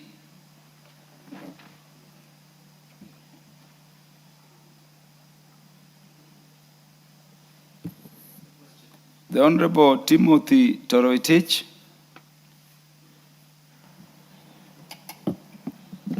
Thank you, Honorable Speaker. Honorable Speaker, I have listened to the submissions made by the Honorable Raphael Wanjala.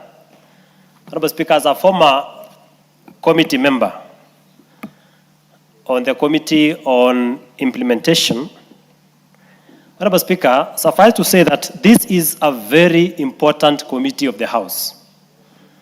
And therefore, Honorable Speaker, this is actually what is loosely known as the Committee of the Last Resort. Honorable Speaker, I have looked at the committee resolution.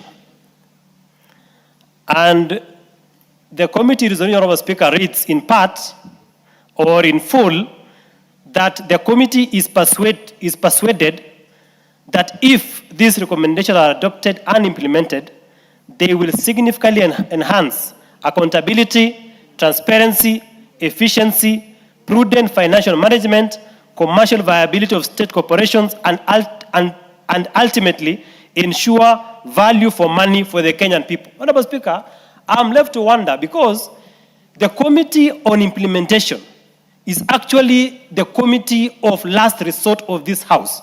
So even, Honorable Speaker, we have a report of the Committee on Implementation that says that the committee is persuaded that if these resolutions are adopted and implemented, Honorable Speaker, it is the committee of the last resort. It is not the committee. Honorable Wanjala, are you listening to Honorable Timothy Toroitich? Please do. Don't be distracted by the Secretary General of the ODM party, Honorable Catherine Omanyo. Honorable Speaker, the Committee on Implementation is a fundamental committee of this House. It is the committee of last resort. That if everything fails, that when we pass motions in this House, and then they become the House resolutions, the committee to ensure that those resolutions have been implemented by the executive is the Committee on Implementation. And therefore, Honorable Speaker, this committee now is coming back to this House and saying that that the committee is persuaded that if this implementation are adopted and implemented, then, Honorable Speaker, they are throwing back the ball back to the House instead of giving us concrete solutions. One of them, Honorable Speaker, being sanctions. This committee should say that the executive has not implemented a specific House resolution. And therefore, Honorable Speaker, these are the sanctions we are proposing for lack of implementation of a particular proposal or a resolution adopted by the House. So, Honorable Speaker, I do not substantially agree with this report because the committee is not providing a recommendation, an actionable recommendation to the House. And therefore, Honorable Speaker, I think the committee they need to look for a way of having a substantive report on actual implementation of House resolutions. Thank you, Honorable Speaker.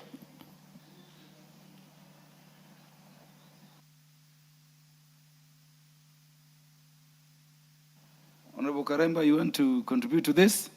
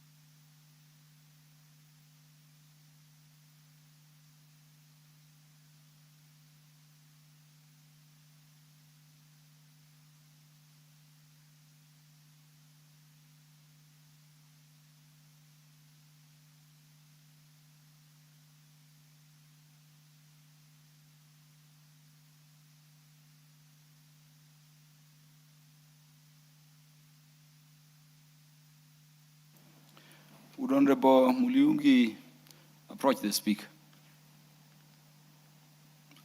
Approach the speaker.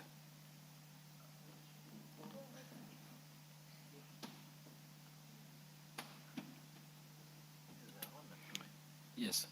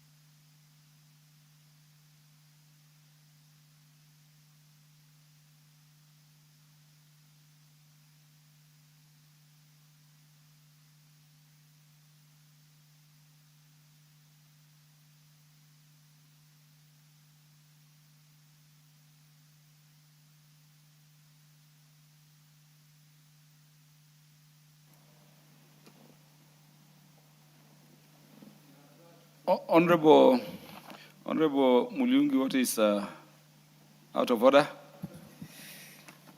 Honorable Speaker, I rise under Standing Order number 96 and propose that the debate of this particular motion be adjourned and due further notice. Thank you, Mr. Speaker. Yes, Honorable Members, Honorable Muliungi, standing at his place, has moved the debate regarding the motion under order number 12 be now adjourned. Will as many as are of that opinion say aye? Aye. Will as many as are of the contrary opinion say nay? The ayes have it. So that motion is adjourned for further debate in the future as and when it will be listed by the House Business Committee. Ordinarily, we would have called the mover to reply, but because of the critical issues raised by Honorable Timothy Toroitich and the matters raised by the chair of the committee in charge of implementation while moving, this is a report that should be discussed by more members of the House before we conclude it. If it were any other report, we would have concluded it. In other jurisdictions, honorable members, if you want to contribute to a motion, by the way, you have to register. And if you don't register interest to contribute before, the motion is just passed. But this is very critical, considering the important place and role of the committee in charge of implementation, and more particularly the matters added to the report by Honorable Timothy Toroitich on his contributions. Next order. Order number 13, motion, consideration of a petition regarding the proposal to amend the Consumer Protection Act. Do you have the chairperson, Public Petitions Committee? You want to move? The Honorable Karemba to move.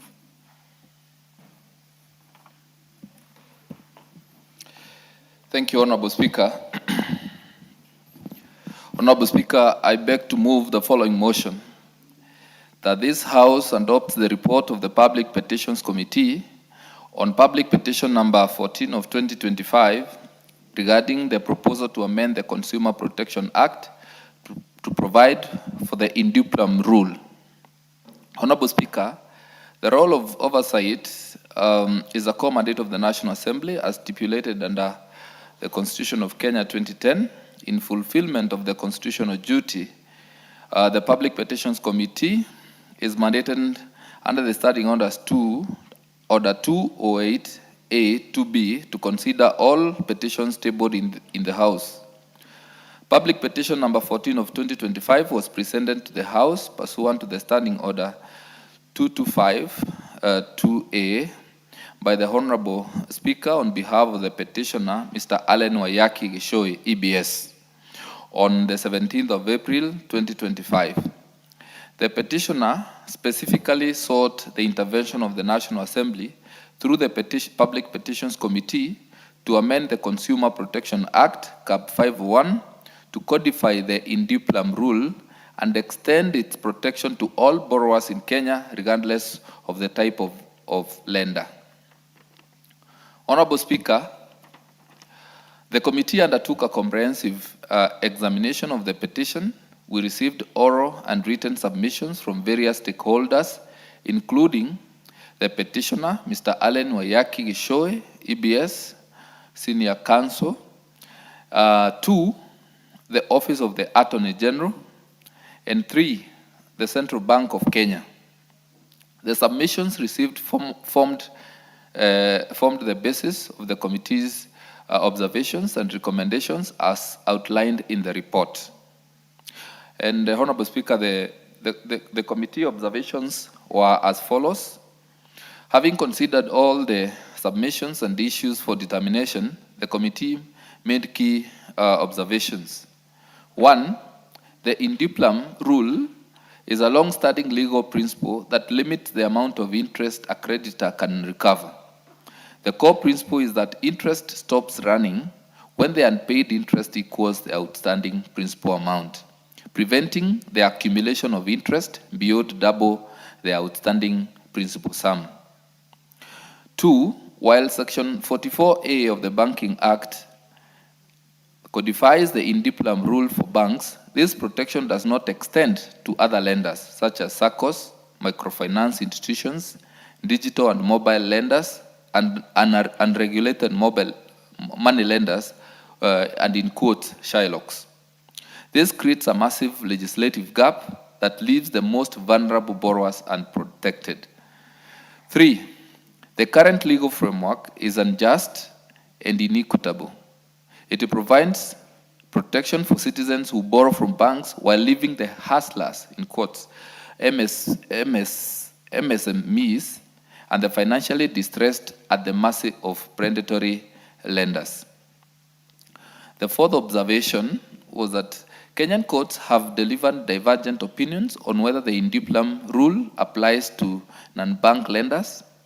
And in Ann J. Mugore and two others versus HELP, Higher Education Loans Board, the court declared that the rule applies to all persons involved in lending business. However, in Momentum Credit Limited versus Kabuya, the court ruled that Section 44A only applies to financial institutions under the Banking Act.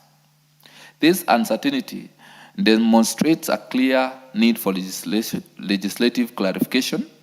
The committee affirms the right to fair consumer protection under Article 46 of the Constitution and the national values of transparency, accountability, social justice under Article 10. 6. The Central Bank of Kenya confirmed that similar induplam provisions have been replicated in CBK Digital Credit Providers Regulations of 2022 and Microfinance Bill 2025, and expressed amenability to anchoring the rule in the Consumer Protection Act. Then 7, the Office of the Attorney General acknowledged the need to balance contractual freedom against consumer protection and supported extending induplam protections beyond banks to create uniformity and uncertainty. Then, Honorable Speaker, the key committee's recommendation is that in light of the observations made, the committee makes the following recommendation: that the Consumer Protection Act, Cap 51, be amended to entrench the induplam rule, providing for universal application to all credit agreements in Kenya, regardless of the lender. Clarity on when the rule takes effect, whether it applies to penalties, default charges, and other costs in addition to interest, uniform mechanisms for debt restructuring and recovery, and redress mechanisms for borrowers who have been subjected to unlawful interest charges. That this report be debated by the House as per the Standing Order 208A, subsection C, and in line with the Standing Order 114A, subsection B. Honorable Speaker, I wish to, in conclusion, express the committee's gratitude to the petitioner and all stakeholders for their invaluable input, which enabled the committee to compile this crucial report. I also extend my sincere appreciation to your office and the office of the Clerk of the National Assembly.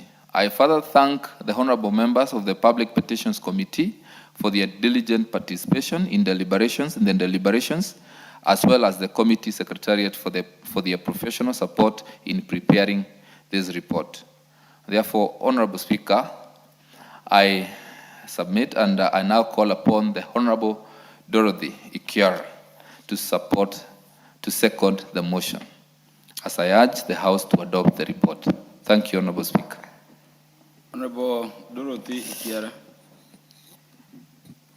Thank you, Honorable Speaker. Honorable Speaker, I support this motion that is stating that there is the public petition number 14 of 2025 regarding a proposal to amend the consumer protection in the interest of protecting the consumers from exploitation.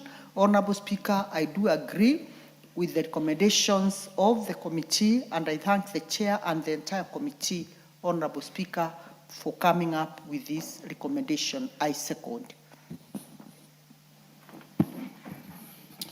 Honorable members, I propose the question that this House adopt the report of the Public Petitions Committee on its consideration of public petition number 14 of 2025 regarding the proposal to amend the Consumer Protection Act to provide for the induplam rule laid on the table of the House on Wednesday, the first day of April 2026.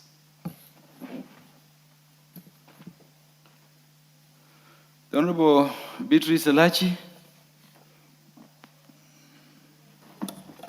Thank you, Mr. Speaker. Mr. Speaker, I also rise to support the report, being a member of the committee, Mr. Speaker.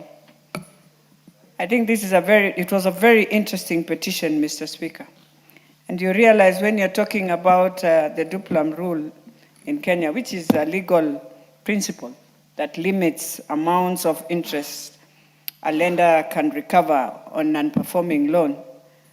And when you look at Section 44A of the Banking Act, when we were conversing to listen to this petition, Mr. Speaker, one of the things that really came out is that many Kenyans, I think, have gone through the same challenge. And so for this petitioner to bring the petition to this House to request if we can now look at the law, it was because that many, especially for those who go through digital and mobile lenders, microfinance institutions and SACCOs, and also unregulated Shylocks, and these are entities within, that are bound within Section 44A of the Banking Act, have gone through a lot of challenges.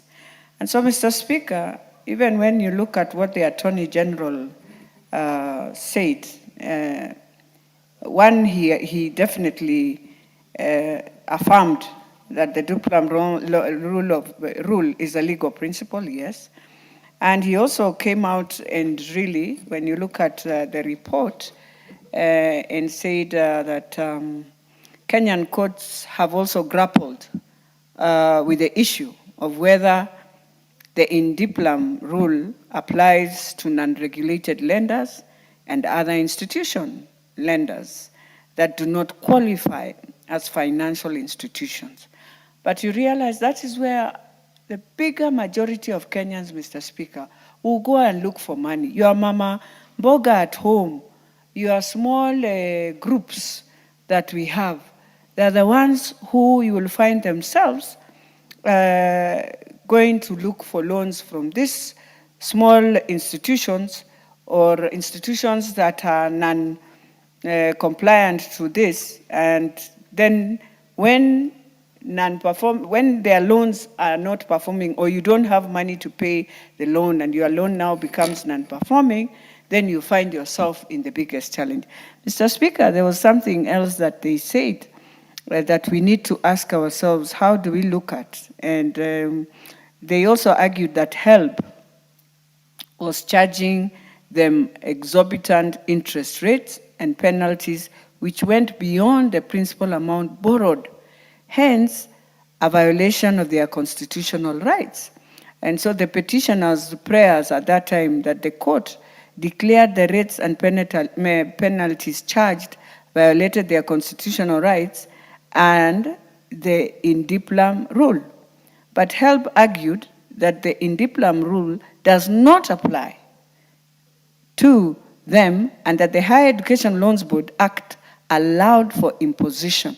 So you see, if we do not, as a House, Mr. Speaker, come up on a way to handle this, we will always end up in court with the same challenge. So it is for us to ask ourselves in the House, do we now open up the rule to ensure any financial institution, Mr. Speaker, that is lending money must adhere to the Duplam rule, or how do we do this so that we offer protection to all borrowers is a question that we need to ask ourselves. The other thing, Mr. Speaker, that we need to now look at in this report is the central bank, the way my chair has really stipulated. So I'll just read one that central bank now brought out, that the maximum amount shall include the principal owing when the loan becomes non-performing, interest in accordance with the contract between the debtor and the institution, incurred not exceeding the principal owing when the loan becomes non-performing, and expenses incurred in the recovery of any amounts owed by the debtor. Now, when central bank tells you that, that's another challenge, Mr. Speaker, that we need to ask ourselves, and we need to look at the Banking Act and look at the microfinance and see how to, the microfinance bill of 2025, so that we now clean this challenge that we are facing. And right now, because of the many challenges Kenyans are facing, I think this is what you will find in our commercial courts. Every judge trying to see how to assist the borrower.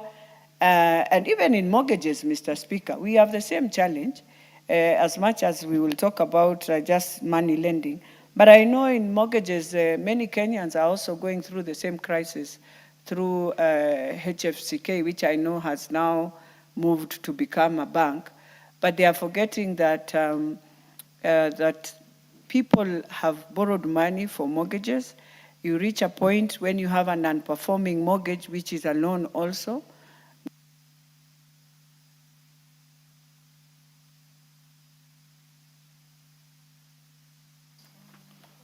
Why has Honorable Beatrice Elachi been disconnected?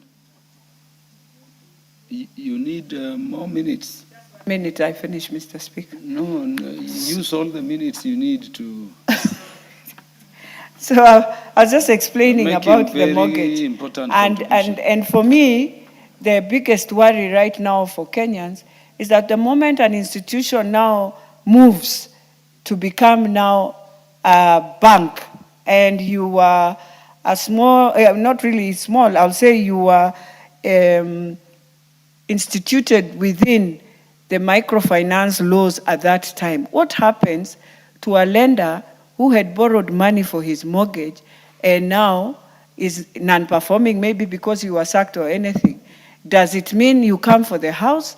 Does it mean you are able to look at what he had borrowed vis-a-vis now the penalties that are there and tell him you had already paid your loan, for example, what you had taken, Mr. Speaker, but now it is your penalties that is making you lose your house? I think this is one thing we must try in this house, to reorganize it for Kenyans, and then we will find ourselves having a healthy nation where nobody just loses their matrimonial homes because of challenges they have faced when they have borrowed money. With that, Mr. Speaker, I beg to support.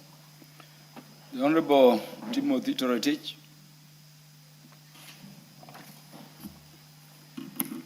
Thank you, Honorable Speaker, for that opportunity to comment on this very, very important petition. Honorable Speaker, for me, I think since I came to Parliament, this is one of the most fundamental discussion that we are having in regard to protecting our people from exploitation by unscrupulous Kenyans. Honorable Speaker, Article 46 of our Constitution provides in very clear terms on rights and fundamental freedoms insofar as consumer rights are concerned. Honorable Speaker, Article 46(1) provides that consumers have a right, that is 1B, to A, to goods and services of reasonable quality, B, to the information necessary for them to gain full benefit from goods and services, C, to the protection of their health, safety, and economic interests. And, Honorable Speaker, very important, Article 46(2) provides that Parliament shall enact legislation to provide for consumer protection. Honorable Speaker, enacting legislation, in my interpretation of this provision, means also amending a legislation to protect the interests of consumers. Honorable Speaker, the petition to anchor the in-diplom rule in the Consumer Protection Act, Cap 501, Honorable Speaker, is very important. Currently, under Section 44A of the Banking Act, Honorable Speaker, it provides in part that interest on a loan ceases to accrue once it equals the outstanding principal amount when a loan becomes non-performing. So, Honorable Speaker, there are these institutions, the small enterprises. Some of them, some also call themselves Shylocks. Honorable Speaker, that operate totally outside the law. Honorable Speaker, these are institutions that are exploiting our people. They have put endless accumulation of interests. Honorable Speaker, they have been harassing our people right, left, and center. Honorable Speaker, you borrow a loan from what you call a Shylock. The logbook is a security. You default. Honorable Speaker, the interest is compounded within 3 months, 4 months. An individual ends up losing the vehicle, losing the house. So, Honorable Speaker, this law is very important for us to amend the Consumer Protection Act so that we limit the amount that an individual is to pay once they borrow a loan from that particular institution. Honorable Speaker, funny enough, these institutions do not pay taxes. Therefore, because they are unregulated, they are operating outside the Banking Act.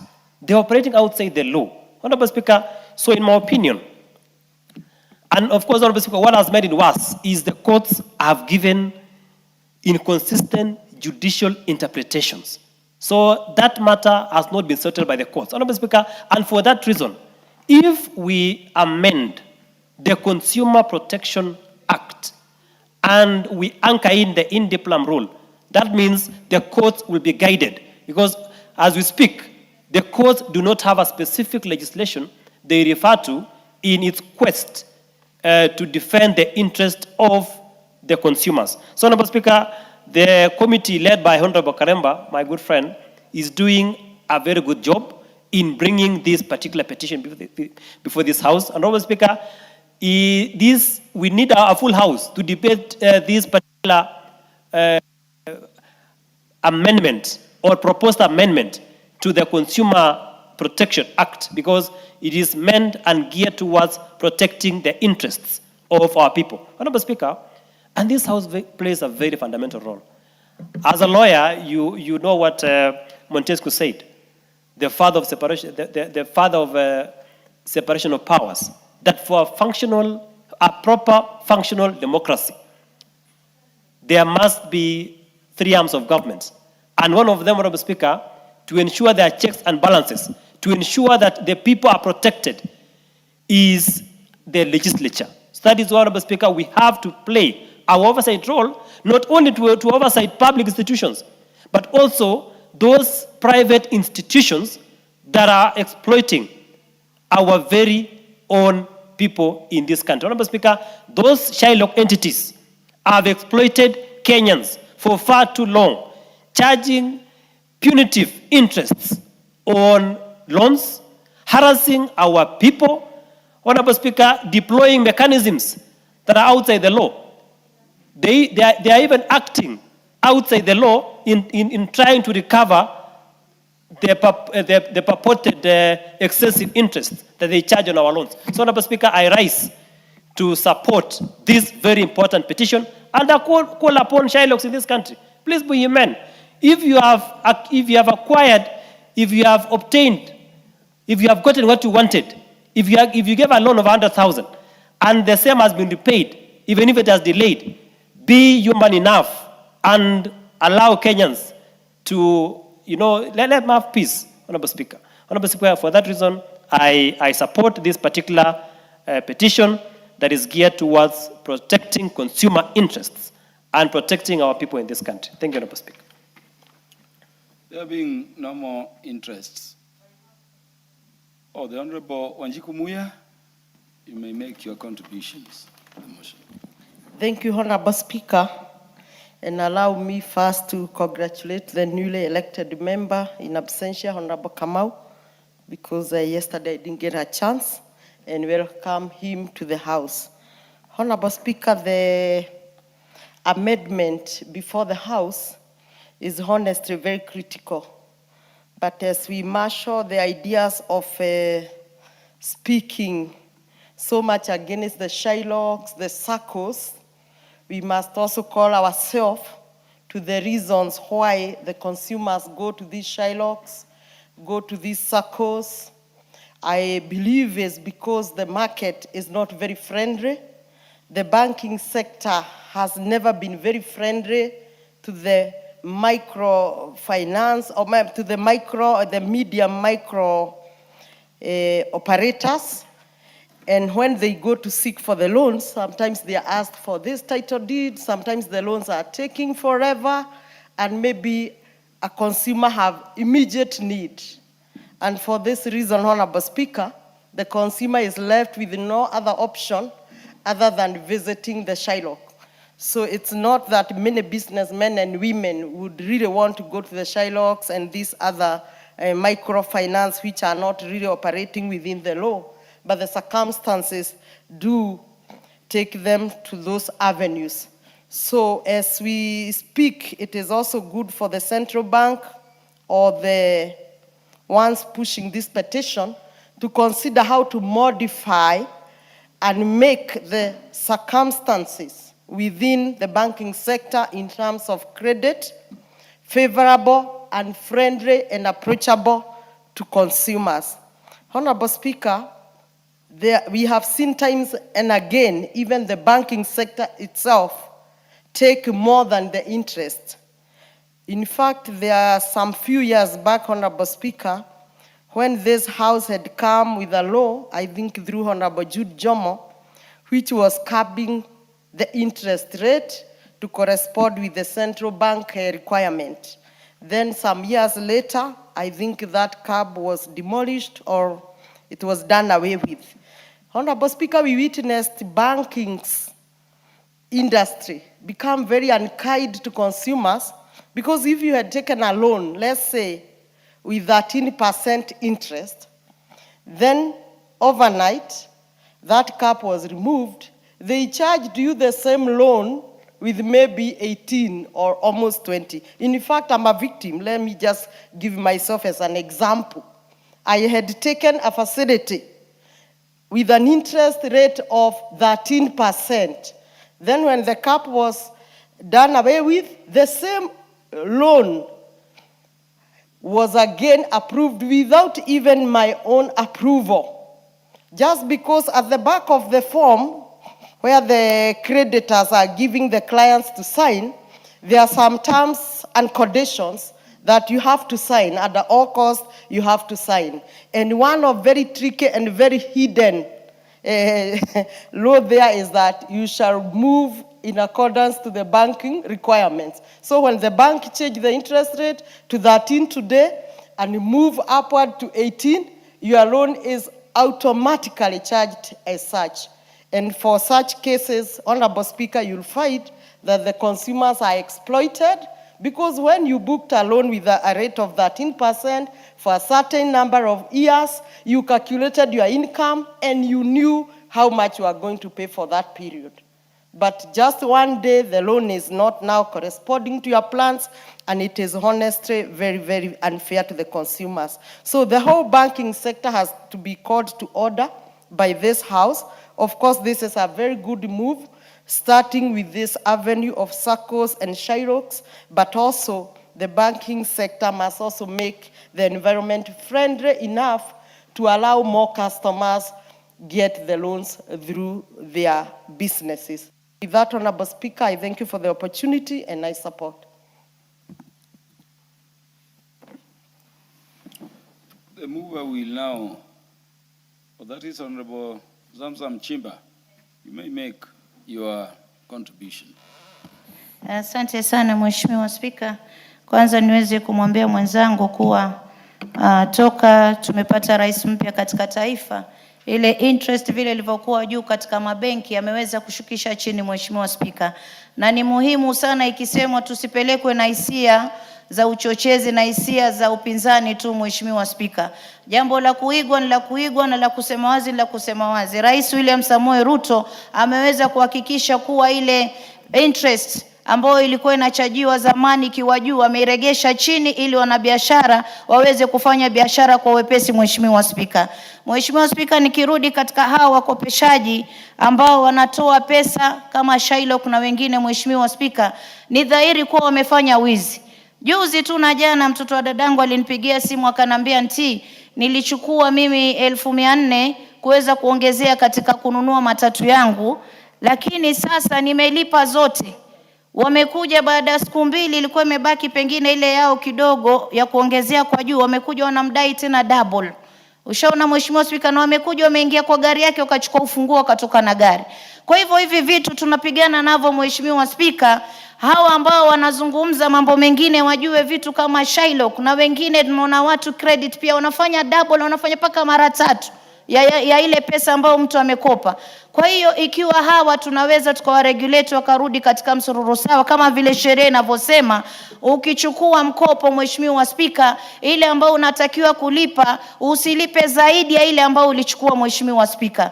Kwa hiyo mimi nasema hii sheria na nasema tuweza kuipiga support Mheshimiwa Spika, na niseme tu tena nikirudia, Rais amejaribu.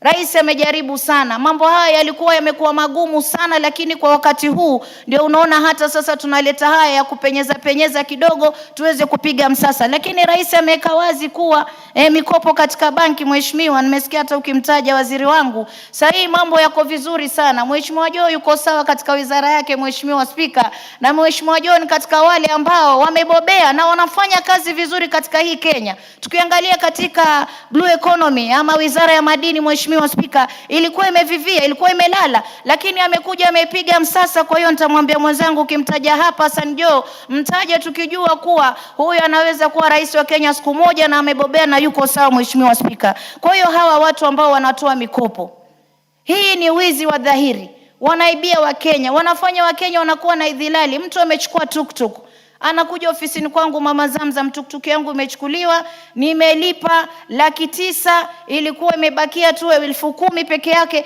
Tuktuk amechukua na wananiambia hawaregeshe, wanaenda kuipiga auction. Kwa hiyo sheria kama hizi tukiweza kuzitunga ziweze kutetea hawa watu wa pikipiki, wa bodaboda pia wanahangaishwa, watu wa tuktuk wanahangaishwa, watu wa magari wanahangaishwa, na hata wale wenye kuchukua tu mkopo, mtu anakuja na bebewa vitu ndani ya nyumba yake. Kuna mfano mmoja nimeona kina mama wa Kisauni Mheshimiwa Spika, wamenifuata juzi wakaniambia, Mama Zamzam, ulikuwa na sisi katika chama. Manake mimi nimeanzia mbali Mheshimiwa Spika kuingia katika bunge hili. Mimi pia nilikuwa hasla kule chini, nilikuwa na kaanga maamri yangu, napika chapati maragwe tukiwa tunachanga kidogo.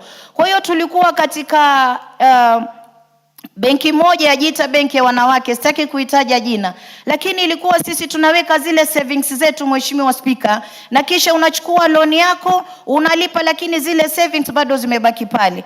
Kwa hiyo wakati wa kuondoka, manake mimi niliacha nyuma wenzangu, pia savings zangu niliziacha, mpaka wale kina mama wamezuiliwa kuchukua pesa zao, na hii benki imekatalia ile pesa ya kina mama. Kwa hiyo ni vitu ambavyo sisi tunaangalia, na hivi karibuni mimi mtaniona tu pengine kwenye matelevisheni nikiwafuata, kwa sababu mimi nilikuwa katika kile chama na najua wale kina mama walikuwa wanafanya, unapata uzito gani kuweza kusave na wao. Kwa hiyo ni vitu ambavyo tunaangalia, na niweze kuunga mkono mjadala huu wa leo, na niseme lazima sheria ifuate kikamilifu. Asante sana Mheshimiwa Spika.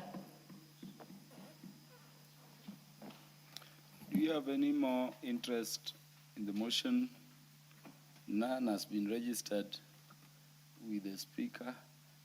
The mover will now reply. And Honorable Karemba, as you reply, you need to look at your committee recommendations. Roman number 2, which I think the last recommendation. I'm looking at the standing order provisions you've referred to in terms of standing order number 208A, C, and standing order number 114A, B. It appears we have omitted some figure before C in standing order number 208A, and before B in standing order number 114A. And so, as you reply, I think you may look at those standing order provisions and make necessary insertions so that the committee recommendation is like an arrow, sharp and clear in terms of the provisions pursuant to which they're being made.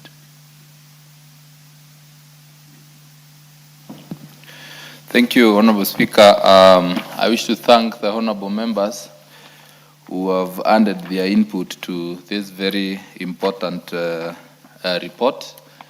And I'm in agreement with them that we have got to put to an end, to a stop, the exploitation of the many Kenyans who have gone to these lending institutions looking for help, but they end up losing even the little they had through this exploitation. Honorable Speaker, I would have wished that this House was full so as to give more honorable members an opportunity to speak to this very important matter.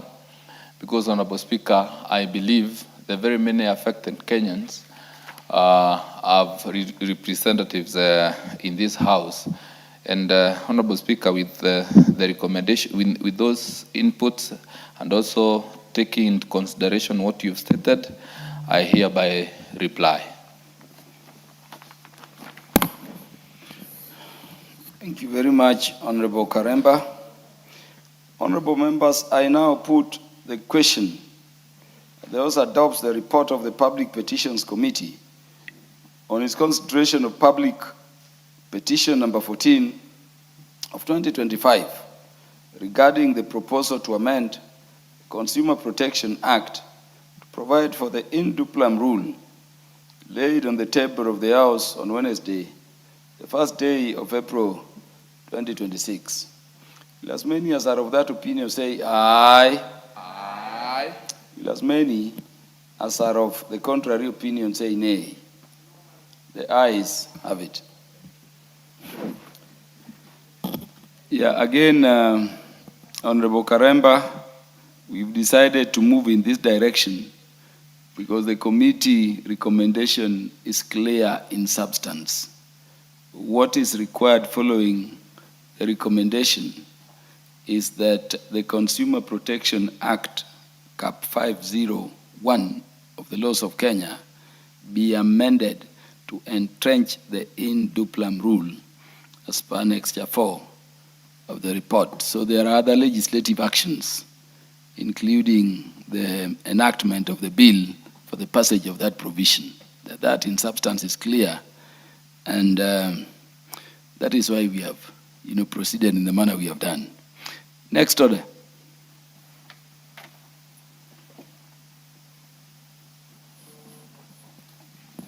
Order number 14, motion. Report on the audited financial statements of selected state corporations in the roads and transport sector. The Chairperson, Public Investments Committee on Commercial Affairs and Energy.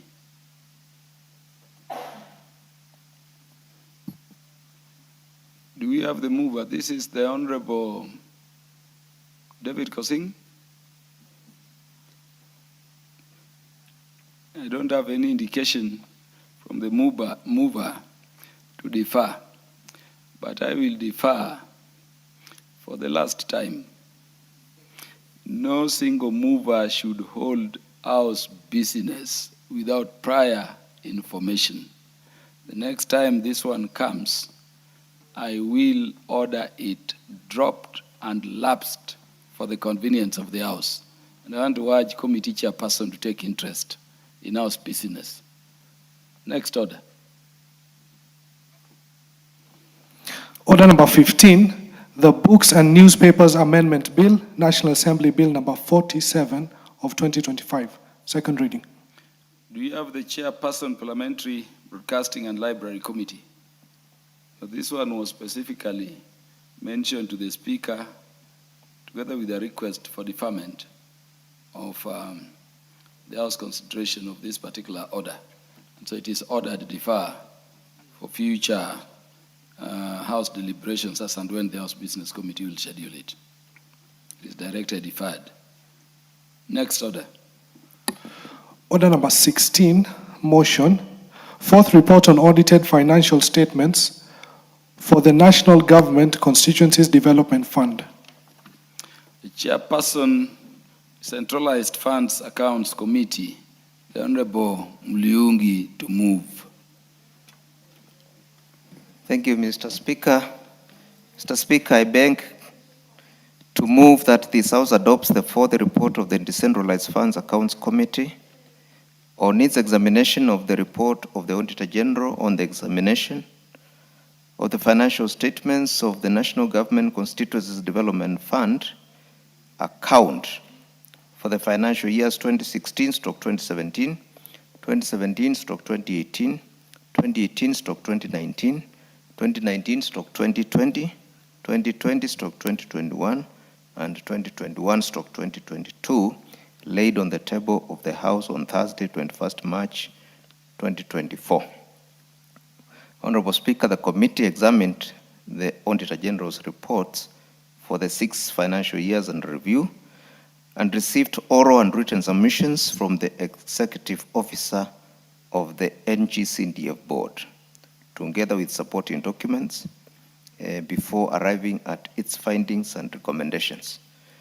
Honorable Speaker, the fund is disbursed by the Treasury for onward transmission to the 290 constituencies. So therefore the board is only a custodian and the managers and a transmitter conduit for the money. So there isn't much on this fund. It's just transmission. Therefore, Mr. Speaker, in its examination, the committee made the following observations: that the NGCDF board received unqualified audit opinions for the said financial years, that the financial year 2017-18, 3 audit matters were raised, all of which were satisfactorily resolved upon examination of the management's responses.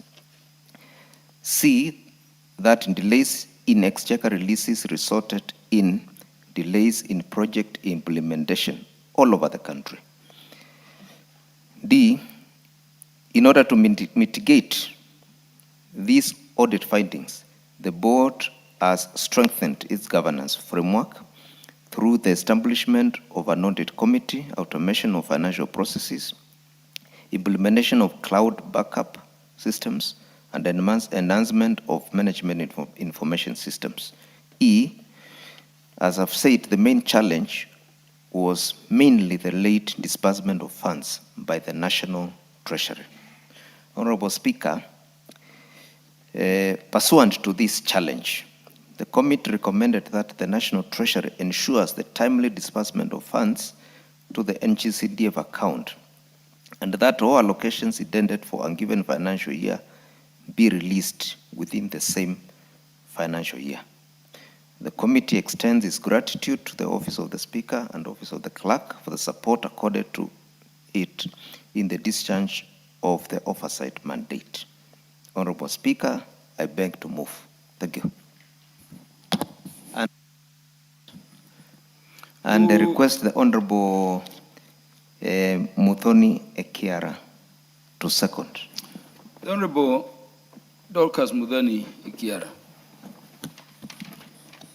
Honorable Speaker, for correction, Honorable Speaker, my name is Dorothy Muthoni Ikiara.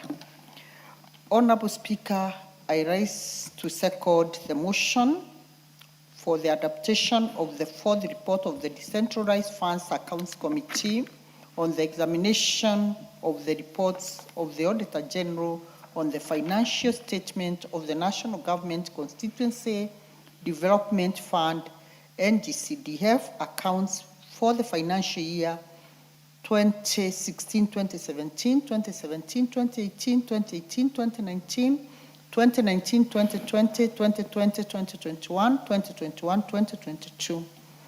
Honorable Speaker, the committee has presented a balanced report that demonstrates the value of robust parliamentary oversight. Its examination confirms that over the 6 financial years under review, the National Government Constituency Development Fund has made measurable progress in strengthening financial management, governance, and accountability in the administration of public funds. Honorable Speaker, all the issues that our chairman has highlighted, Honorable Speaker, are issues that have been put into consideration, and Honorable Speaker, wanting to say that the fund is doing very, very, very well. Honorable Speaker, for those reasons that Chair has raised, I urge honorable members to support the committee's recommendation and adopt the report. Doing so will reinforce parliamentary committees to sound public financial management, accountability, and prudent utilization of public resources for the benefit of the Kenyan population. Honorable Speaker, I beg to second. Honorable members, I propose the question. This House adopts the fourth report of the Decentralized Funds Accounts Committee.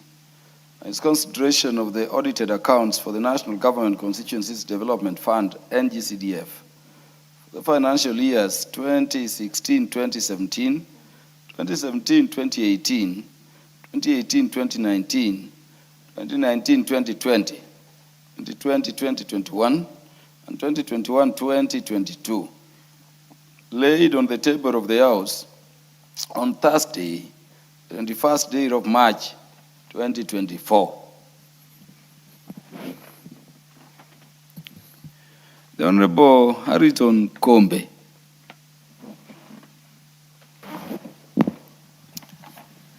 Thank you, Mr. Speaker. Mr. Speaker, I do wish to support the report,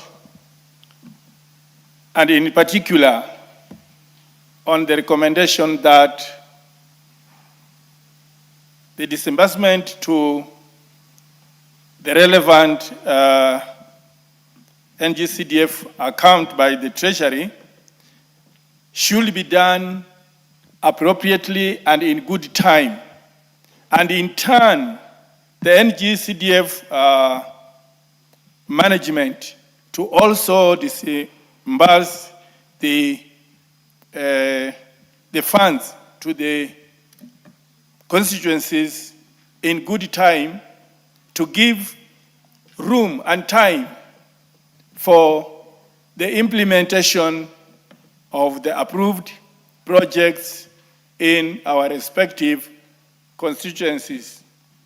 Mr. Speaker, with those few remarks, I do support.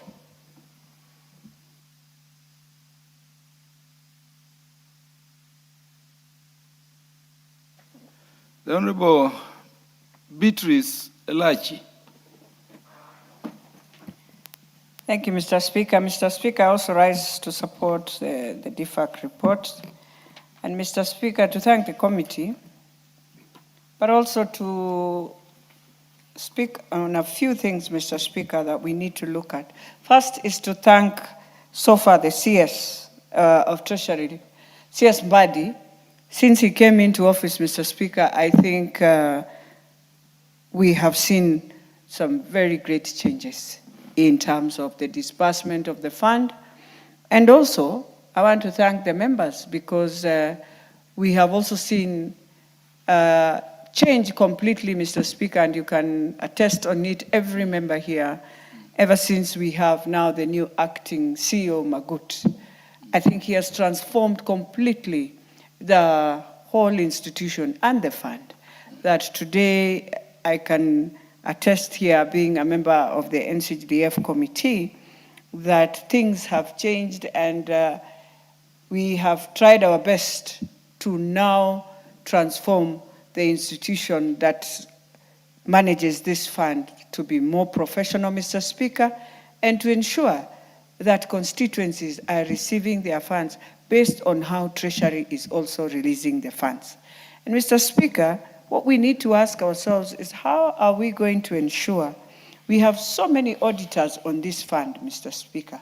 I think you find 6 auditors auditing one fund. I think we have to have a conversation with the Auditor General so that even when they are auditing, you find constituencies, each of them, their audit reports are very interesting when you read them. One audit team will say this, the other one this. And I think the most important thing why we passed as a country that we would want to have an auditor was to help us that to clean within our institutions so that when you bring in your report and you have spent public resources, those resources are spent well.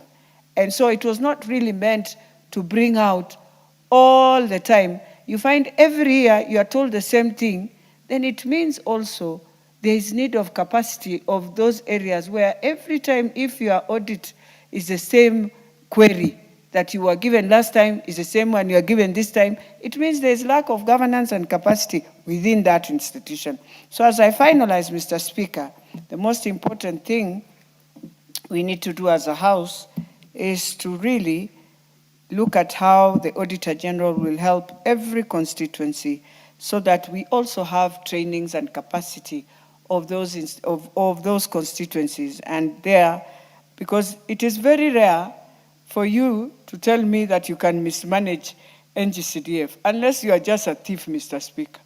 But it is very rare. The way we have put in the framework on how NCGDF works, it is rare for you to take money and misuse unless you have decided you are just a thief. That is what I can say, Mr. Speaker, with the same words. And so this is one framework in the country. If it is borrowed even at the national level, we will reduce this corruption we have, we will reduce misusing our own public resources. With those few remarks, I beg to support. There being no more interest, the mover will reply.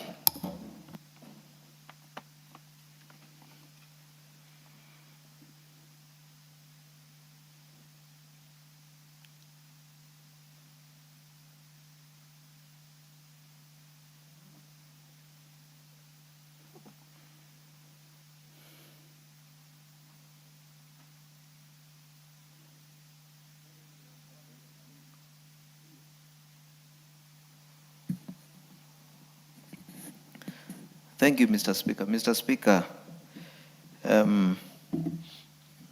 as I reply, I want to agree with the Beatrice Elachi that since the Honorable Mbandi became the CS for Treasury, because he was one of us, he understands everything about CNDF, about Parliament, there has been changes and the money has been coming faster. In fact, even in the political parties fund also, has been coming faster than before. And we hope next financial year, all the money for CNDF will come before the general elections. Before the general elections. Therefore, Mr. Speaker, I beg to reply.